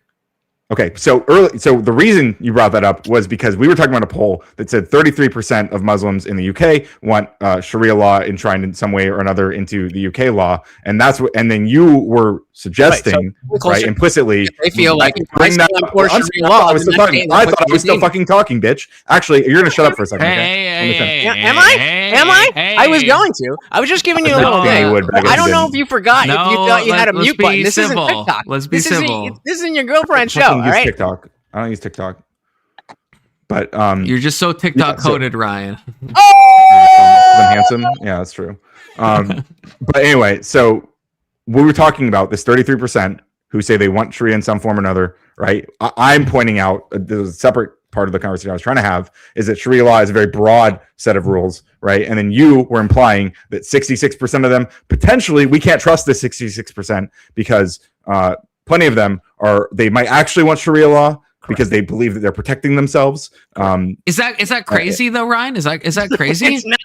Like look at that. Look, I know that the Gemini thing said one thing, but like if I'm sharing the screen right now, right, it says they can conceal their beliefs. I mean, I know we're not on like a certain, like, I know we're on Wikipedia right now. What does it say? What does it say under what? I mean, I can't. It's not very zoomed in. Like, in what circumstances does it say they can? Dark mode that shit. It's a concept that refers to Muslims concealing their faith or religious identity to protect themselves from danger. Okay, but then we'll keep going. The practice of concealing one's beliefs has existed since the early days of Islam. Keep reading. Liars! Early Muslims did so to avoid persecution or violence by non-Muslim governments or individuals. Oh, so that seems like not a bad thing to do, right? Can we go back to where I didn't keep reading, though? I mean, that would make your case better, but exactly. Thank you, Ryan. Thank you. Go to Ryan. Okay. Shout out to Cameron, who said the hijab can't conceal a thing. Oh, love it. Oh. Yeah, we gotta. Oh God, there's so many. Why do Islam people have so many different interpretations of all this shit? It's not complicated. We've seen how people weaponize victimhood mentality or just victimization in general. There's no reason to think that this group of people would not also do that. And the fact that their faith allows it is precisely why we would believe. What I'm trying is it because of so I guess the key distinction. I'm sorry to cut you off, but like the key distinction is it because of fear of persecution, or are they doing it because like there's a way to do it in a sneaky way, right? Where it's like you're lying about what you want about Sharia law versus like you're going to be killed. Those are like distinct things. So I guess like I would encourage everyone to roll the tape back because when Indian Jesus brought this up, he didn't mention protection or persecution or anything like that. You don't have to roll that back at all. I am agreeing with you that he acknowledges it because his point was already to misrepresent this from the beginning. No, I don't know. I'm not sure. I think look, we're only like a quarter right down the wiki page. I mean, there's like so many different beliefs. I agree that it initially started in this exact thing could be used in to put an analogous situation. If you have Anne Frank and you're at it, well, I guess that wouldn't work. Well, let's just say for the purposes of lying, let's just stick on the lying part. You have Anne Frank in your attic, and you know the Nazis come and they're like, "Where is she?" You don't have her. That is lying. But if you say that principally the lie itself is okay, then the centuries later, as we have seen, that will get distilled down to, well, if I don't want to feel like people will see me differently. That's harm, so I can lie because of that. Well, I don't want my people to have to be subject to the degeneracy of women in bathing suits. So all and down and down and down and down. And again, Ryan, I will ask you: do you think this is outside of the realm of how Bible thumping Christians would act? Well, there's a Bible verse that said it. That's not something that happens? It's nebulous, so it's kind of up for interpretation. It depends on who's wielding it, to be fair. Fair, right. Sure. I'm not saying otherwise. Hang on. To be clear, I'm okay. I'm not fucking defend. I'm an anti-theist. Okay, I'm not here to like defend Islam, right? I disavow Islam. I disavow Christian, all the shit. But well, that's because you're stupid, right? But like, what I'm actually doing is pointing to the criticisms and seeing if they're actually like on stable footing, right? And so when people say that, the main thing we were talking about before this whole deviation, which you're using to suggest that the rates of people who want Sharia law, again, whatever that even means to them, is actually much higher. I have no way to evaluate that, so it's all just gut feelings, right? It's all just my gut, and that's not what I'm here to do. We're I'm not going here to speculate AI now. I'm not doing that. I'm going to AI. The wiki's too. There's too many examples. But so the point that I was making before Indian Jesus popped up here, right, is that if we have people in the United States, for example, who want Sharia law enshrined for some reason, and that whatever that means to them, what I would hope, because I like the Constitution, I like the United States Constitution, is that there are going to be some laws that they are trying to push that I would not want, that would also be in conflict with that Constitution, and therefore would not be able to be passed, right? And that's what I want to see. And the same thing when Christian nationalists try to do their dumb shit. Right? Similarly, I want both of those people to fail at enshrining their anti-humanist policies into law. I want that to happen. What I don't care about is whether or not they believe in Allah or God, which are the same thing, by the way. Whether or not they believe in one or the other. I don't give a fuck about that, right? What I care about is whether or not the bad policies, as they exist, which plenty of them do, and again, Sharia law manifests different ways in different countries. So, and not all of them use these like insane punishments that we generally talk about when we're looking at Islam. So I don't care if, as long as what they want can be blocked like properly. If some of them want those bad things, I don't want to ban Christian nationalists from my country. I mean, at least not realistically, Yeah, but right? I mean, no. would disappear, right? But not literally. Like, I don't want these people out. Like, I don't care about that. I just care about them not being able to do the bad things. That's what I care about. Ryan, but I want them to fucking healthcare. If let's say 33% of Christians immigrating to the U.S. were going to try to do Christian nationalism, would you think it's fair to maybe misspeak at a certain point and be like, hey, I don't want these Christians in my country? I would literally just say, hey, I want to make sure that we have things in place to make sure they can't do the bad things, right?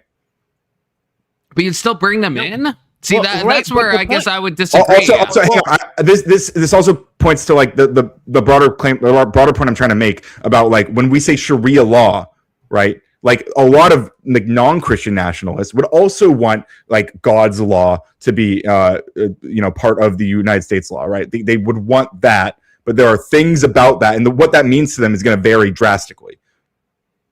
Would it be legal to ban radical versions of a religion, like radical jihadism? I can't think of radical. Would Buddhists have radical? I don't know. There is radical Buddhist, yeah. There's radicals in every, but I mean, I don't want to ban people necessarily who have like radical beliefs unless they're like gonna act. I mean, like again, like I don't want to ban Andrew Wilson, who I do think is a fascist, by the way, and a Christian nationalist. I don't want to ban him. I want to give these fucking losers healthcare. I don't care about like what their insane beliefs are. Well, I guess he would. I guess you mean like someone like him that was immigrating to our country. Yeah. Like, to be clear, yeah. Okay. Yeah, obviously Andrew is as far as I know, a United States citizen. Though I haven't seen his birth certificate, so maybe we should be asking questions. Oh, yeah. I think he's from Kenya. That's what I think. I haven't seen the certificate. Do we still need ChatGPT? Oh, sorry, I have this up. Yeah, I don't know. ChatGPT might be like Islam coded, so I'm not sure, but it does. It's super interesting. It says literally, it does not mean Muslims are encouraged to lie about running Sharia law. Literally, it could be like woke coded. Woke coded. I don't know. I don't know. You're not encouraged to, but if you have to because they're being mean to you, well, Takia. Yeah, I think that's a fair interpretation. I don't think it's the fact that it encourages it. I think it gives them a opportunity to use this tactic to then be deceitful. And again, I agree that initially, because of the geopolitical stuffs, that it had a purpose, but that should have, by the time I mean, again, I don't know the history of Islam that well, but by a certain point, the same way Christianity had a reformation, it should be like, all right. We believe that we've got the right answer, and we've got enough people, so maybe we don't need to be lying about it anymore. Well, crazy idea. I mean, I don't know. Like, let's say, for example, if one of the most powerful nations on Earth, just about 9 years ago, its president was calling for an all-out ban on Muslims, for example, entering the country until we figure out what the hell is going on. Do you think maybe these people then might suddenly be concerned that they are up for possible persecution? That's what Turkey's doing to Christians. Ryan, yes. Okay. So why would we expect that to be removed from the? Because no Muslim citizen was in jeopardy of anything. It was just people coming into the country.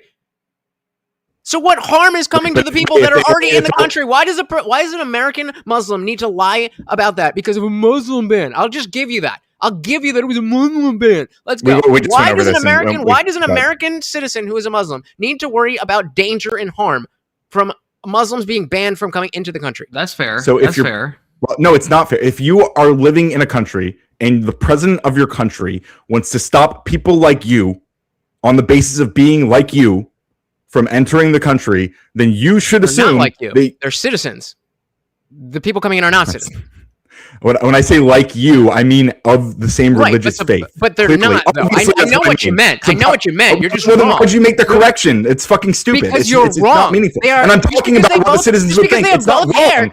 I'm not wrong. I never said they weren't citizens. You fucking moron. Hold on, Ryan. But They are there not was the same. There was no laws that were targeting Muslims in the United States. Thank right? you. It was about immigrants. Yeah, no fucking shit, dude. I didn't say it the wasn't. question is, what does an American Muslim have to worry about harm when it comes to a ban on Muslim immigrants? That is the question. Can you answer I'm it? trying to fucking answer that, but you won't shut up, you dumb bitch. Like, seriously. Hey. What? He's a dumb bitch. Look at him. No, hey. This is a respectable channel, okay? Okay, respectable channel where I'm explaining to this dumb bitch over here. Ryan, why, come on, brother.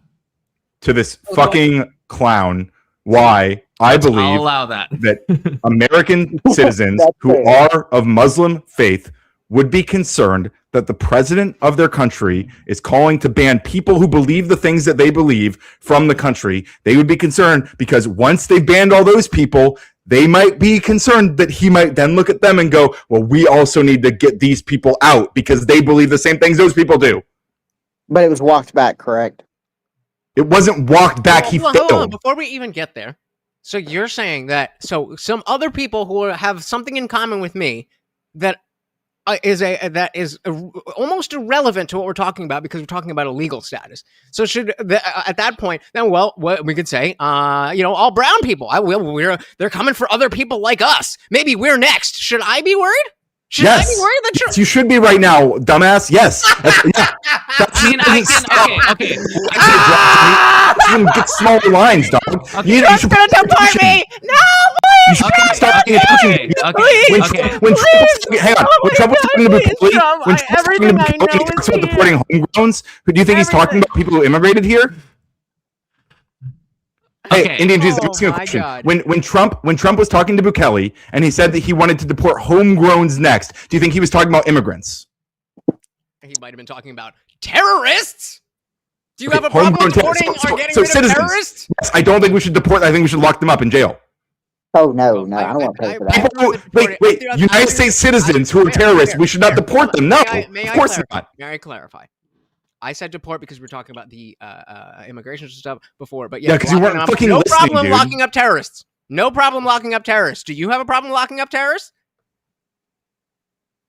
Oof. Are you serious? Is this a question you're asking me right now? Are you serious? You're arguing for it not to be the case. We need to know your position on terrorism and if you think it's bad. You just presented locking up terrorists as a bad thing. So I'm giving you the opportunity to clarify that you are not actually in favor of defending terrorists. Right, so I don't think any of you is following the conversation. So if you guys roll the tape back, what you'll actually hear me say is that when Trump was talking to Bukele, right, he was talking about deporting homegrowns next, and he's talking about American citizens who do crimes. What? Right? Homegrown what? Homegrown what? He didn't say. He just said homegrown. Okay, so use your speculation. Use your big old brain. What do you think he meant? Homegrown what?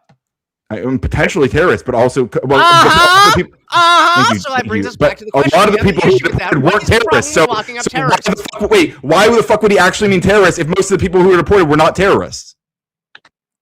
What? Most of the people that Trump deported, even at that point, were not terrorists. In fact, that was right after. In fact, that was right after he deported over 200 people, which was then later found to be probably illegal. But I'll lay this. What? I'll lay. Yeah, you're gonna lay some dumb shit because you don't follow the conversation. But go. Well, yeah, dumb if you don't, know how Yes. your brain works. So we have the issue of being a terrorist. That is a thing. We'll put that thing over here. Then okay, everyone. Hey, wait. I'm gonna finish my fucking sentence. We have to ask. Do you guys all agree terrorism exists? Going. Oh, keep fucking going. So, do you guys agree terrorism exists, guys? Terrorism exists. So we have terrorists, and then I haven't seen illegal immigrants. Sometimes those things overlap. So the issue with the people at home is the terrorism part. The people with the issue coming into the country could be the terrorist thing, but is mainly the immigrant thing, and also both. Which part of that doesn't make sense? You could be, if you're an illegal immigrant, we don't want you here. If you're a terrorist, we don't want you to be part of society. If you're an illegal immigrant and a terrorist, we definitely don't want you part of society. Which part of that do you disagree with, Ryan? None of it, because I'm right. And if you had followed me from the beginning, you wouldn't look stupid right now for not being able to have something to say. You outlining those things. Oh my God. Okay. Anyway, Okay. just not speaking to anything I said, right? So what before I also clarified that I think that domestic terrorists should be in prison and charged here and be locked up here, not deported to fucking CCOT where they're at the whims of Bukele and these other fucking losers. If you want to hang your hat on the fact that you're not responsive to the things I'm saying, so I'm not obligated to engage with like whatever weird shit you're off on. Sorry, go ahead. I didn't mean to interrupt you. Thank you. So yes, as I said, I mistakenly said the word deport because we're talking about immigration before. So if you want to hang your hat on the fact that I said deport terrorists, okay. I mean, I'm down to deport American citizens. No, I'm not talking about you. I'm talking about what Trump said, dude. Trump was talking about deporting homegrowns to CCOT. What he meant was U.S. citizens. You're adding that interpretation there. Okay, so I did not know that. I did not know that. I'm totally okay with it. I'm not deporting U.S. citizens personally. Okay. If they are terrorists, I do not care. If you are a terrorist, I don't care whether you go to jail here, or whether you go to jail in Alligator. You should, because you want people. Because if they're a terrorist and you're concerned about, you don't want them to be at the whims of some other country. You want them to be at the whim. You want to know that they are locked away from society in your country, safe away from other people. Okay, hey, fair point. Fair point. You want Bukele to be the one who has discretion of whether they get out. This corrupt fucking freak. Fair point. Fair point. I guess I'll add. No, go for it, Conflict. Okay, can I go back? This is maybe 5 minutes ago, but a question for Lutch. Okay, so what Ryan's talking about? Like, let's say me, a Christian, I live in Burma, and yeah, fair. So let's say I live in Burma and I'm a Christian, and then the Burmese government says, says what Trump says verbatim, right, against Christians. Is it not fair that me as a Burmese Christian would feel like, hey, maybe there's going to be further crackdowns on me, even though I'm a citizen right now and I live in Burma? But if that's what the president of my country, I don't know what fuck Myanmar fucking has right now, but whatever they have, if that guy says, these people are bad, we're not going to bring them in. Is there not a credible fear response that I would experience as a Christian living in Burma? Yeah, in the sense that maybe you would lie about your beliefs to make sure that you the government won't. No, right? not. I mean, okay, but besides that, but like just in general, like is there not? There is a concern there, right? Like I guess. Yes. Right. So there is. So okay. So we're at least on the same page in that sense. It is not insane. Even though I'm a citizen, I would still be worried, right? Okay, so is this a fair statement? Wow, that's very reasonable, Confluence. I can't believe that we went down this whole fucking stupid rabbit hole because Indian Jesus disagreed with that from the beginning of this. Thank you. Look, I don't know. We were in the weeds. I don't know. I'm not sure. I don't think I disagreed with at all with Confluence. And then at the very end, you made a good point, and so I agreed with you. So why are you still fucking crying about it? What was? Oh yeah. So I was saying that I was never making the point that it is insane that if you're an American citizen, we were talking about the Muslim thing, so let's stick with the Muslim thing. That during the Muslim ban, it would not be insane to think, oh, maybe they're homegrowns. What does that mean? To take that and be like, I wonder that has to do with me. To take it to the next. I don't know what that was. I'm going to just ignore it. Take it to the next step and say, well, something must be done about this or before it happens. That is what I am talking about. You're saying, well, this might be something in the future. Okay, let's cross that bridge when we come to it. But right now, we are very clearly talking about illegal immigrants and terrorists. As we were the whole So you're done? Okay, I'm gonna walk back through like how we got here, right? Okay, so we were talking about people because the Islamic text or whatever has this piece about how you can lie to protect yourself from some form of danger, right? And so what we then pointed out was that, or what you said, that by now they should have changed this, right? Because it would be reasonable for this to be updated in modern day. And I pointed to the most powerful nation in the world then suddenly deciding to ban all people who believe your religion from entering the country. And then Confluence just pointed out, from just a similar analogy, right, that if people have that belief system, then they might be concerned that they might be persecuted next.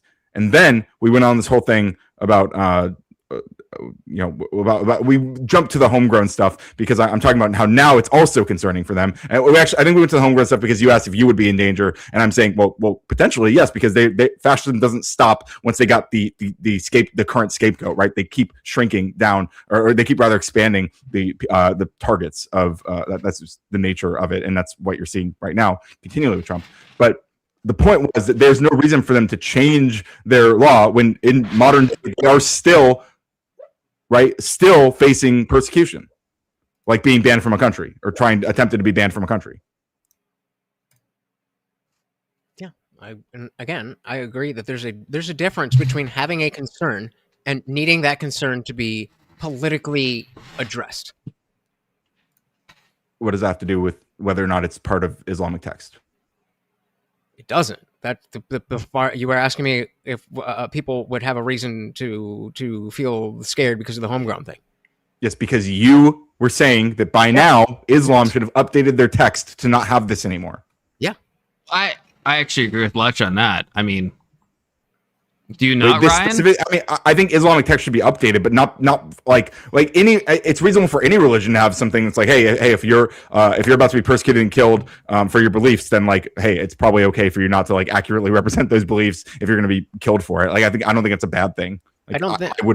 I don't either. If I was at a trial, hang on. If I was at a trial under Trump's America, right, and which, by the way, this speaks to the deporting homegrown terrorists thing, because Antifa, right, is labeled as a domestic terrorist organization despite not being an organization. Yeah, send them back. Send them back. So if I am being asked by ICE or some whatever Trump admin people, if they're like, "Hey, are you anti-fascist?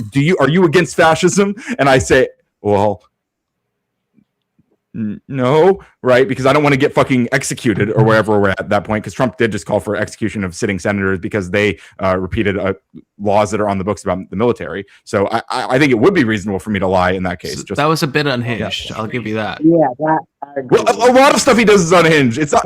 You say that a lot. You're like, well, this was a little bit. This was a little unhinged. This was a little unhinged. It's constant with this motherfucker. Look, I take it example by example. Okay, you know. I can't throw you a bone and then you take the whole skeleton. If I throw you a bone, just take the bone.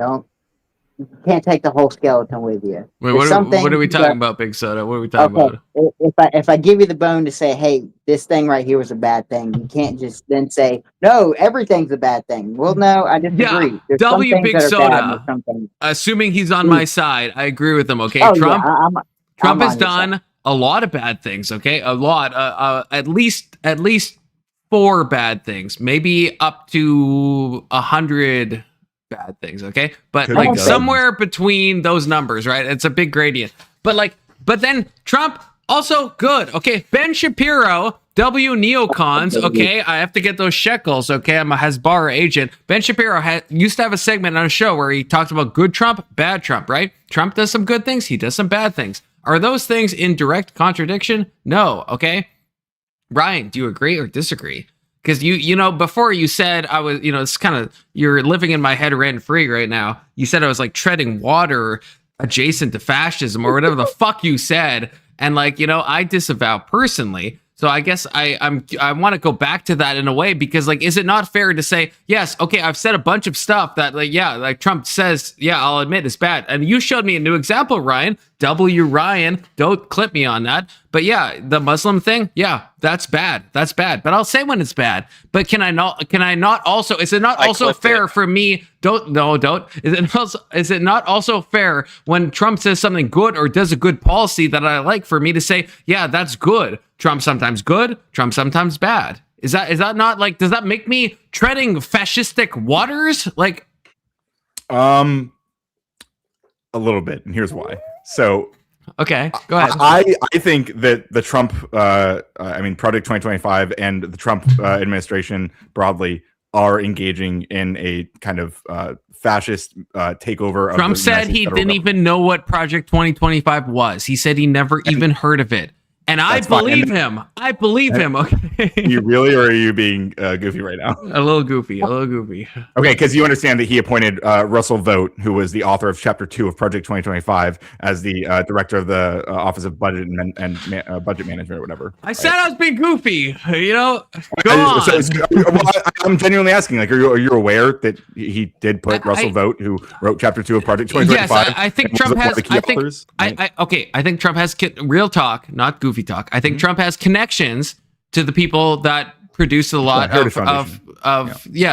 exactly, Heritage Foundation. But I don't think that doesn't mean everything in Project 2025 is Trump's playbook, right? And I think you would agree with that too, right? It doesn't mean he's co-signing absolutely everything, right? Again, going back to the Ben Shapiro, right? Good Trump, bad Trump. Some stuff is good, some stuff is bad. And we can look at Project 2025. There's stuff in there I agree with. There's stuff in there in Project 2025 that's goated, and there's some stuff that's like very like not good and is a little fascistic. I'll agree with you. What's like your gut percentage wise of Project 2025 policies that Trump has put forward?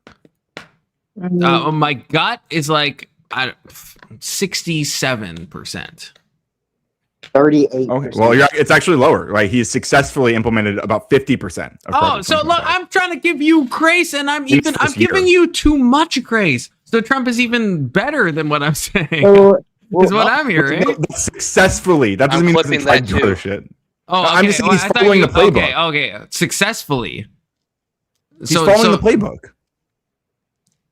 But wait, how much? But I think the more Ryan, I think I might be fucking myself, but the more pertinent number, and I don't know if we have stats on this, but is what has he tried to do? Because like overriding birthright citizenship, that's something he's tried to do and has failed, and I think that is unconstitutional. I think that is bad. Trump, disavow, and so. What percent of Project 2025 has he tried to do? That's the more pertinent thing, not the success thing. Because if he tried to do 100% and he succeeded in 5%, then Trump would be bad, right? Because you'd agree with me on that, right, Ryan? If he tried to do all, and only succeeded on 5%, the 5% doesn't matter. The fact that he tried to do all of it would be the bad part, right? So, like, what percent has Trump tried to do of Project 2025? Wait, what if he's tried to do 50% and he's done 50%? It depends on the 50%. Because like when I've read it, it's like I'm just being real. And maybe you would say I'm treading fascistic waters, but there's parts of 2025 that I'm like, okay, that's omni-goated, omni-red pilled, omni-based. Like what? Well, like the crackdowns on, abortions and on trans stuff with kids. I think those things are, from my Christian worldview, I think those are things that should be done. And there are certain things for the abortion. Wait, say again. Well, if we're doing Project 2025 at a federal level, what happened to state? The defense of overturning Roe v. Wade was specifically that it became a state's issue. Now we're saying we want the federal government to handle it. That's what I handle because of murder. Yeah, that's what I personally want.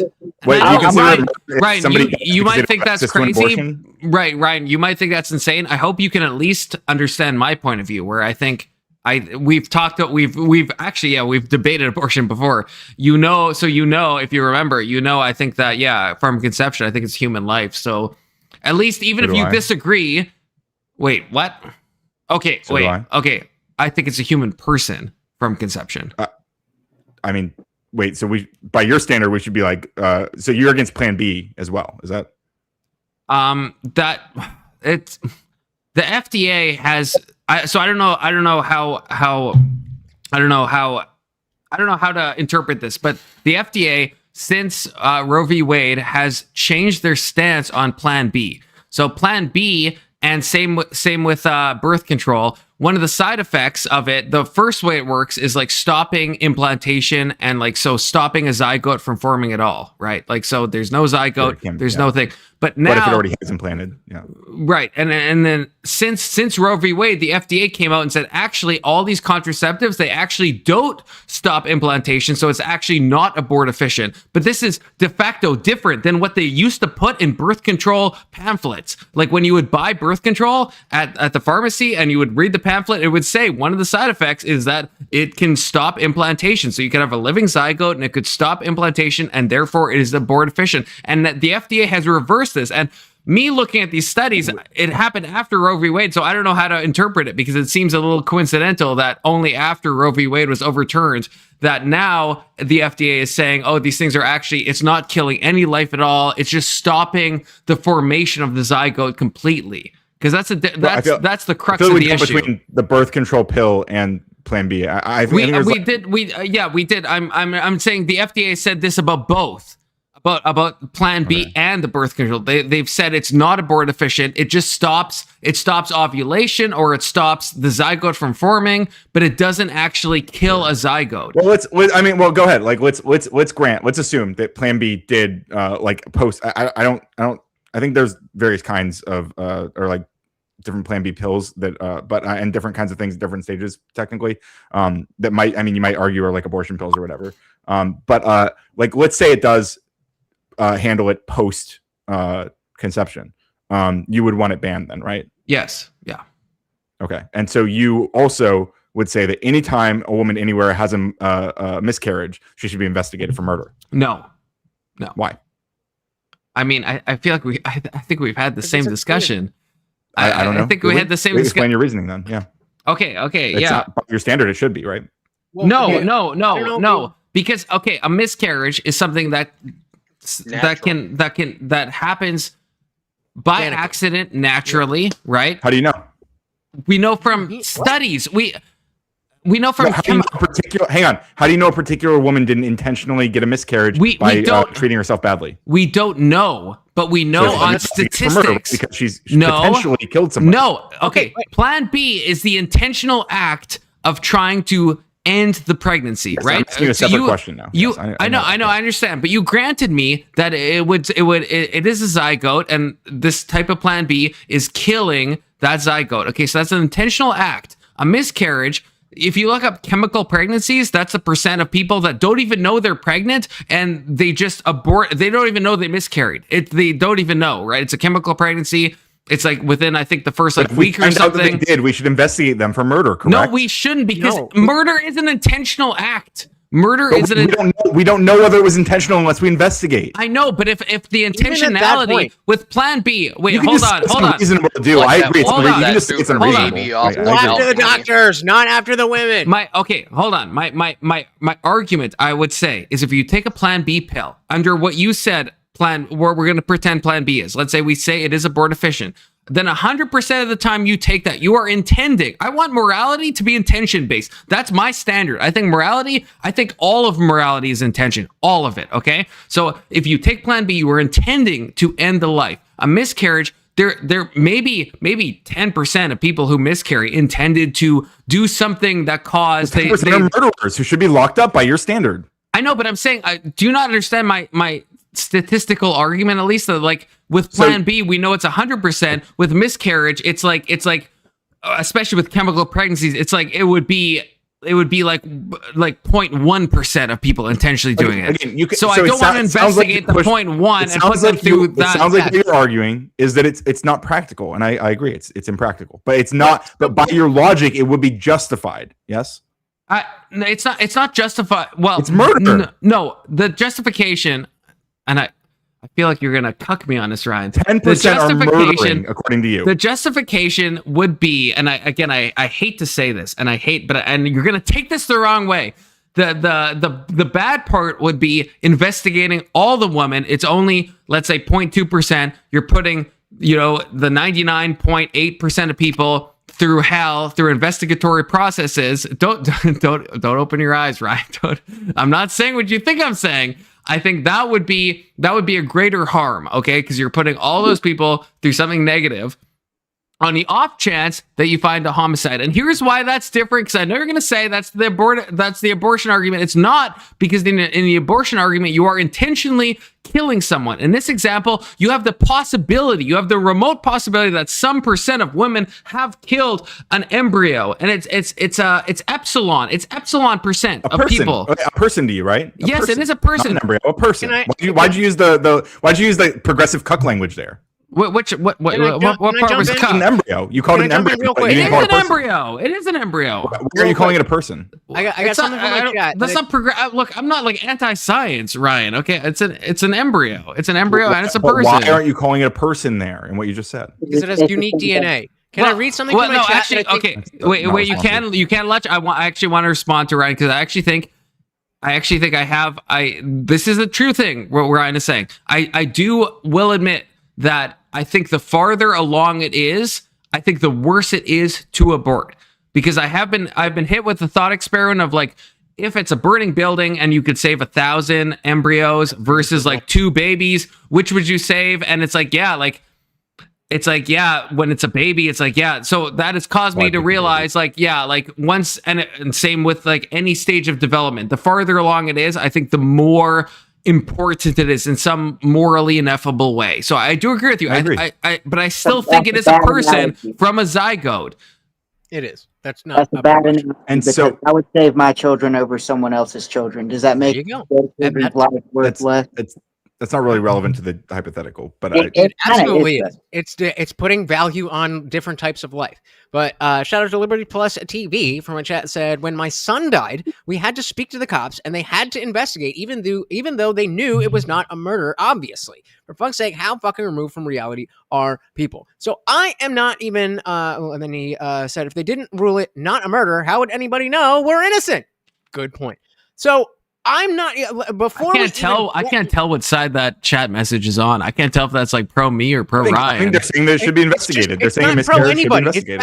It's facts. So you take it however you want to take it. The reason I'm reading it is because it is directly relevant here to the point that Ryan's making about, so we're going to investigate this, that.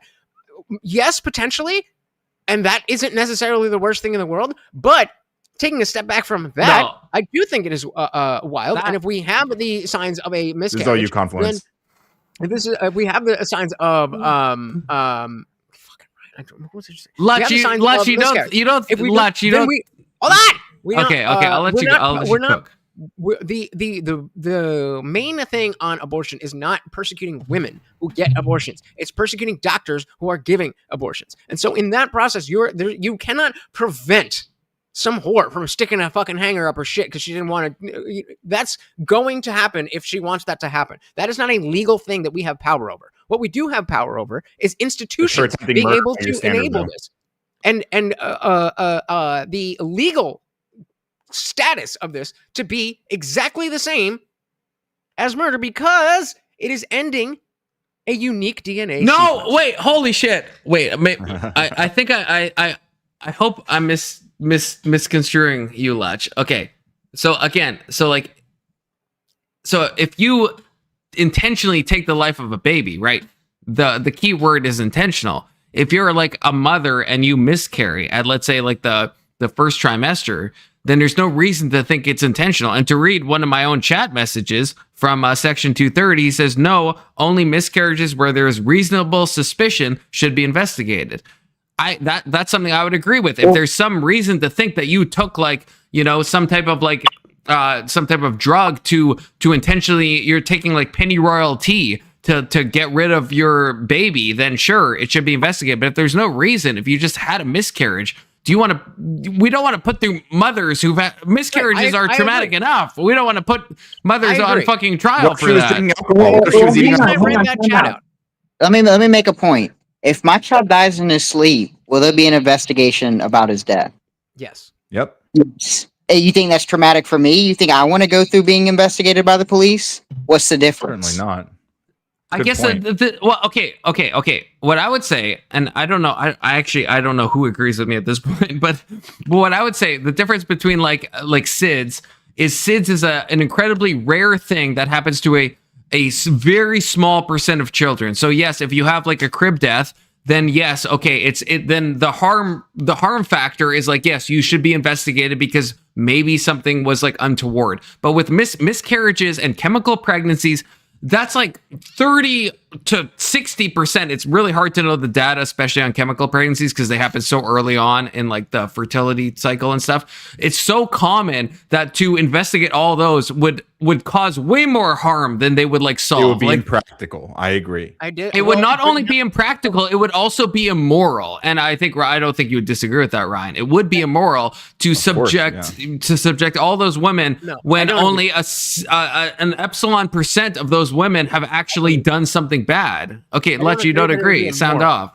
I don't agree that it would be immoral. I absolutely agree that it would not be pleasant. And as Liberty's saying, that's what happened to me. It wasn't pleasant. That's how everybody knows that I'm innocent. If you have a dead baby, it should be investigated. This is where they want your taxpayer dollar resources to go. This bullshit. Just listen to them, guys. Listen to what they tell you. Can I finish? Can I finish? I thought you. I'll allow it.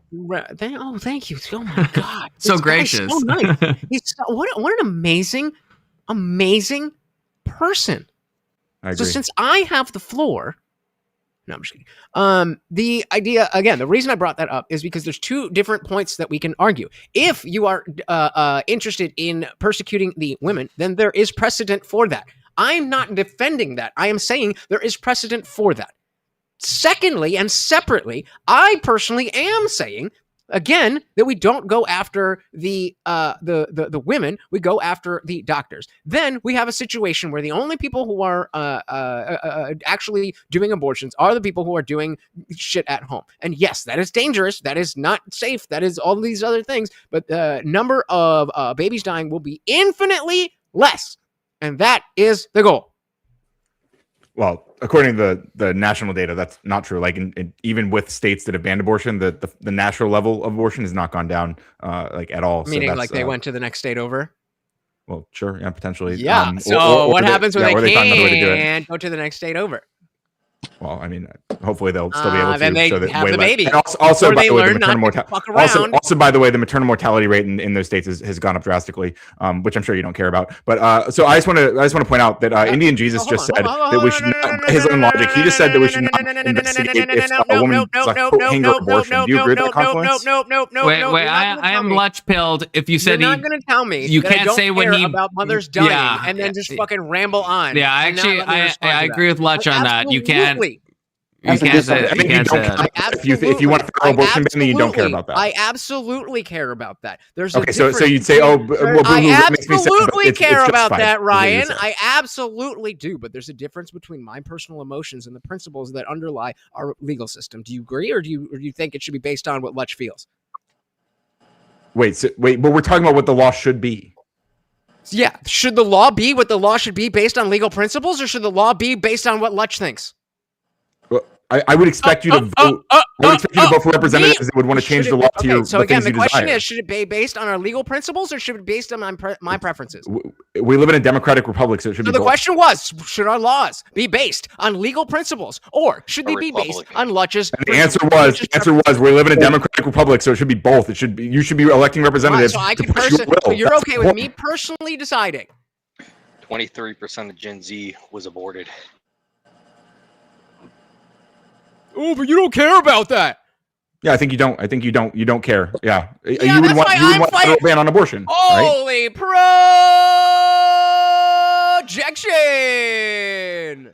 Yeah, so if you want a federal abortion ban, then you don't care that the maternal mortality rate would rise drastically. You don't care about that. If you want abortion, then Ryan, you don't care about dead babies. Ryan, you don't care about dead babies. How dare you not care about dead babies? Ryan, you see how gay of a fucking argument this is? That is a bit gay of an argument, okay? Because like if you might not trust me, I do care about maternal mortality rates, but I also want a federal abortion ban. Women gotta have saying those things are you care more about a federal abortion ban than you do the maternal mortality going up. Is that fair? Yeah. Okay. Well, there you go. Yeah, but that doesn't. Okay, but that doesn't mean. I know. So that's not what you just said, though, Ryan. Ryan, that's not what you said. I am perfectly happy to stand on that. I care. Ryan, when you bring up maternal mortality rates, are you saying they like died during childbirth? Or there was complications with the child, with the labor, or was it throughout the progression of the pregnancy? So what all I'm saying is that in states like Texas, which have and implemented these state abortion bans. I believe Florida's also done this to some degree. But at least I know Texas, the maternal mortality rate since that was implemented has gone up 33%. Meanwhile, across the nation, it's gone down 7% in that same time period. Do you know how they're qualifying the mortality rate? It means the women are dying at some point before childbirth, presumably. Okay, yeah, that's why I'm asking you. I guess you don't know. They're dying. Yeah. Okay, so higher rate than they were, a 33% higher rate than they were before. Do you think if a woman was going through a pregnancy and she had to have a life-saving procedure, and in the result of that life-saving procedure, the baby dies, would they qualify that as an abortion? Yes, medically, yes, it would be. Yeah. Are you sure? Do you have any facts for that, or are you just saying that because that's what you? No, I'm aware. I know this for a fact. It would be called an abortion. Yes, definitionally, it is medically. It's abortion is defined as the willing or knowingly ending the life of the fetus. I guess you'd say. Yeah, but this is only true colloquially and to like Republican senators, but in the medical literature, it's not defined the way you just said it at all. So how is it defined? Wait, Ryan, I don't know. Removing a fetus from the womb. Like, Ryan, I don't know if that. Ryan, are you confident on that? Like, are ectopic pregnancies, are those counted as abortions? Yes. As long if that, yes, I would say yes. Yes. Yeah, they are. I believe those actually are they? Are they actually? Yes. Is this like facts? Yes. Yeah, I'm pretty sure. I'm ChatGPTing this. You guys carry on. Go ahead. Yeah, I've dug into this. That was my line of question. In my view, that wouldn't necessarily be an abortion. That would be a complication in the surgery. Yeah, no sane person would call it that. Yeah. But I guess Ryan's saying in the medical definitions, it would be classified as that. Same person, but this is one of the issues with Republicans who are writing these laws, right? Like they're using this colloquial definition of abortion that doesn't align with the medical definition, and this is why doctors are finding themselves in these situations where they don't know if they can save people's lives because it might be in conflict. And there's ongoing court cases where they're still unsettled. Ryan, right? In Florida, at least, I'm just saying, look, this is AI. I'm saying ChatGPT disagrees with you, okay? I asked it, are ectopic pregnancies classified as abortions in statistics? It said, usually no, ectopic pregnancies are not counted as abortions in official abortion statistics. Okay, that's a separate thing. So hang on, official abortion statistics versus. Wait, that's the question. Are ectopic pregnancies counted as abortion? Yes, that's a different question. Medically counted as abortion versus being considered in the abortion statistics. That's different, right? That's what we're talking about. Stats. Well, okay, wait. So, is that not what we're talking about? Wait. Maybe he's making what is medically known as an abortion includes what's handled when dealing with an ectopic pregnancy. That's what I'm saying. Wait. Okay, so not in. I think that's a bit of a backpedal. Wait, hold on. Okay, sorry. Let's go ahead. Let's go ahead. Go ahead. Now say that applies to the abortion stats. I don't think they usually measure it that way. No. So Ryan, can you just explain the difference? The relevant difference on how it's counted in the stats versus how we talked about it medically? Was that the two things that you said? I mean, the whole point of my question was, saying that if you have to have a life-saving procedure and that and there's a complication for the baby to save the mother, that wouldn't be an abortion. Yeah, so I'm just reading from Wikipedia right here. I know you guys might not like Wikipedia, but it says specifically, abortion is the termination of a pregnancy by removal or expulsion of an embryo or fetus. That's okay. That's not a medical definition. That's emphatically. Look, I happen to not like Wikipedia. Sometimes I do. It depends. That's a lie. It depends if it aligns with me. It depends. Okay. But that's what it sounds like. Yeah. I'm being for real. But that is bullshit, Confluence. But when I'm looking, Ryan, I'm trying to find what you're finding. Medically, I don't think an ectopic pregnancy is counted in any medical sense as an abortion. I could be wrong. I'm Googling off the fly right now. I don't think an ectopic pregnancy is counted as an abortion. I don't, and medically, statistically, in any sense of the word. Wait. Hold on, quick question. Is the procedure to handle an ectopic pregnancy identifies medically as an abortion? That's what we want to know, right? That's the real question. The termination of the pregnancy. If it's the termination of the pregnancy, that would be the abortion killing the baby. If the baby dies naturally, would that be the termination of the pregnancy? No. Like, is the abortion what's causing the termination, or the termination of the pregnancy. That's a clarifying thing. I think. Wait. Hold up. I just want to say this one thing. I don't think an ectopic pregnancy. It's not an ectopic pregnancy is when the egg has implanted in a fallopian tube. So it's not even in the uterus. So I medically, unless Ryan has something to counter me, I don't think that's counted as an abortion. It's in the fallopian tube. It's not going to become a. Wait, would it be the termination of a pregnancy? I don't. Yes. Medically, colloquially, perhaps. Medically, I actually think you're wrong, Ryan. I think you're wrong. Right. So here's the point. What I'm saying, to be clear, hang on, Jesus. No, I don't want to wait. I want to respond to this fucking. I don't want you to do another thing. I know you don't. You're fucking scared. Okay, yeah, you just. I don't even know what you're. What am I scared? I don't even know what you're going to talk about. I don't know who to pick. I want to say one at a time, but I don't want to show favoritism. I'm just going to be clear about what I'm saying. Okay. So what I'm saying is that if the definition I'm using for abortion, which is the termination of a pregnancy, right before term, basically, then if a procedure that qualifies as that is done for an ectopic pregnancy, then by that definition, it's technically an abortion. Well, now who's talking colloquially? I thought we weren't talking colloquially. What you just said. No, you didn't say no, but no, I'm saying what you're giving as a definition is a colloquial definition. Like definitionally it is. You're not using. I'm saying it fits under the umbrella of what we would call an abortion. Show me a medical. Then Ryan. Then I think the burden of proof is on you. Show me what the burden of. Show me where it says. I'll let you go in a second, Lesha. I know you want to go, but Ryan. I know you want to get in random shit. Ryan, I want to hear because from what I'm looking at, an ectopic pregnancy is not considered a medical abortion under any standard of it. So if I'm wrong, I'm wrong. Okay. Yeah. And so let's go off. I'm willing to bite that. That might be true technically. Okay, so let's just say that if hypothetically we took the ectopic pregnancies out of the abortion conversation for this colloquial conversation. So when we say abortion, just did, but go ahead. Right. I'm saying let's go with that. So if we are taking that outside of what we are calling abortion for this conversation, and then we talk about abortion, then now the ectopic thing can be a separate conversation, and maybe there's a carve out for the ectopic pregnancies. So let's put that to the side. So if the ectopic pregnancies are not counted, and we're just agreeing for the sake of the conversation, then how does that affect your opinion on abortion laws? I'm against restricting people from getting an abortion. Sorry, is that I didn't hear you. One more time, please. I said I'm against restricting people from getting an abortion. At any okay, so then why does the ectopic thing Ryan is matter? insane on. Yeah, actually, Lech, that's a good point because me and Ryan have talked, and Ryan, you have said up to the point of birth, it is morally fine to terminate the pregnancy. There. I said it should be legal. I didn't say it's morally fine. I never said that.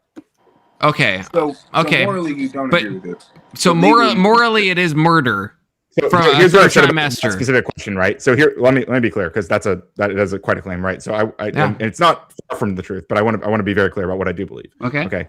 I believe that what he just described, this people getting an abortion moments before birth or whatever, or even 9 months, even 8 months. This is extremely rare. In fact, don't talk about the rareness. No, I don't give a fuck. I don't give a fuck. I'm making a broader point. I don't care if you don't care. I'm telling you what I believe. That's a distraction. You know, Ryan. You know that's a distraction. No, I'm trying to explain.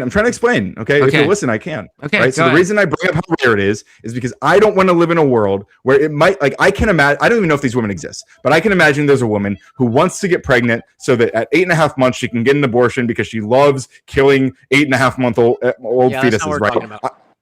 That's what I'm talking about. I'm not asking what you're talking about, Jesus. Let's let Ryan cook. Let's let him cook. So what I'm saying is that I don't think these women exist who are doing that. However, if those women did exist, I would not want to write laws that would stop her and someone who needs an abortion at that point from getting an abortion. Okay, right? But and when I say needs an abortion at that point, I believe that almost every abortion post 8 months is by some degree medically necessary. Ryan, you clarified nothing, brother. Morally, if you end intentionally a third trimester fetus are you committing murder? That's what I want to know. What's your not legal, not rare, murder's not a legal term. Murder's a legal term. No, So, it's not. you're saying No. It is actually. But No, Okay, I so mean, you're it's asking, Ryan, this is a crazy thing for you. Ryan, it's not moral if it's unjust ending of a life. Ryan? Unjust ending of a life. Okay, So yes. I'm trying to justify this conversation. Hold on, unjust I ending just of a want to life, that is say murder. something can be arguing about legal you, and a thank you, moral dumbass. term at the same time. I'm just saying that. So I agree. Murder is a legal term. It's also a moral term. Okay, the two things can be true at the same time. So I'm asking you about the moral part of things. Is it morally? Are you murdering from a moral? Murder? Yes. Are you unjustly ending the life? Dude, Jesus, shut the fuck up. If we're talking about, Ryan, if we're say saying something when you make use some fucking sense. We're I all think here I'm trying to. increasing Oh my the God, Ryan, thing, which is please! fine. We're Thank all you. So, here.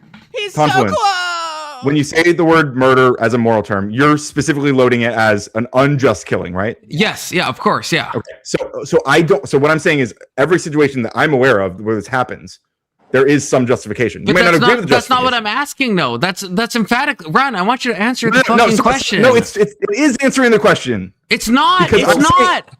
Okay, I'm then saying. how is it not? Okay, how's it not? What I'm saying is, if I want to say this first. I want to finish this. Okay, Ryan. What I'm saying is, a third trimester baby. Let's say you want to end it. You have no reason to end it. You just decide. so You're now like, you know what? You're not saying there's no wanna reason to end it. Yes, I'm loading this into my hypothetical. I agree with that. Yeah. I agree with Go that. ahead. But I'm saying, so in the third trimester, you're like, I just want to end it for any reason I so choose.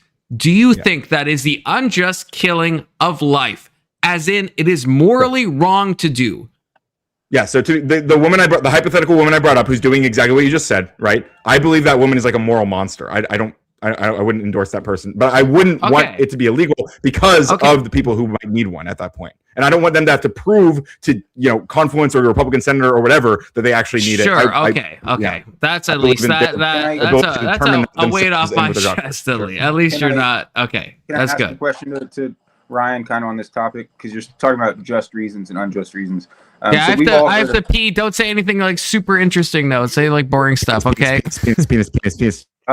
So we've all heard of postpartum depression, where after the baby, the woman gets depressed. But there's also prepartum depression, where before the baby there's a lot of hormones happening. Women can get super depressed. Is that a reason to get a late stage abortion? We say, is that a reason? Are you asking whether or not it's you think what it's it's by that specific? And it's just or unjust. Like, would that be just like the mental health of the woman? Would that be justified, even though everything was physically fine? But mentally, there was depression or anxiety of it happening. Would that be a good reason? I might find that to be like a less moral reason than like something more directly related to health. But I still... Yeah.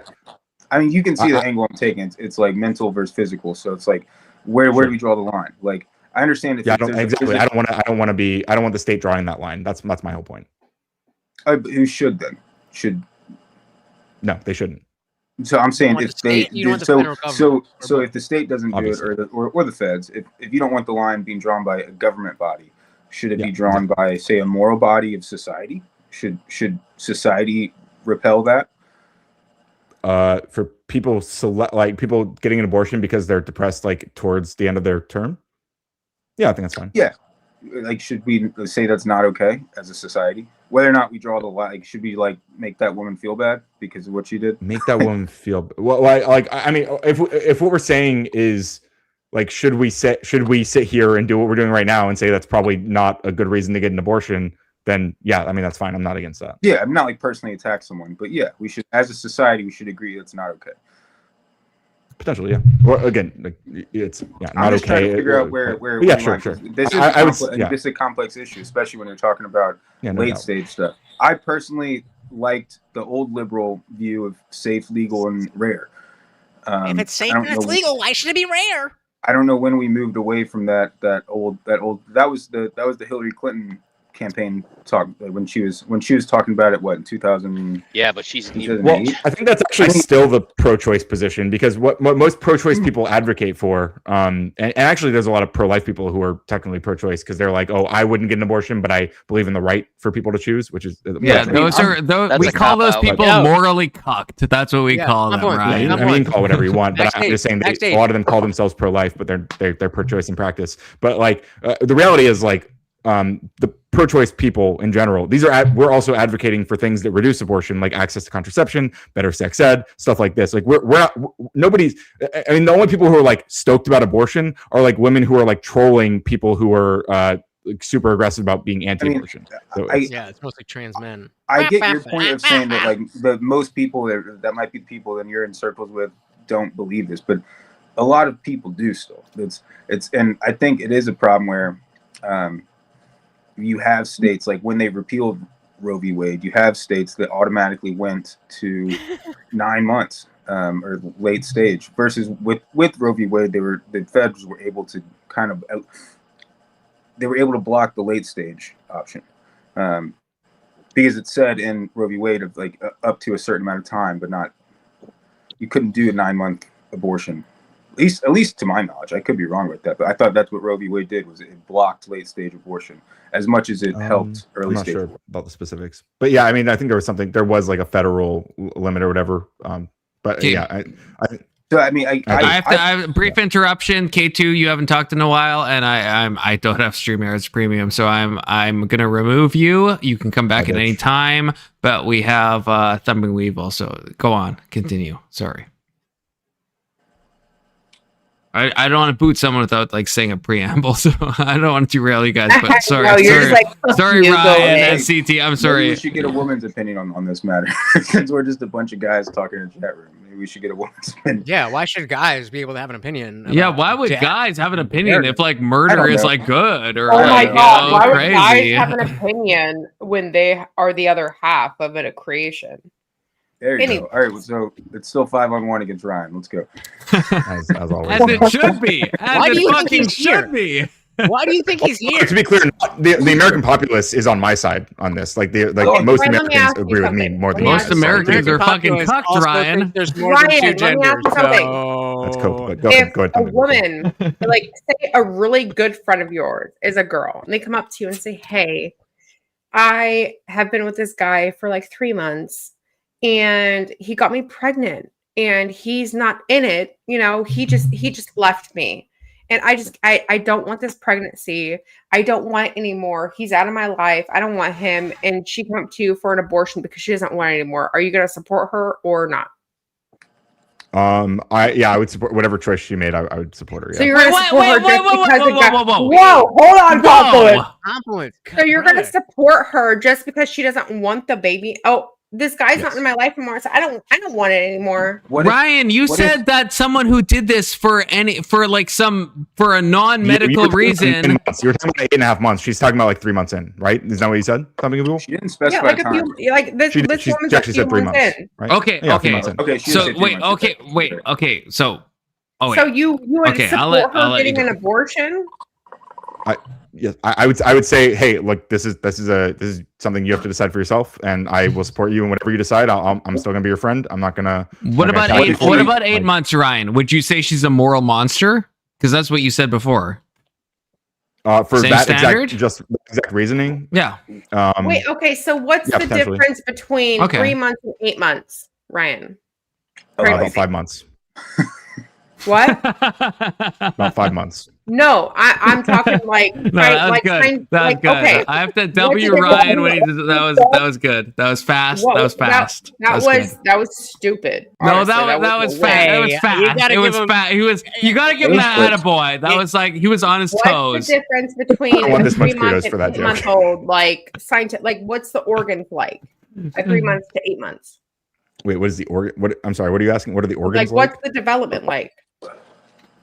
Like you want me to like pull up like an image of a fetus at 3 months and one at 8 months? Like what are you asking?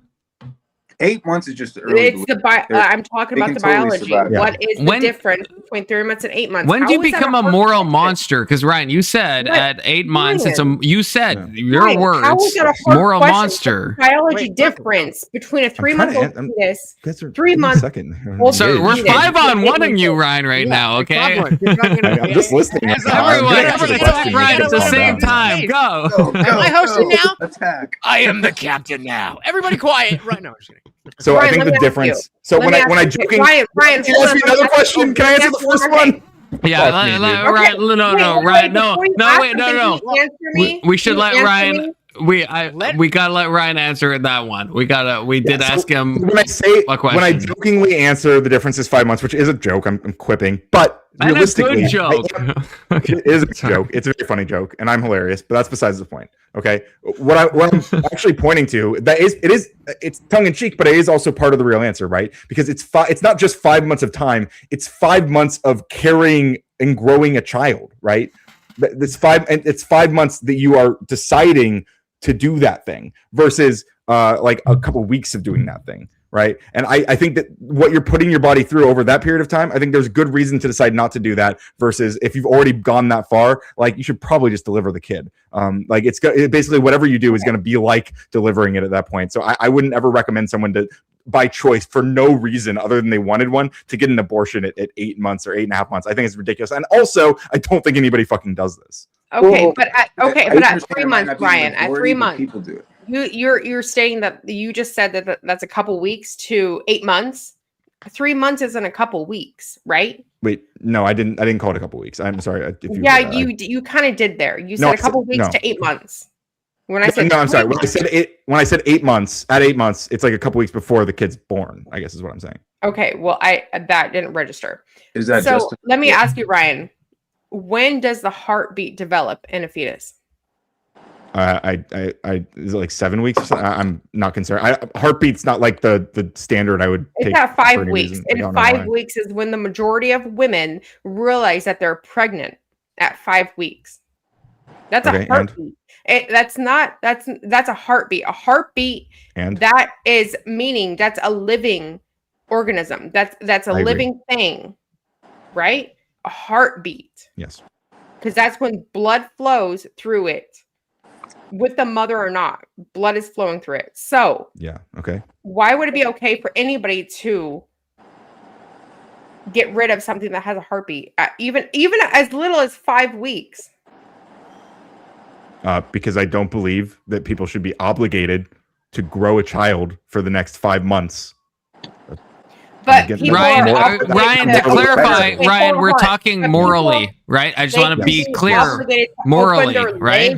And risk the consequences. I think it's immoral to force that woman to carry to term for that 5 months. But okay, I think but you said close their fucking legs, right? Okay, wait. Can I, if I can try? I mean, there's various ways to prevent pregnancy. Try to bridge the gaps of the legs from closed to open. Okay, so Ryan, you said 8.5 months, moral monster, right? For let's say just reason, we're talking morally, right? What you want to do, right? That if you just for no reason at all, you just want to get rid of the kid. You're just like, fuck this kid, okay? So you want to get rid of them. You said moral monster, okay? I guess because you've already carried it for 8.5 months. Right. So why would you stop at that point? Yeah, right. So I guess what I'm asking is like, what point? What point do you say? So moral monster at 8.5 months. When are you like now you're like omni-goated and you're an autonomous woman with agency and you can do it anytime you want? Like when do we switch over from like those two things? Like at what specific point? I don't know if there's like a moment. It's kind of a scale of like when I think like if you've been pregnant for like 6 months, I would say like, well, so if the same friend came to me at 6 months, I'd be like, well, I mean, you've been carrying this kid for so long, like you're just gonna like after that, like I mean, I'd have a little bit more discretion. I'd be like, well, still, I mean, that is another 3 months. You have to be pregnant. Like there's a lot of stuff that can happen in that period of time. I mean, the maternal mortality rate is going up with these abortion laws. I don't know. But you keep. I keep define it though. I think you keep. Ryan, you wouldn't apply the same standard to like a 1 month old baby to like a 3-month-old baby. It's no longer growing inside of the person. So all of my moral concerns about this are completely gone. Okay, so is that your? But you said 8.5 months is a moral monster, which I that's a W. Ryan moment. I agree with you, but then I guess I want you to kick it back. This person exists, so that's also part of it. Well, sure, we're talking. Yeah, that's fine. We're talking hypothetically. They're doing it for fun. They're doing it for no reason at all. They just don't want the kid. And I'm saying what? Something Weevil's example, to be clear, like this person. No, I understand. I understand, but I'm just trying to clarify. At what point? What do you bring it back to where it's like it's nothing? Because Thumping Weevils is like early on heartbeat. And you would say, okay, it doesn't really matter at that point. But then at 8.5 months is a moral monster. So like, what determines it? To be clear, like when we say it doesn't, like I still think I think abortion's sad. It's a hard thing for people to choose. You keep saying this is Ryan. This is what the meta talk. What bugs me, Ryan, is that you only focus, and you could say the same thing of conservatives in the other direction, but you only focus on the woman. Yeah. You're not at all. Everything you've said, like everything that I've been listening to for 15 minutes has been about the woman, but nothing about the kid. It's all about like, well, if she's carried it this long, she might as well go along. But it's like, but then you said moral monster. So you obviously think there's some value there. So at what point is the fetus valuable? Is it a sliding scale of value? Does it become valuable once it gains consciousness? Like what is your... I think it always has some value. My issue is that value does not ever, by my standards, justify using the state to force that woman to carry it. I don't care about legal stuff, Ryan. I'm asking about fuck legal stuff. Fuck, honestly, like for the rest of this talk, let's fuck legal stuff, okay? Morally. I don't promise this, but I'm listening. Wait, you what? I don't promise that, but I'm listening. I think abortion conversations without talking about the legality and talking about real underground consequences are fucking vapid and stupid. But wait, how? Wait, excuse me. We can say that about anything. We can say that about anything. Ryan. Wait, no. Hold up. I want Ryan to justify that. How, if something is immoral, what does it matter what legality says? Like if we're on like a fucking island and there's no laws, morality still applies, does it not? Yeah, of course. But what I'm arguing is not like I'm not deriving morality from legality. I'm talking about what would happen, like my moral judgments, how legality engages with those moral judgments. But right? I'm not asking. Okay, for the rest, can we hypothetical? Please, Ryan, entertain me. Okay, for the rest of the conversation, I always do. You always do, Ryan. Okay, for the rest of the conversation, let's pretend we're on an island. We're just talking about morality. We're not talking about legislation, laws, anything. I'm curious about your moral stance, okay? And I think Thumping Weevil, maybe I'm wrong, I think she's curious too when she asks about the heartbeat, right? Like at what point is it morally, not from any government, nothing. We're on an island, okay? Nothing government apply. It's about morality. It's about, does it make you feel good or does it make you feel bad? Do you feel guilty for helping a friend do so? Or do you feel better that you're helping a friend out about killing an innocent living thing? So I would feel, again, we're on this island, I guess, and my friend is deciding whether or not they should they have some way to do a safe abortion or whatever at was it 3 months was the question initially, right? Yeah. Or let's say okay, if it's a heartbeat or whatever. All right. Yeah. So this person and I are on this island and they're talking about whether or not they should end this pregnancy. I think morally, right, I would say if you decide to carry this, I will support you. I'll be with you. I'm going to help you. I'm going to help you go through it. I'll probably help you deliver it if I can. I'll do all this stuff. And if you decide you don't want to go through with that, I'm not gonna throw you to the wolves. I'm not gonna leave you here and say you're a piece of shit. I'm gonna understand that you don't want to go through that process. I respect that. I think it's reasonable. And I'm whatever you decide, I'm gonna be here. That's what I would do. That's okay. So to kind of fill the gap, again, at 8.5 months, you said moral monster. So at what point do you turn from, hey, I'll support you in anything you do, woman, I will help you, I'll carry the baby even, but like if you want to kill it, you can. But then at 8.5 months, you're a moral monster. Like, what's what point? I think what he's trying to ask is like, I have a better question. 8 months. 8 months is your vision change? Like if the same friend came up to you at 8 months and said, I can't do this anymore, I need to get rid of this baby, how are you going to feel? Like where is that immoral? Like, is that immoral at 8 months? I would say we should probably. I would prefer if they would try to go through from that point. I would say I'll do whatever we can to like help you get this baby across the finish line. He's been consistent in saying that. And so, like, I think the better question is, Ryan, can you acknowledge that from our perspective, there is a non-arbitrary line, whether that is the DNA, the heartbeat, the brain activity, whatever it is, that's a non-arbitrary line. And what you are proposing is something that requires an arbitrary line. Wait. Yeah. You say it's non-arbitrary, and then you refer to a handful of different things you could arbitrarily pick from. No, so I think Lutch is goated on this one. I think what he said is very true. He's setting certain standards. Gotcha. So a new DNA is created. That is not arbitrary. That either did happen or that did not happen. Another non-arbitrary thing is when there is a heartbeat. It's arbitrary to pick which one of these is right. Hold on. Arbitrarily chosen. What Lutch is saying is not arbitrary. I'm going to keep going. You didn't understand me the first time, so new DNA. That is not an arbitrary point. Heartbeat. That is not an arbitrary point. Brainwaves. Those are not arbitrary points. Those are 3 different non-arbitrary points. And so, depending on where you fall as a pro-life person, then you might say, "Oh, up until this, up until then," or you might say, "Conception is it." Those are not arbitrary things. Even though they are different standards, they are not arbitrary. Can you acknowledge that what you are saying requires an arbitrary line to be created? Because at 8.5 months, it's no good, but at 3 weeks, it's fine. So somewhere in that is a line that you personally are drawing. So I'm going to say 2 parts to this. Number 1, selecting which one of those you value as the deciding factor, that is an arbitrary decision. You are arbitrarily deciding which one you value the most. That is just as arbitrary as what I'm saying. But yes, I acknowledge that mine is also arbitrary. Yes. But there's wait. So I agree with you that which non-arbitrary standard you pick is arbitrary. Yes. Okay, that's what I want to say. I'm not asking that. What I'm saying is that picking a standard based on an arbitrary reason is different than just basing it on an arbitrary feeling. You're grounding your arbitrariness.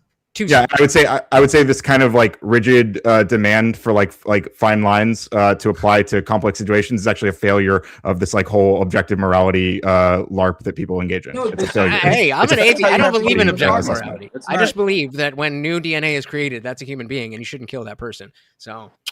Okay, that's fine. You feel that arbitrarily you decided that. Okay, I briefly have to shout out a super chat. Always be plugging buy Confluence merch. Okay, Thumping Weevil donated $5 to say Confluence. You changed your comb over tonight. Disavow, but actually it is true. And actually, Ryan, if you want to get some Confluence merch, because I know you're like a super fan, you can go to confluence.com/Ryan/store and use the code C2CT223 to get 15% off. Okay, sorry. I was going to say, hold on, wait a minute, what? Wait. Continue on. If you're going to use my name as a code, okay. You gotta give me a hoodie. Okay, the hashtag. Yeah, you get 5%. Thank Let's you. go. Okay, 5. Extra 5%. Thumping for 30% off. That's a secret code. You're not supposed to say that. I didn't hear it. Bill Burr's bit about abortion. Yes. Have you seen it, Ryan? Have you seen it? No, I don't think so. I'll just give you so you know who he is. He's a stand-up comedian. Yeah, of course. Bill Burr, redhead guy. His opening line, he's like, "I believe abortion should be allowed, but I also recognize it's murder." Is that kind of your philosophy? Is you just don't want the government? You just don't want the government to like have their hands in it, but you do recognize like the morality of it is. And he uses a metaphor of like if he was baking a cake. He's like, if I'm baking a cake, and I put the cake in the oven, there's going to be a cake in 45 minutes. But then if you take the cake out of the oven and throw it across the 30-minute mark, there's no longer going to be cake. It was still the same thing. You just took it out of the oven a little early. Is that he made it a joke? Yeah. I'm asking more in like a serious question. You're not 10 minutes early and fling it across his room. It's like that's not a cake. Well, it would have been. Yeah, it would have been a cake. Yeah. I mean, I'm not one of these people who argues it's like not a human or it's weird. I don't know. A lot of people like lean on like I understand, I think, why they do it, but I think it's bad reasoning. Like it's a human being like the whole time. It's just okay. I think it's a human being that is also dependent on somebody else consenting to yield to grow them that human being inside of them. Yeah. I think that's the most Ryan, but I still that's why I asked that question. Like, okay, we get like hearing you. I get that you think that's a human being, right? It's a human being. That's why I asked the question. No matter the stages, so I just said, it's just like the fact of like your morality of thinking that women have the right to just like not even medically. Like I get like the whole like if it's medically needed to have an abortion, that's different. But to just get rid of it just because like, oh, this man's not in my life anymore. I just don't want the baby anymore. Or I don't want it anymore. I don't want to be pregnant. Oh, well, I didn't take any precautions and I got pregnant because I didn't use condoms or birth control or nothing. And they're using it as a birth control and they're getting rid of them. Do you really think that's okay for women to do? Should there be, okay, what I should ask is, should there be like strict regulations for this, like as a medical term? No.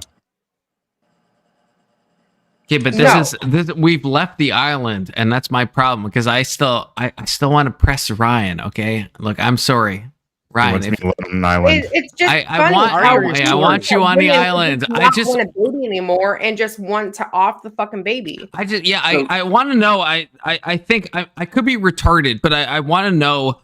To start it off, what is Ryan's position on when on the island, again, no legislature, nothing, when are you a moral monster to abort for no reason at all? Like, do you have I'm telling you, I don't know if there's a fine line, and I don't know if there needs to be a fine line. I think I would feel stronger about it the longer I would feel strong. Can I answer? Oh, fuck. I would say I feel stronger about it the longer that she's been dealing with it, the closer we are to it being out of the womb. Yeah. Okay, I know. Okay, but so a 1-month-old versus a 5-month-old, do you feel that same degree of separation? Or are those things the same? Because if those things are the same, then I guess I would challenge you on like what the fuck is happening in the womb that you would say it's an arbitrary line. That you just kind of go vibes based, but as soon as it's outside of the womb, then all of a sudden it's like a morally agentic being. So you don't actually value human life in the way that I'm saying human life. Are you still on the island? We're still. Oh, we're always on the island. So we're talking about the baby now. We're talking about on the island. Yeah, always. Okay. Yeah. So I think it does get more complicated here. I think it would be. Like if you've already given birth to this child, like I would say like I'm gonna help take care of this child. If you don't want to take care of this child, then I'm gonna do it. I guess is what I would say. I'll take care of it. But that's a non-answer. You wouldn't, because if the woman killed a 1-month-old, you would say that's infanticide. And if they killed a 6-month-old, you say it's infanticide. So you don't draw a gradient pattern between those two infanticides. They're both infanticides, but in the womb you do. So I guess I'm asking why. Like, what is you're saying? It's all human life from conception, and you agree. And that's I am happy that you agree with that, right? I keep telling you, right? Like I don't think I'm saying that like it is growing inside of this person, and we have to weigh like their moral worth as their own individual person, right? And what they decide, whether they want to grow this child inside of them. I think that it's a difficult moral question, right? We can't weigh that. She's been growing it makes it more of a difficult moral question. I don't think so, because if you decide, no, you don't. Yeah, because like if we're talking about grape, then there's a little bit of moral grayness, but I still don't think that justifies the baby. But no, I know. I separate consent to sex with consent to pregnant or to consent to staying pregnant for 9 months. You shouldn't, because that's not normal people do. Everyone does. Everyone does. Oh, everyone does it. So you rhetorically refuse to because you're a coward and a loser. But everyone practically. I like to separate consent from drinking to consent to being drunk. Right then, stupid. I mean, if there was a way you could stop being drunk, stop being drunk, I wouldn't try to force you to stay drunk because it's the consequence of your actions or whatever. I don't give a fuck. Yeah, because that's not how alcohol works. Yeah, no shit, dude. But it is how pregnancy works. You can stop it. Right, but by only murder. You can stop me from being drunk by murdering me. What if I wanted to be? What if I said, "Oh man, I drank too much, Ryan, and I just don't want to be drunk anymore, and the only way is for you to end me"? Would that be justified for you to do that? Because I want it. I'm not going to end you. I mean, after the more I talk to you, the less I'd be likely to save you. But I mean, I would probably try my best to stop you from killing yourself. Why? You know? Okay. Because I love you, buddy. I don't know if you want to. Okay, I have an insane. And Ryan, okay, you said you'll entertain my insane hypotheticals. Okay, so this one's like fucking rancid. Okay, but like, let's say you have you're in a society. Okay, you have a zygote, and it's gonna live to be a full-blown human being. There's no women, okay? It's the zygote is living independently, okay? It's in like a fucking, Black Mirror-esque chamber, okay? Do you think it's worse to kill the zygote to killing when it's like 50 years old? And that's the first question. And the second question is, do you think both are murder?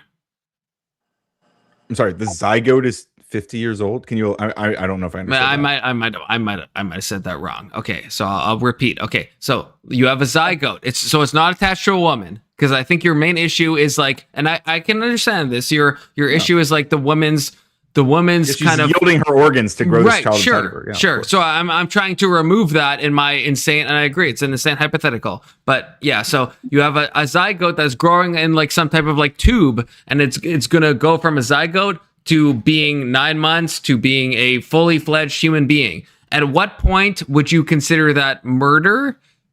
Or is there any point? Is it worse to kill, to break that tube and kill it when it's a 1 month old, or when it's like 50 years old? Like, are they both murder? And is there a gradation of harm that you're doing? So without... With no woman, no woman involved. Personally, yeah, I think I would care less while it's like a zygote, but I would probably care more the longer it's like when it's like as it starts to like resemble like a baby more and more. I'd probably start to care about it and probably be like, yeah, I don't want anyone to kill this thing, and like there's nobody's bodily autonomy that has to be weighed against it. So I mean, I don't see any problem with keeping that alive. Yeah. And the second question: are they both murder? Are they both murder? If you broke the tank on the zygote, it's really hard for me to view the freshly conceived like at that moment. It's hard for me to view that as murder. But like, so is it a vibes based thing? Like, just being honest, is it vibes based on which point you would consider it murder? And I know it's an insane hypothetical, but is it like when it like looks? Yeah, probably. To be fair to Ryan, I think almost everything comes down to vibes at some point. Okay, sure, yeah. No, that's fair. To be fair to Ryan, he did acknowledge that he's drawing an arbitrary line and making other statements too. But like we kind of nailed that down. So, hang on. Well, I guess I would actually push back. Like when we say if we're going to use arbitrary in this way, it feels like we're using it to be dismissive. But like I don't think selecting my like segment of discernment, right, versus you deciding on a heartbeat, or like I just don't see why like what the word arbitrary is doing here. Well, I agree with that. I agree with that. Yeah, I don't disagree. But I Electric agrees too, I think. I believe that if you are deciding heartbeat or consciousness or anything other than conception, that it is as arbitrary as anything else. It's just at the very least, it's grounded in something instead of 6 months seems. Yeah, I would say it's a weakness of your moral system. I would agree with that. But I have an interesting hypothetical. Shout out to Guam Tech. If we can have robotic wombs available, should women still be allowed to abort? Well, you're not dead. You don't have. I thought about this a lot. I don't know exactly where. I think the issue for me is going to be about transferring it to the womb right now. Like what is that process and how intrusive is that process?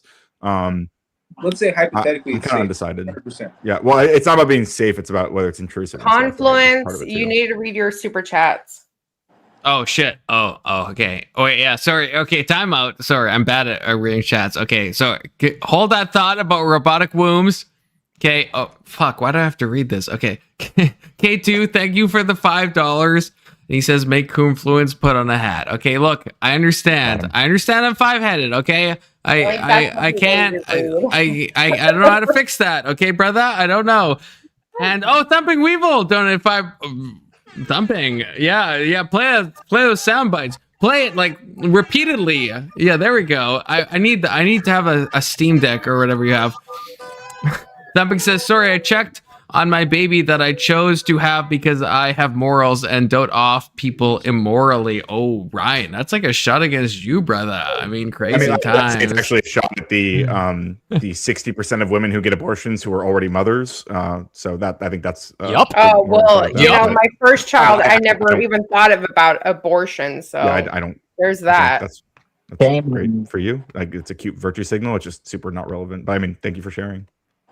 It's not a virtue signal. It's not irrelevant. But shout out Guam Tech, even though Guam is not in my chat, which that's a fucking brother. Okay, you know, like I understand Lech is super cool and stuff, but like, I mean, hey, I'm dropping the link right now. If he wants to come up, he's coming up. I'm dropping the link to you right now. But beyond that, the Guam's Tech, his example of robotic wombs.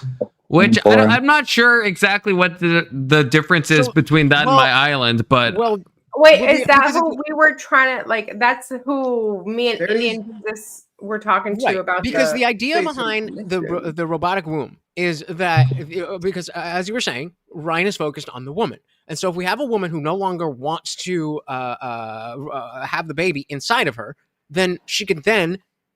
She doesn't have to abort the baby. She doesn't have to kill the baby. They can just take the baby out and put it in the artificial womb.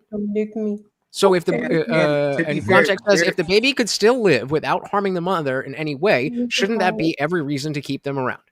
And I'll say, to be fair, there is a Chinese company that's working on this technology right now. That's in like prototype phases, where like they think they have it kind of figured out. They're still working out the kinks, but. This is going to be the future. There will be robotic wombs that will be able to carry a baby to term. I mean, yeah, probably. And I don't know exactly like how far that technology would have to be before I'd say like I don't know if there's a point where I would say like, okay, women have to do this instead. I'm not sure. I mean, you already said, Ryan, to your credit, you said it is vibes based, which, and I don't mean that in the defamatory way, because I understand emotivism if you're familiar with that, the philosophical ethical. I mean, I don't outsource my morality to like a book or whatever, so I have to go off vibes, right? So yeah, that's what I mean. Like that's I think that's probably for most people that's probably where their morals come from, so I get that. But actually a side question, Ryan, for you. Okay, this was super chatted in. Ryan, would you kill this dog? If a woman was like, I want this dog killed, Ryan, would you kill that dog? Yes or no?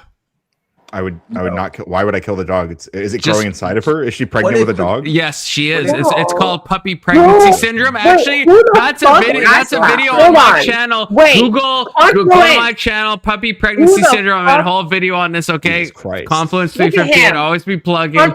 Back to the dog. Yeah, Ryan, would you kill that? Oh, Ryan's like he's not. Oh. No. Ryan, would you kill Ryan? Don't kill that dog, brother. That's like TOS. If you're about to like sacrifice like Mayan style. Confluence. Can you put us both on like the screen together? I don't look. If there's a way, I don't know how to do it. If there's a way in stream chat, someone fucking tell me. I wish I could. You just have to remove everybody with them. Yeah, I'd have to like destroy everyone. He's at a year and a half right now. Okay, he's 6 months. He's oh my god, it's a baby. Like he's lost. I've had him for a month and a half, and he's already lost 3 of his teeth.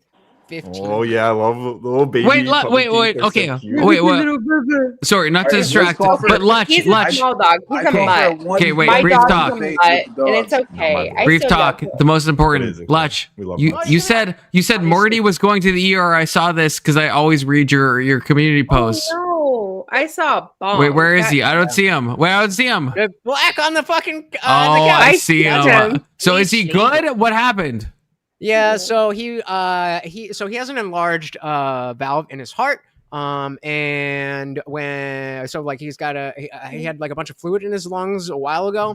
He got put on medication. He's been doing decently well. But he was having on Wednesday, he was having more breathing issues, and it felt like maybe not a big deal, but I was like, let me just check this out. So I sent him, and they just updated his medications, and that's why we have the Morty Memorial Fund over here. Oh, he's fine now, but donate to Lutch. Hit that. Can you hit that like bum? Yeah, there we go for Morty. W Morty. Over a year ago, it was in August. In August, they told me 6 to 12 months, and it is now the following November. So Morty's a fucking fighter. Morty is a fucking fighter. And Confluence, I think you got some more super chats. Oh shit! Oh, thank you. I'm so bad at the chats. How do you not have the chat on the screen? I have no. I look because I don't know. Like someone you can full help screen me because you're in light mode. No, I don't know. I have like, to be real, I have a Chromebook like beside my main screen. I don't know if that's the best way to do things, but I have a separate Chromebook disconnected from everything, and that's where I put the chats. I don't know if that's like a good thing to do or not, you know. Why don't you just wait? But probably, so you have plug in your Chromebook. Brian, that's Dawson, right? Full screen? Yeah, he's a weenie. I have you guys full screened, but yeah, don't do that. So don't do that. Then again, put yourself in dark mode so you don't have fucking. My dog's a mutt. Then you can see all the chats as you're like the as same. you're talking. Like he's a little bit bigger than Dawson. This is the size he's gonna get. All pups matter. I'm with you. All puppies matter. But no, not all human fetuses. Crazy statement from Ryan. Crazy statement. Puppies more valuable than human. That's a nut. Look, that's a Ryan silly, original. Again, just to clarify. I think that is what you actually just said for real. Well, okay, since you're gonna say that, I'm gonna be clear. I do think that like a fetus has value. I just think that the mother's like choice as to whether or not to grow that child inside of them matters more. Is my position. Have y'all seen that viral video where it's like a man on the street interview and he's going around with a petition to like allow for dog abortions? He's like, do you think we should be able to kill dogs before they're born because they don't have a family to go to? And everyone's like, no, obviously. They're like, no, you can't do that. And then he's like, thank you, sign here. And then he goes to the next page. He's like, do you think we should do that for babies? And everyone's like, I don't want to answer that. Mm-hmm. So that is a thing. People love dogs more than babies in this country. Yeah, Ryan, how do you feel about that? Yeah, I think good people should probably be more honest about. I mean, we have like pounds and like we euthanize like dogs, and it's sad, but it is a reality. And if one of those dogs is like pregnant, I don't know. I'm not sure what the right thing would be to do there. Should we euthanize children then? Because there's a lot of people who don't like kids. I don't think so. I value human life in general like more than dog life, except for Umbreon. I would kill every single one of you for Umbreon. I am curious, Ryan. And shout out to anybody giving to the dog. Oh wait, okay, wait. Oh, sorry. Okay, wait. Before you guys go on, I did miss the super chat. Okay, K2, keep on trucking. I gotta do this. Always be plugging. Confluence. Buy my merch. Use the code Ryan Radical Coder to get 15% off, just off the dome. That's how generous 50%. I am to get the mug. Okay, and K2 says, and I will read it if I can fucking figure this shit out. K2 says, I believe it's gonna use skin cells to make eggs in the robotic womb. Okay, I think I read that a little late. I think that was probably back. My guess is that was back in the robotic womb talk. Probably. I think I read that a little late. Okay.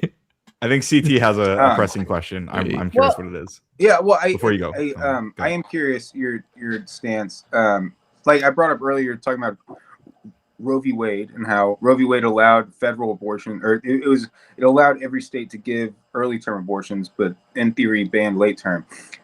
Are you for going back to a system like that, or do you like having it on a state by state basis? Because if what we've learned on a state by state basis is you're going to have states that are zero tolerance, and you're going to have states that are up to 9 months. Do you think we should have somewhere in the middle there? I think we should federally codify the right to an abortion in law. But do you think it should block late term then? What? Do you think that He's saying no. He's saying federally it should be legal up to all through the pregnancy, correct? Yes. Yeah. And I guess he's also saying there's not a stipulation for only late-term medical reasons. He's saying anybody. No, he's just saying I'll explain why, because I did say earlier, right? Like I do believe that it might be like an immoral choice for a person to make at that point. I don't trust because we're off the island now. We're talking about the real world. Finally, this is where I prefer to be. I hate being off the island. Fuck. Yeah, don't I know it? But like in reality, I don't trust this like idea of like I don't trust the state to determine when it's like medically necessary. I trust the doctor and the woman to decide when it's medically necessary, and that's who we're appealing to, though. The doctor. I'll be the first to I'm say, saying Ryan, both. I also don't want the feds or the government in general making laws about people's lives. I do think that's a dangerous precedent to set. I am somewhat of a small government libertarian type of guy where I don't want the feds to have overt control. I think they currently have too much control. But you also recognize that a baby at 8 months is a life. So like where do you draw that line? Yeah, so this is why again when I talk about like the rarity, like I literally I'm not aware of any case of a 8 month or later or even like 7 months or later abortion where someone's doing it just because they hate. I mean, God, yeah, I wish we were on the island. I fucking wish we were on the island right now. Yeah, okay. You do, because in reality, there's these women that you guys are pointing to. They don't exist. That's the problem. That's right. But hold on, Ryan. We're a bunch of dudes that are online at 12:40 at night. I don't know where you're at in the country. We don't know these girls personally, but they exist. If we knew them personally, we'd probably be out hanging out with them, but we don't. We're on. Disavow. We're in a YouTube chat right now. I have a lovely, beautiful girlfriend. I'm not worried about that, but you see my point, though. You see my point. Yeah, sure. I just don't know. I've never seen any data that supports even like an anecdote, right? I guess I've heard people on panels say it, but I've never seen any like news story or anything that like specifically cites like some woman who at 8.5 months decided just because she's like, I decided I don't like babies and I just think it'd be fun to kill this kid. Like it seems like it's always medically like when we say one of the issues when we talk about medically necessary, right? The brink of death is medically necessary, but also what about the brink of extreme medical complications that will affect you for the rest of your life? What about financial complications? Is that medically necessary? That's why I brought up earlier the whole prepartum depression or anxiety, because that was a specific news article that I was reading. There's a rise in late term abortions because women are depressed or anxious or they're afraid of having a baby out of single motherhood, and that is a thing. So in the late stages they choose to have an abortion because it's legal. I didn't just make that question up for fun. Like that's a case that I've okay. read about. Everyone, hold that thought. I always have to be plugging. K2 said, "Read the freaking chat, Coomfluence," and he also says to Thumping to check her Discord. I don't know what that's about, but I will heart it. Sorry, keep going. Thank you, K2, for the $10. Thank you. Yeah, thank you, K2, for the $10. Always on my be side. Trucking. I got That's what I always chat say. from someone named K2 Keep on Trucking for $10. Thank you so much. Said, tell Coomfluence he sucks at reading the freaking chat. Well, thank you so very, very much. Yeah, he's not super good at that. Wait, who thinks I'm joking and who thinks I'm not? I thought you were for real. Are you joking? I am he pulled it up. No, because that's what K2 fucking does. K2 fucking does that K2's shit. A gangster, and we reward gangsters. Who so I guess to engage with the is it prepartum depression? Is that what we're saying? Is that the phrase? Yeah. Is that a word? Prepartum depression? Is this a thing? Absolutely. So regardless, talk about postpartum depressions when you after you've had the kid, but there is a level of prepartum depression that can come before you've had your child, where in late stages of your pregnancy you can be hyper anxious and hyper depressed because of what's about to come. It is a thing. Yeah. So my solution to this problem wouldn't be to like try to find these cases before they happen and make it illegal or whatever, or to like stop them from getting an abortion. My solution would be to try to like expand people's access to like mental health care and try to prevent people from getting in that circumstance in the first place. Good answer. Good answer. Ryan trying to be the politician. Yeah, it's my. I mean, it is. I know it's like a politician answer in no sense, but it is like that is like where my heart like lies. You know, like I genuinely believe that sincerely. I'm not saying it's bad thing. I know. I understand where you're coming from though. But yeah, that is like my sincere heartfelt belief. Like I really do care about mental health. I do think it's extremely important, and I think it's also super underfunded. And like there's going to be a lot more people because of the underfunding of these things that end up in that situation. I think that's not good. I don't want women to be in that situation. I think it's sad. Not to derail the conversation, but I just want to tell y'all guys tonight, hey, it's been fun. I'm probably about to go to bed though.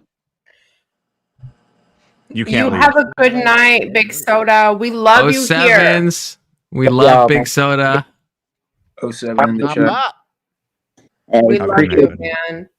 Appreciate y'all. Bye. Peace. So I don't know if I don't know if maybe Ryan, you answer this. I'm just getting someone saying, can you prod the invasive question a little? Like abortions are invasive to begin with. I'm just wondering what his logic is behind that statement. Before when we were talking about the sure. Wombs. Yeah, so the reason I brought up invasive, it's kind of it's about like whether or not it would be reasonable to expect someone to make that choice. And so I'm thinking about like how they would weigh these different like choices based on like how invasive it is. And I mean, I was just kind of thinking out loud about it, but I do agree that abortion is an invasive procedure and also is a C-section. And I think these are the kinds of things that I don't want to dictate for women. I would prefer that they are able to make up their own minds on it. Yeah. So then theoretically, again, we're back on the island. Theoretically, if it was the case that we had these, that's what I want. We had these robotic wombs, and let's just say pro-lifers hate the real world. For the sake of argument, for the sake of understanding the principle, let's say that these robotic wombs are they're perfect in terms of the level. They perfectly replicate the human body. So like issues could still happen, sure, but it is identical.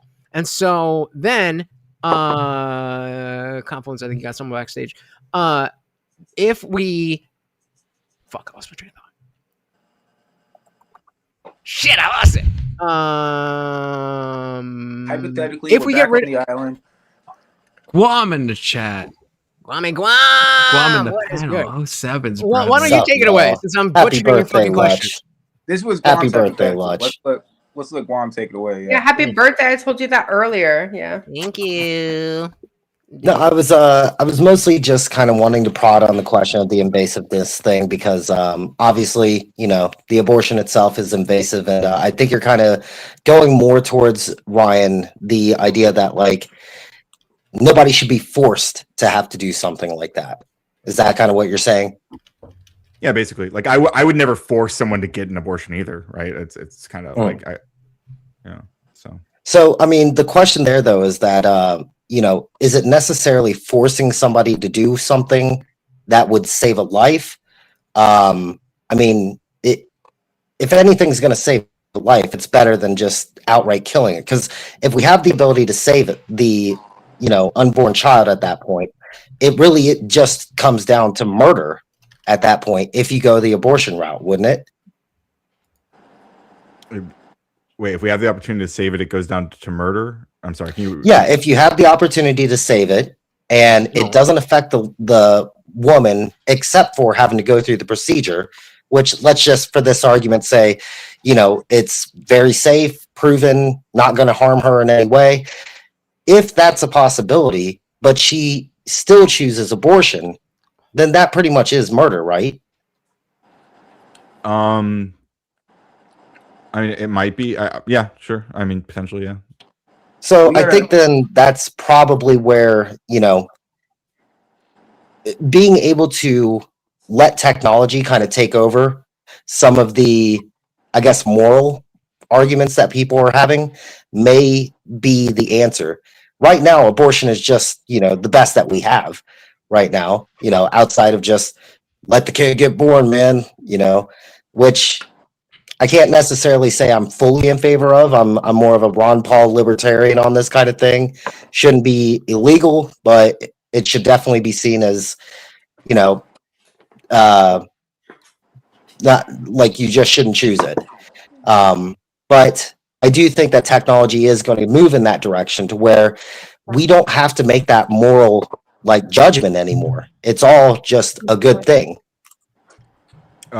Maybe I think that we are so like desperately far from there being like no moral calculus in that, where it's just obvious that there's one thing to do. And I don't know realistically that we'll ever actually get to that point. I mean, it's possible through technology that we'll get to a point, and yeah, I mean, like I guess in theory I might support like, okay, like if there's like let's say there's a teleporter or whatever that like pops the baby out of your womb and puts it into whatever artificial womb, then like I mean, I guess maybe I would require that at some point. I'm a little bit undecided about it. Let's say that the invasiveness of being able to put it in the artificial womb was just as invasive as getting an abortion.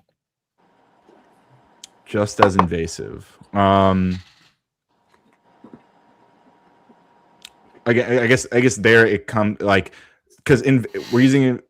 It might seem just as invasive. I think like there's some subjectivity to this as well. I mean, I'd be more open to it, but again, like we are talking about like a far off future, which I think is important to note.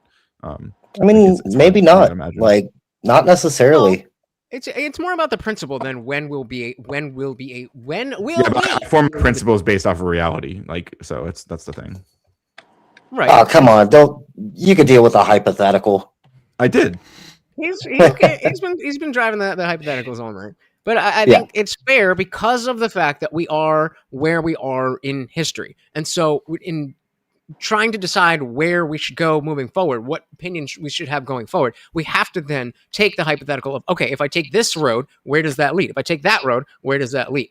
And so, yes, we are looking potentially farther into the future than,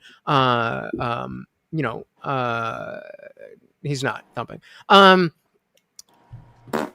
We have to take hypotheticals at some point. I mean, I would go so far to say. Sorry, sure. Go ahead. I'm sorry, Ryan. Yeah, I was just gonna say that like because of like we like I agree, like yeah, we have to decide like what direction we're heading and stuff. I think right now the direction we're heading on the ground is just an increasingly restrictive of abortion in this reality where we don't have any of this technology, and like we have to grapple with that before we start talking about some future that may or may not actually manifest in the way that we're imagining it. And I don't want to make policy decisions right now based on this hypothetical decision or this hypothetical world that I'm undecided about, even with all of the so many things granted here. Like I still think it's a difficult situation. Like I don't know. I feel like we kind of fall on the opposite ends of this, but correct me if I'm wrong. I do think that once artificial wombs do come in and they're viable, and let's just, for the sake of this argument, say that it's just as invasive as an abortion or less, that in my opinion, I do think that abortions at that point should be illegal, just because you still have the ability to keep a human life without having to go through. You would be able to keep the human life and not affect the mother just the same way as if you would kill it, but now it's a law. My gut agrees with you. Like I lean towards it. Put it into law then. Go with your gut. Well, no. The reason I'm not is because I would like if I imagine that I'm I wake up and I'm in that future, like I wouldn't. What I'd be curious, I would want to talk to the people affected by this and see like what their concerns are, and like I don't know what this would be like. So it's hard. Like and I mean I presume this. It sounds like what we're talking about is like it would just be adoption but earlier, and like once a kid's born, I don't think we should kill kids that are born. And I think that if you don't want to take care of it, you can put it up for adoption. It sounds like we're just kind of moving the line back as to when that's an option, and so I lean towards being open to that, but I just. Again, this is all extreme hypotheticals, right? There's a lot of things that just aren't the reality right now. I'll personally be the first to say that the abortion system, or not the abortion system, sorry, the adoption system itself is broken in the sense that you end up having to pay tens to maybe hundreds of thousands of dollars to adopt a baby, when there is arguably excess babies. So there should be a way to more easily be able to adopt. I think that was when robots can raise our children, you will come to the AI side of things, CT. I mean, yeah, it'll be Chat GPT babies. They'll be fucking amazing. See, that terrifies me. Yeah, As someone who loves ChatGPT and defends ChatGPT and AI all the time, I don't trust that. Agreed. Dilly for me and Ryan agreeing on something. Y'all don't want Chat GPT babies? Why not? I don't trust. I don't it. even know They'll what be that able would to raise be. kids. Well, this is. I think it might be better than some parents in reality right now, but that's like a transhumanism thing. Like, because if you could just prompt your baby. I'm a Peter Thiel babies. Yeah. Like, how do you feel about humanity? Well, I want my babies to be able to control drone swarms.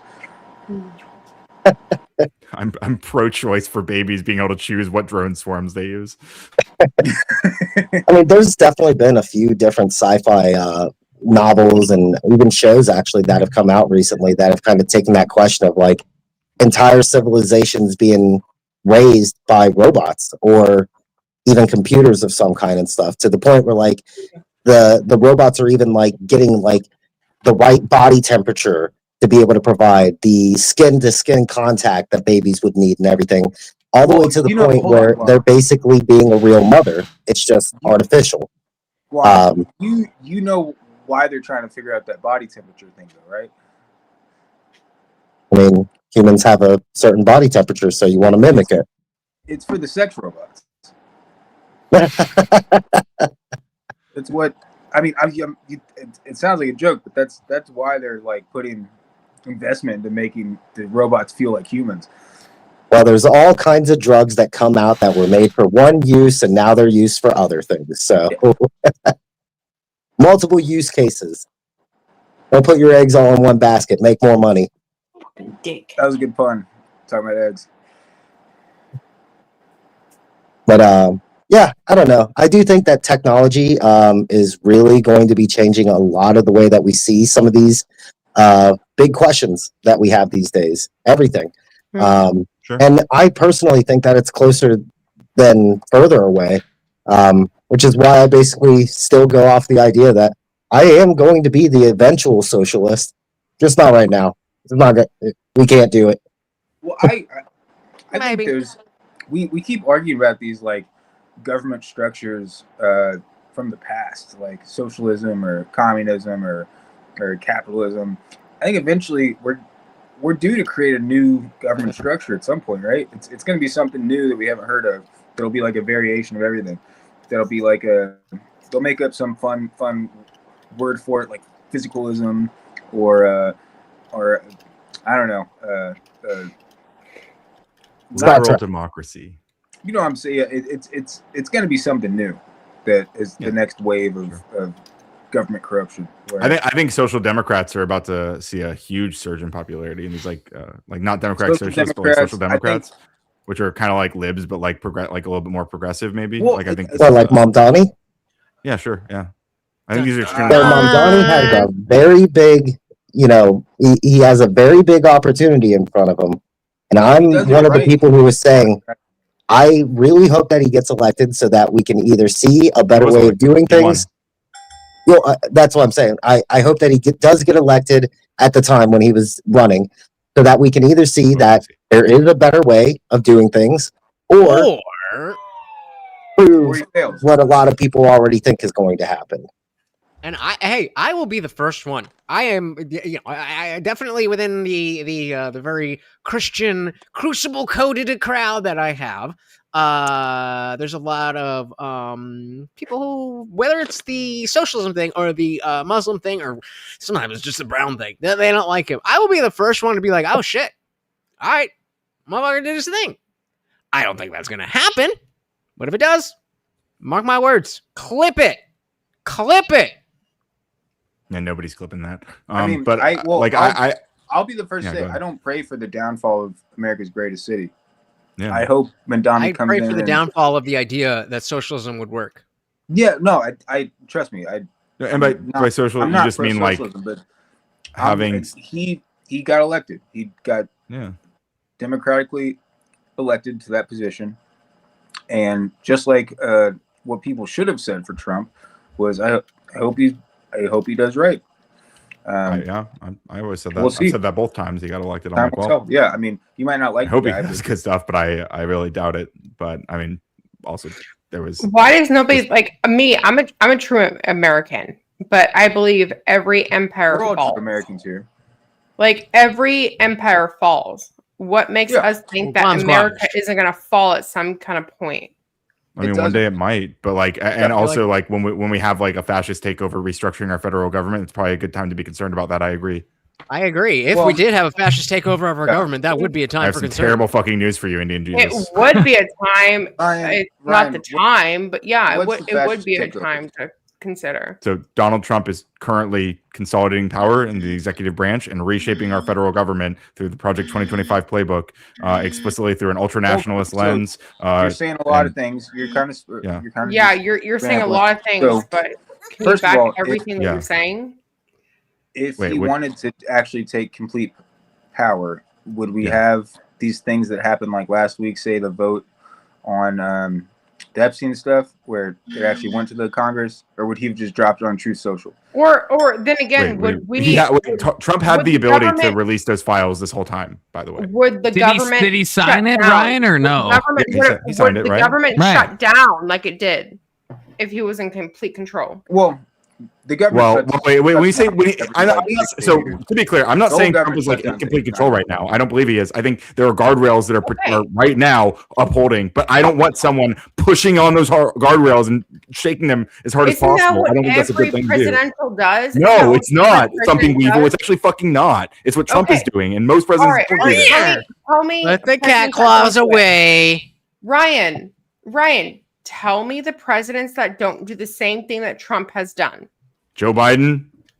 What did he Well, do he didn't- differently that Trump did? Really? A massive bipartisan That's- legislation, working with Republicans that's not- and Democrats in Congress to pass bills that were good for the American people. That Didn't- Trump fucking shredded as soon as he got into office. Didn't Biden pardon not a more fair people than example. any president before him, Yeah, Ryan? he did. And did he not stop? Is that not is that not an excessive use of Wait, executive not power? stop- I don't know if that's true, but Trump has pardoned way more, but it's not even Did close. he not Like, it's stop cartoonish. the oil? Yeah, but You we're don't remember at the the the beginning? history goes in like one direction, you know. you don't remember the last day pardons, Ryan, that Biden issued?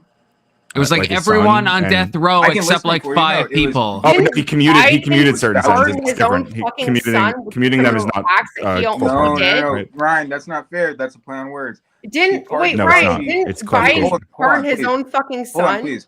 Yeah, and he was smart Hold to on. because there was political No. corruption that was going to go after him. Yeah. What about Fauci, Ryan? Hold on. What about Oh, yeah, Fauci? same thing. Yeah, absolutely. He Donald didn't Trump just and issue pardons. He didn't just issue all these pardons. people, they're fucking nuts. They're podcasters who are conspiracy theorists. He issued pardons. I'm not taking my employees from any other podcaster. I'm talking about the news. He issued pardons that went back to 2011, before the annexation of Crimea and Ukraine. Do you know why those are important?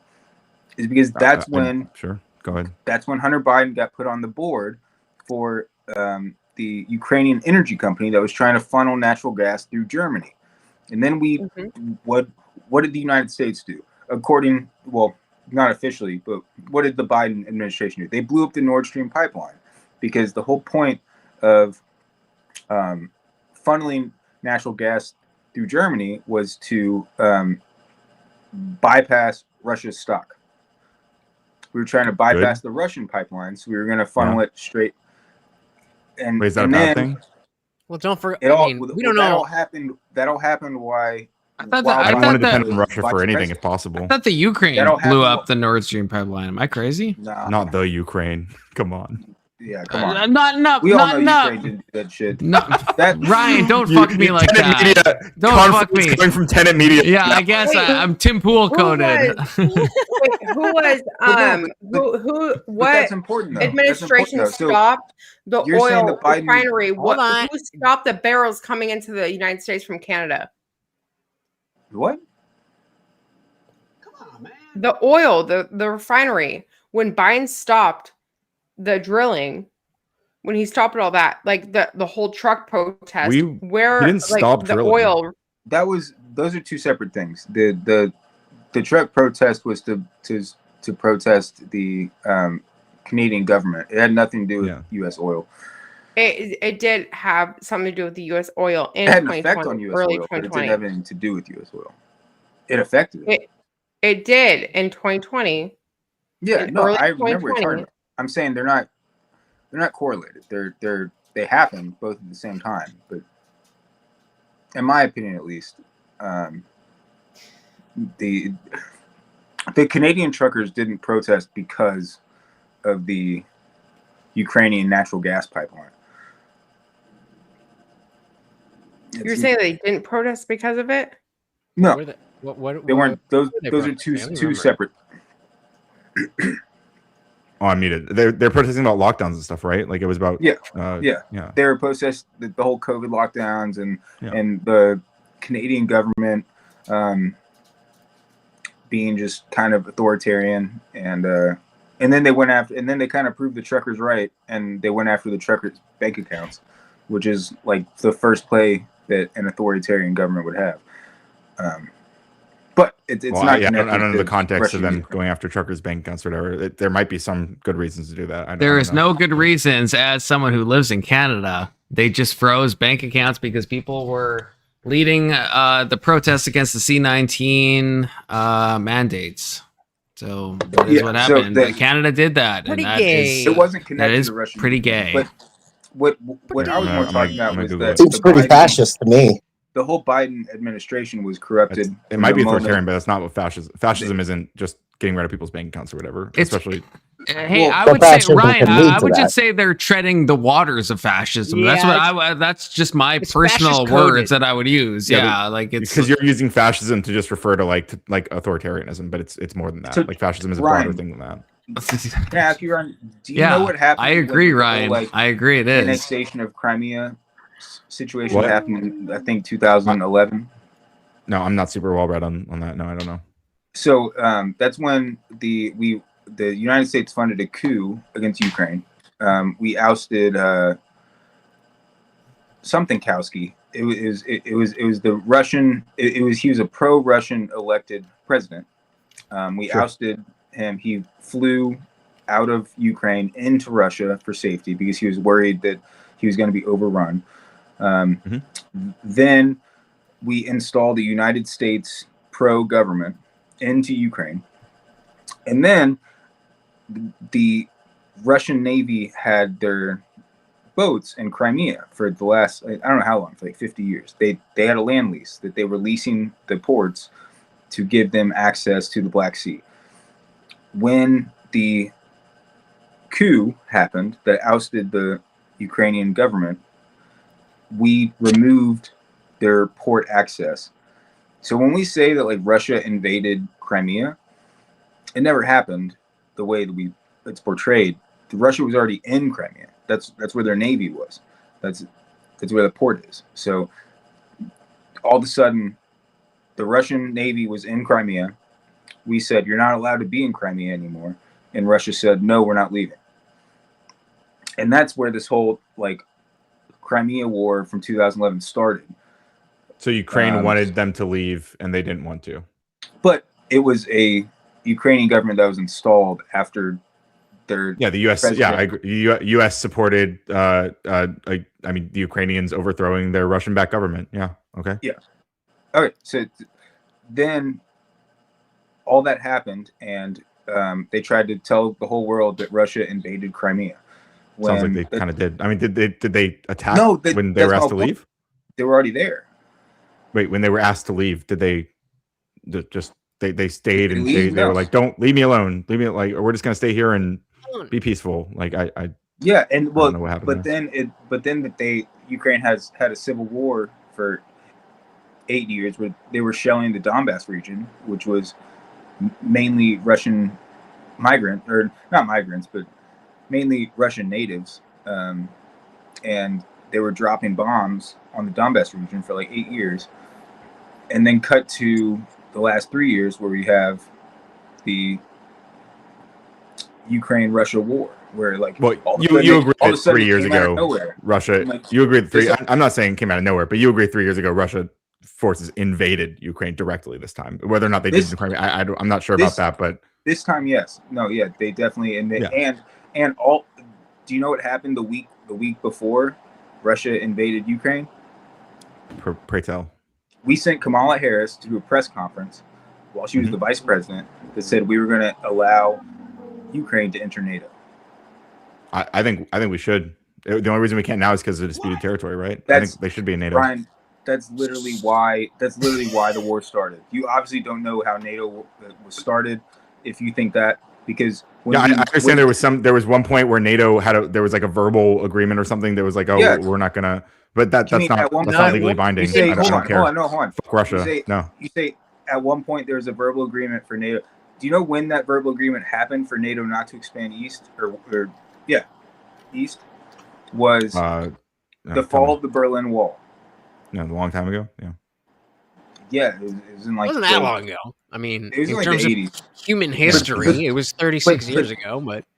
But that's what started all this. Is in the when 80s there was the negotiations for the Berlin Wall, which split Germany in half: east-west, communist, capitalist. That was the argument of saying, listen, we'll tear down this wall, but you can't expand NATO. Yeah, but like, okay, wait, CT, like, there is other NATO countries bordering Russia, right? Not then, but now there are. Yeah, that's at the invasion of Russia to the Ukraine, right? There were. So is that if that's the argument, then like, what about the other NATO countries that border Russia? I'm saying Ukraine was the last straw. There were other countries that have been added over the last 35 years, but why is that the last? Why though? Why would that be the last straw? Because it's not about NATO on the borders, because NATO is already on the borders. So like, what specifically is like the turning point? Ukraine itself was always thought to be as like a they're still part of they were part of the Soviet Union, but they split off and became independent. But so were the countries that also again are NATO now, right? Like the Baltics. True, but Ukraine is kind of like the last one. But why though? Like why? Like what makes Ukraine so special that Putin would invade down? Hasn't Putin like been very clear about this? That he wants Ukraine. He wants it to be part of Russia. He's been very clear that's what he wants, and those people clearly don't want it. That's why they're fighting him trying to do it. Like so fuck that. No, you don't get to just take countries. We don't do that, right? Well, we support people who are fighting against that. So countries are taking all the time, bro. There's not genuine question from ignorance to Ryan. Why exactly? And again, from ignorance, I just want to hear your opinion. Why should the fact that Russia is invading Ukraine, wants to take Ukraine, has wanted Ukraine, and has not shown any signs of going further than Ukraine, why is that an issue for Americans? Again, I'm not challenging you. I'm just curious on your position. Yeah.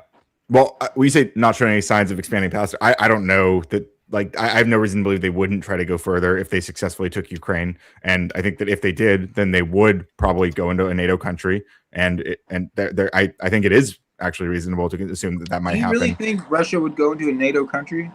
Yes. Well, but shouldn't like a land invasion? Do you really think they would go into a NATO country? Yeah. I mean, if Putin decided he wanted that to be part of the Russian Empire, yeah, of course. He's going to do what he wants. That's a death sentence. But why, I mean, it might be. Why wouldn't we wait until then? Why would we because again, this is I keep seeing this maybe it's the way that I'm thinking of it, but it seems like we're over the past 10 years or so, we keep getting into these conflicts, and it's like, let's start a war to make sure there's not a war. That doesn't make sense to me. Start a war to make sure there's not a war. Russia started this war. And Ukraine is defending itself. Right. They literally invaded. You already acknowledged this. Absolutely not true.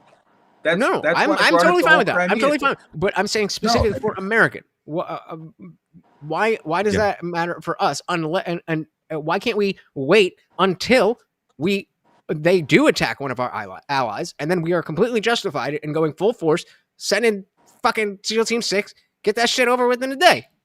Well, I'm being hyperbolic. I mean, number one, I think it's good that we support countries around the world who want to be not invaded and taken over by countries like Russia, who are imperialist and want to roll tanks into countries and take them by force. I think we should push against that, right? Which is also my issue. I also don't like that the way we support Israel's what I believe is a genocide in Palestine, right? I don't like that. But I don't. What? Yes, of course we can. Those are two different things. Yeah, if we can, I'm not saying they're the same thing.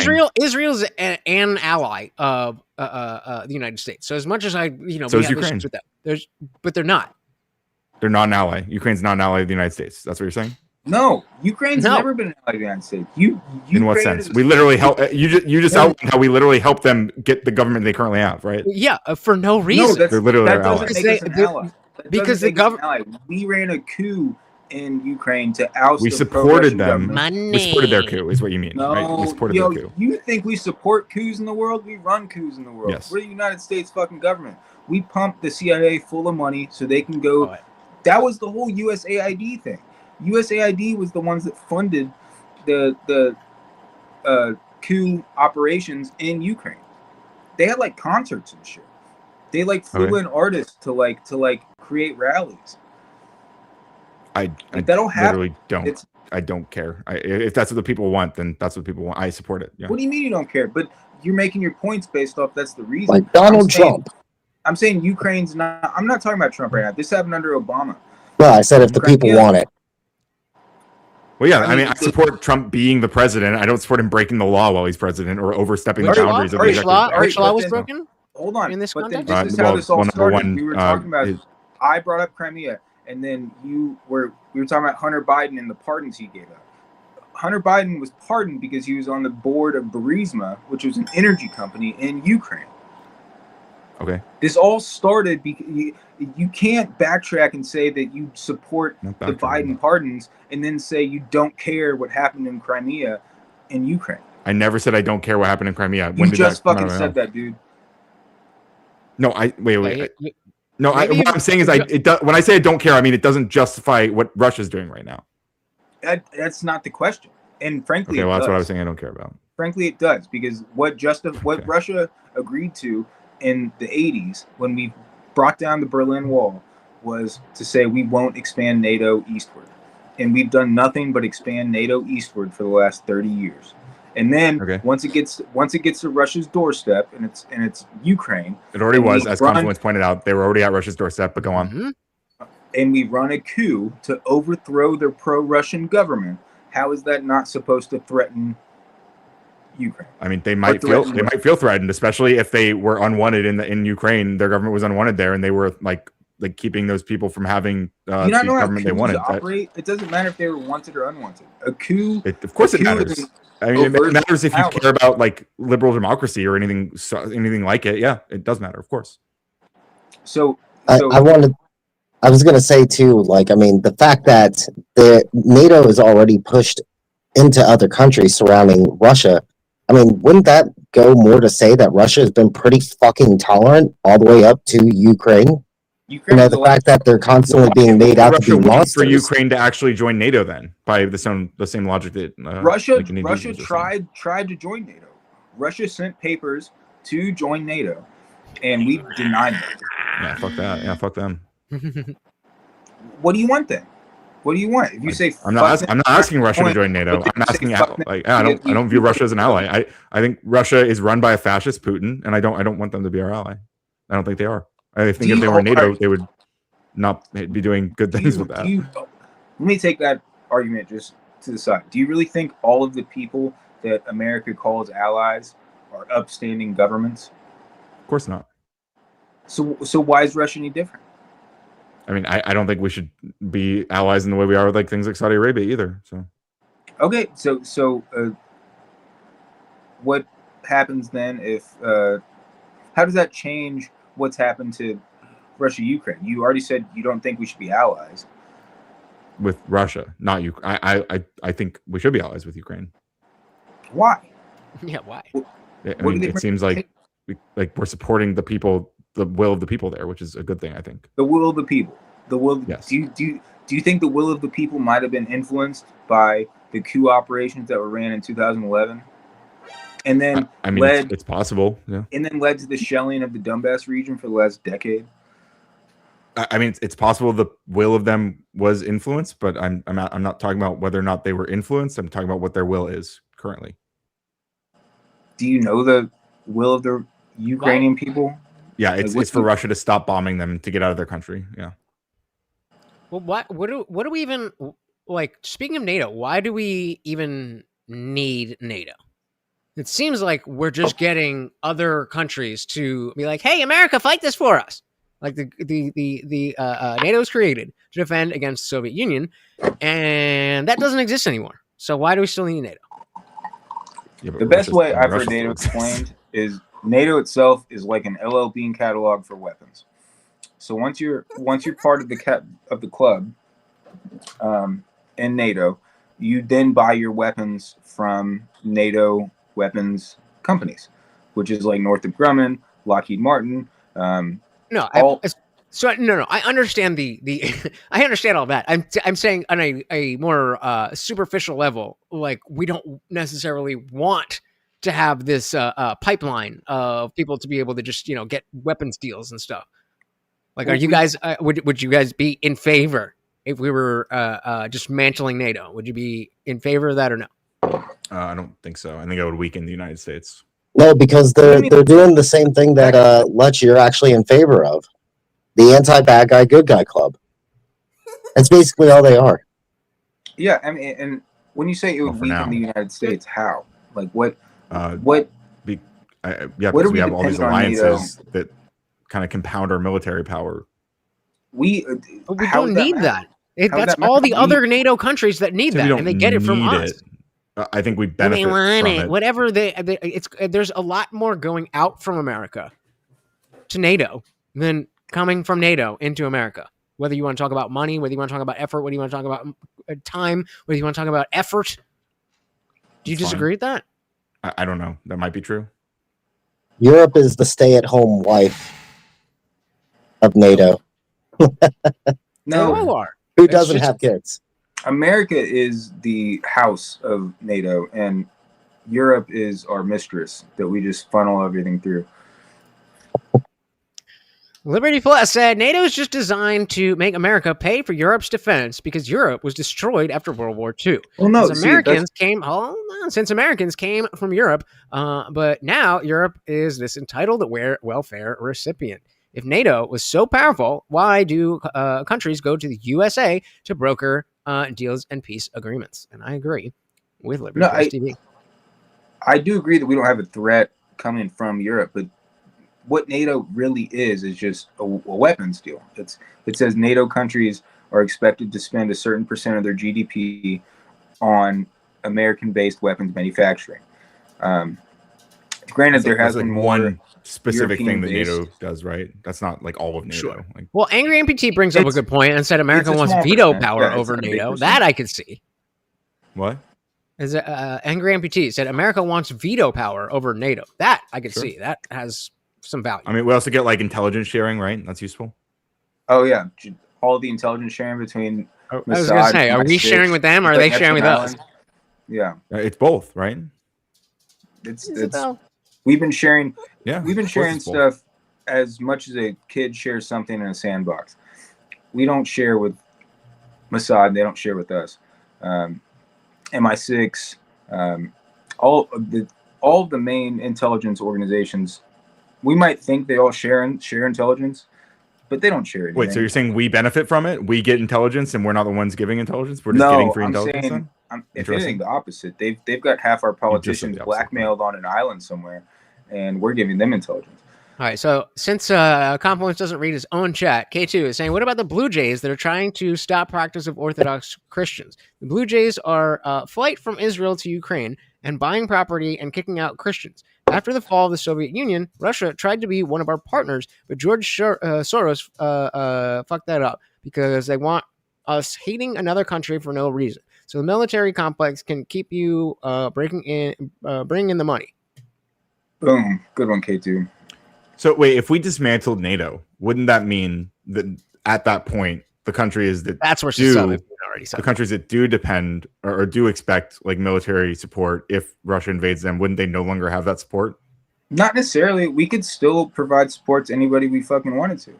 Yeah, okay, but like we wouldn't have an agreement. Like in theory, it wouldn't trigger a response immediately. It would leave more discretion, right? But honestly, to be fair, it might be better if we don't just automatically trigger stupid responses, because that's how you get into World War III with nukes. Well, say Russia tries to nuke Germany. We can put that at the foot of Putin, the guy who keeps doing this shit, right? No, I mean, so. If he wants to start World War III, then that's on him. Like it's like nobody's gonna prevent him from doing it, right? See, that's the philosophy that I'm trying to get across. It's kind of not. Yeah. I understand what is happening over in Ukraine, and like Russia was the first to invade, but the reason Russia invaded was because we said NATO would let Ukraine join, and Putin basically he gave clear marks ahead of time. He said that is the last straw. If you can put in writing that you will not let Ukraine join NATO, I will not invade. He said that clearly. Yeah, but why should we let like fascists like Putin like blackmail us into policy decisions? What do you mean let? We're not letting anybody do anything. He's an authoritarian ultranationalist. He's not under the jurisdiction of America. What do you mean let him? Nobody's letting him. He's doing what he's doing. We are not in control of Russia. Do you agree or disagree? Yeah, no shit. Okay, so then we are not letting anyone do anything. When I say let him, I mean not responding, right? Because that's not not our supporting fucking Ukraine, for responsibility. example. That's the point that we've been trying to make to you for the last half an hour. Yeah, but you haven't made it very well, because I No, you're just don't see any stupid. reason to not support we keep saying Ukraine. it over and over and over and over and over. You guys are just like propaganda. NATO, that's what it seems and like, to be honest. technically, like information share. Like you're like just let Russia take Ukraine. What's the big deal, guys? That's like what you guys have been saying for the past fucking hour. Yeah, literally. Correct. It is not worth American military. It's not worth American dollars. It is not worth it for this fucking little I disagree. scrap of land.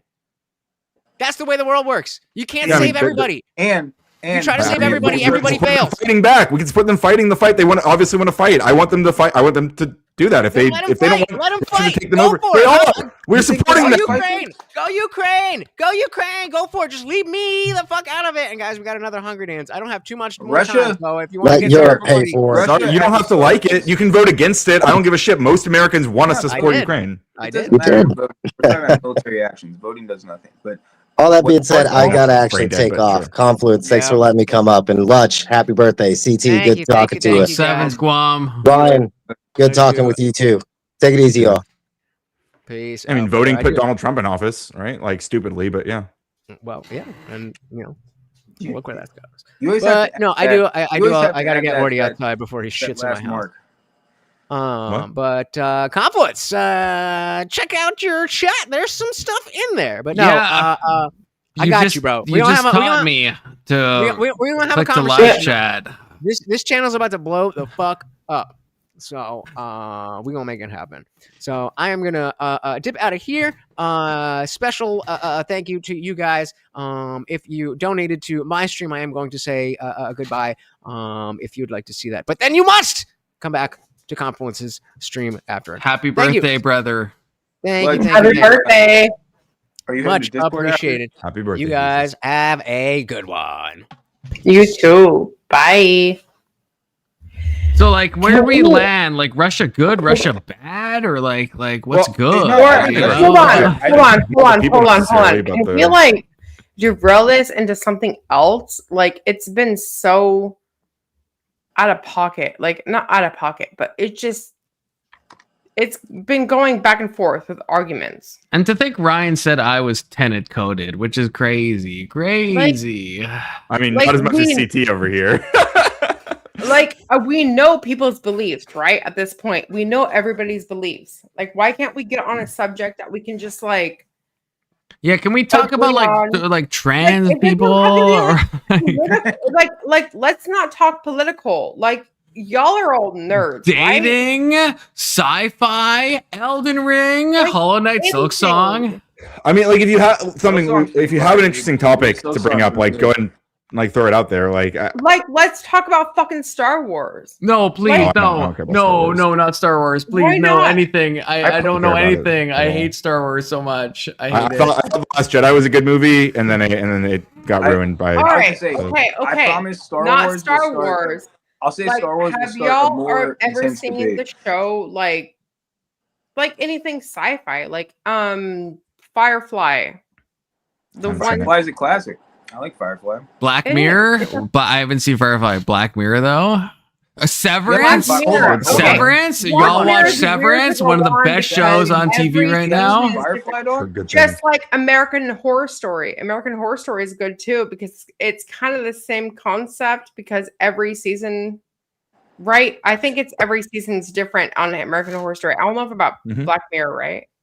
Black Mirror. Every every episode episode's is different. Yeah. Every episode, yeah. Okay, Every episode is a episode's mini different. storyline. They don't necessarily recycle the same cast though, like American Horror Story does, which is a different thing. But Well, American Horror Story, I think that's pretty good in a sense. Like there's some shitty, I'll agree, there's some shitty seasons that they came out with, but there are some good ones that got me hooked. y'all, I'm turning into a misogynist right now. Ryan, I finally got you. I got you right where I just got wanted converted. you. I just got converted. This was my long con the whole time. Learning about geopolitics, and I'm like thinking through like my position, and now we're like talking about American Horror That's Story. what I'm trying to do. It's good. I've seen some of the seasons. I I'm like it. trying Yeah, it to was rail fun. this from Fun show. politics. That's what I'm trying to do. Like politics is. Can we agree that If we wanted politics to talk about not politics, we everywhere? would have done that. It sounds like we want to talk about politics. It's everywhere, though. It's everywhere. Can we talk about like something different? Go to a different fucking panel. Go find a Firefly panel. I don't fucking know what to tell you. I'm not saying Firefly, but just I'm trying to help like No, I derail can this say- from something that we've honestly like Ryan and everybody else. Something we that's have not talked Russia about- we've coded, talked about okay. this over and over and over again. Okay, Something beyond We know- Russia. Yeah. Like Well, I we think know I- everybody's We talked about political abortion views. for a Can we fucking just hour. talk about We can something about like? Russia for 5 minutes? It's been more than 5 minutes for Russia, and this is because I mean I don't know much about Russia, so that's probably why And I feel like all of this, to be fair, we kind of went down this rabbit hole because it sounds like CT was arguing that Biden's pardons were directly related to this, and regardless of whether or not they were, I'm not sure about all that. But like, I don't know. I recognize the threat of a Trump administration on his family, on Fauci, on the J6 committee, who they're still trying to go after. I recognize the political corruption that they are currently bombarding on to these Americans who probably didn't actually do anything. And When you say that, are you talking about like the Jan 6 people or on Americans in general? I'm talking about the J6 committee that Trump, that a lot of them were pardoned, like the people who do you know what I mean by J6 committee? Like there was it was like Republicans and Democrats who organized and covered all of the stuff that happened, walked through exhaustively the insane plot that Trump and co organized to overthrow the election, to overturn the election. And they want to go after these people. And I'm not saying that it got messy on Jan 6, but if you look at the actual story, there was did get a bit messy. Yeah, it got a little messy. There was a protest out front. The protest out front was a peaceful protest. The protest out back was the one where they opened the doors and let people come through. And by they, I mean the police opened the doors and let people come through. So the police who were being beaten, they opened the doors for them? No one got beaten. No one. I mean, there's so much video of cops being beaten. What are you talking about? It got a little messy, but if we take away the cops being beaten and the windows, no one was beaten. No, Ryan, if we take away the cops being beaten and the windows being broken and all of the other violent actions, then it was a peaceful protest. Do you agree? No. Yeah, we take away all the violence, I guess. Yeah. Okay, good. I'm saying there's two separate protests. I'm saying there's the one out front was peaceful. The one out back was the one that got messy, where they broke down the barricades and came into the back Capitol doors. But the doors were open for them. They were not open for them. They broke past you just outlined how they broke past the barricades and then went through the doors. Okay, two things. Real talk, two things did happen, okay? There is videos of police waving people in, which is troublesome to me. I'm not sure how to take that. And there's also, videos of people, breaking into the Capitol in a real way, right? Yeah. But so once people had already broken and overwhelmed the police, what do we think the police would just sit there and fight everyone who tries to run in if they're no, overwhelmed? but why wave them in? That's always been a question in my mind. Why they did this? It was come on in. That's my understanding is this confusing point, to me. The mission changed from prevent these people from entering the Capitol to steer these people in a way that doesn't send them to the Congress people who they are trying to go after. But they were waving them into the Capitol. Yes, they were going, and so they were kind of direct them and not direct them to the Congress people, right? Who they were going after. But they were directing them into the Capitol building. They were doing They this. thought they were already forced through. I know. So why not just do this though? I know it's a hand sign, but it seems like if you're doing this motion, you are signaling hey, go on, I think they were saying go on at that point. They again, the plan evolved right in real time, this into going into the Capitol building. That's not a good plan. They couldn't stop them. They'd already gotten through. They were going in. Just stand back and stand by. You know what I mean? Why would you wave? Why would you do a go on?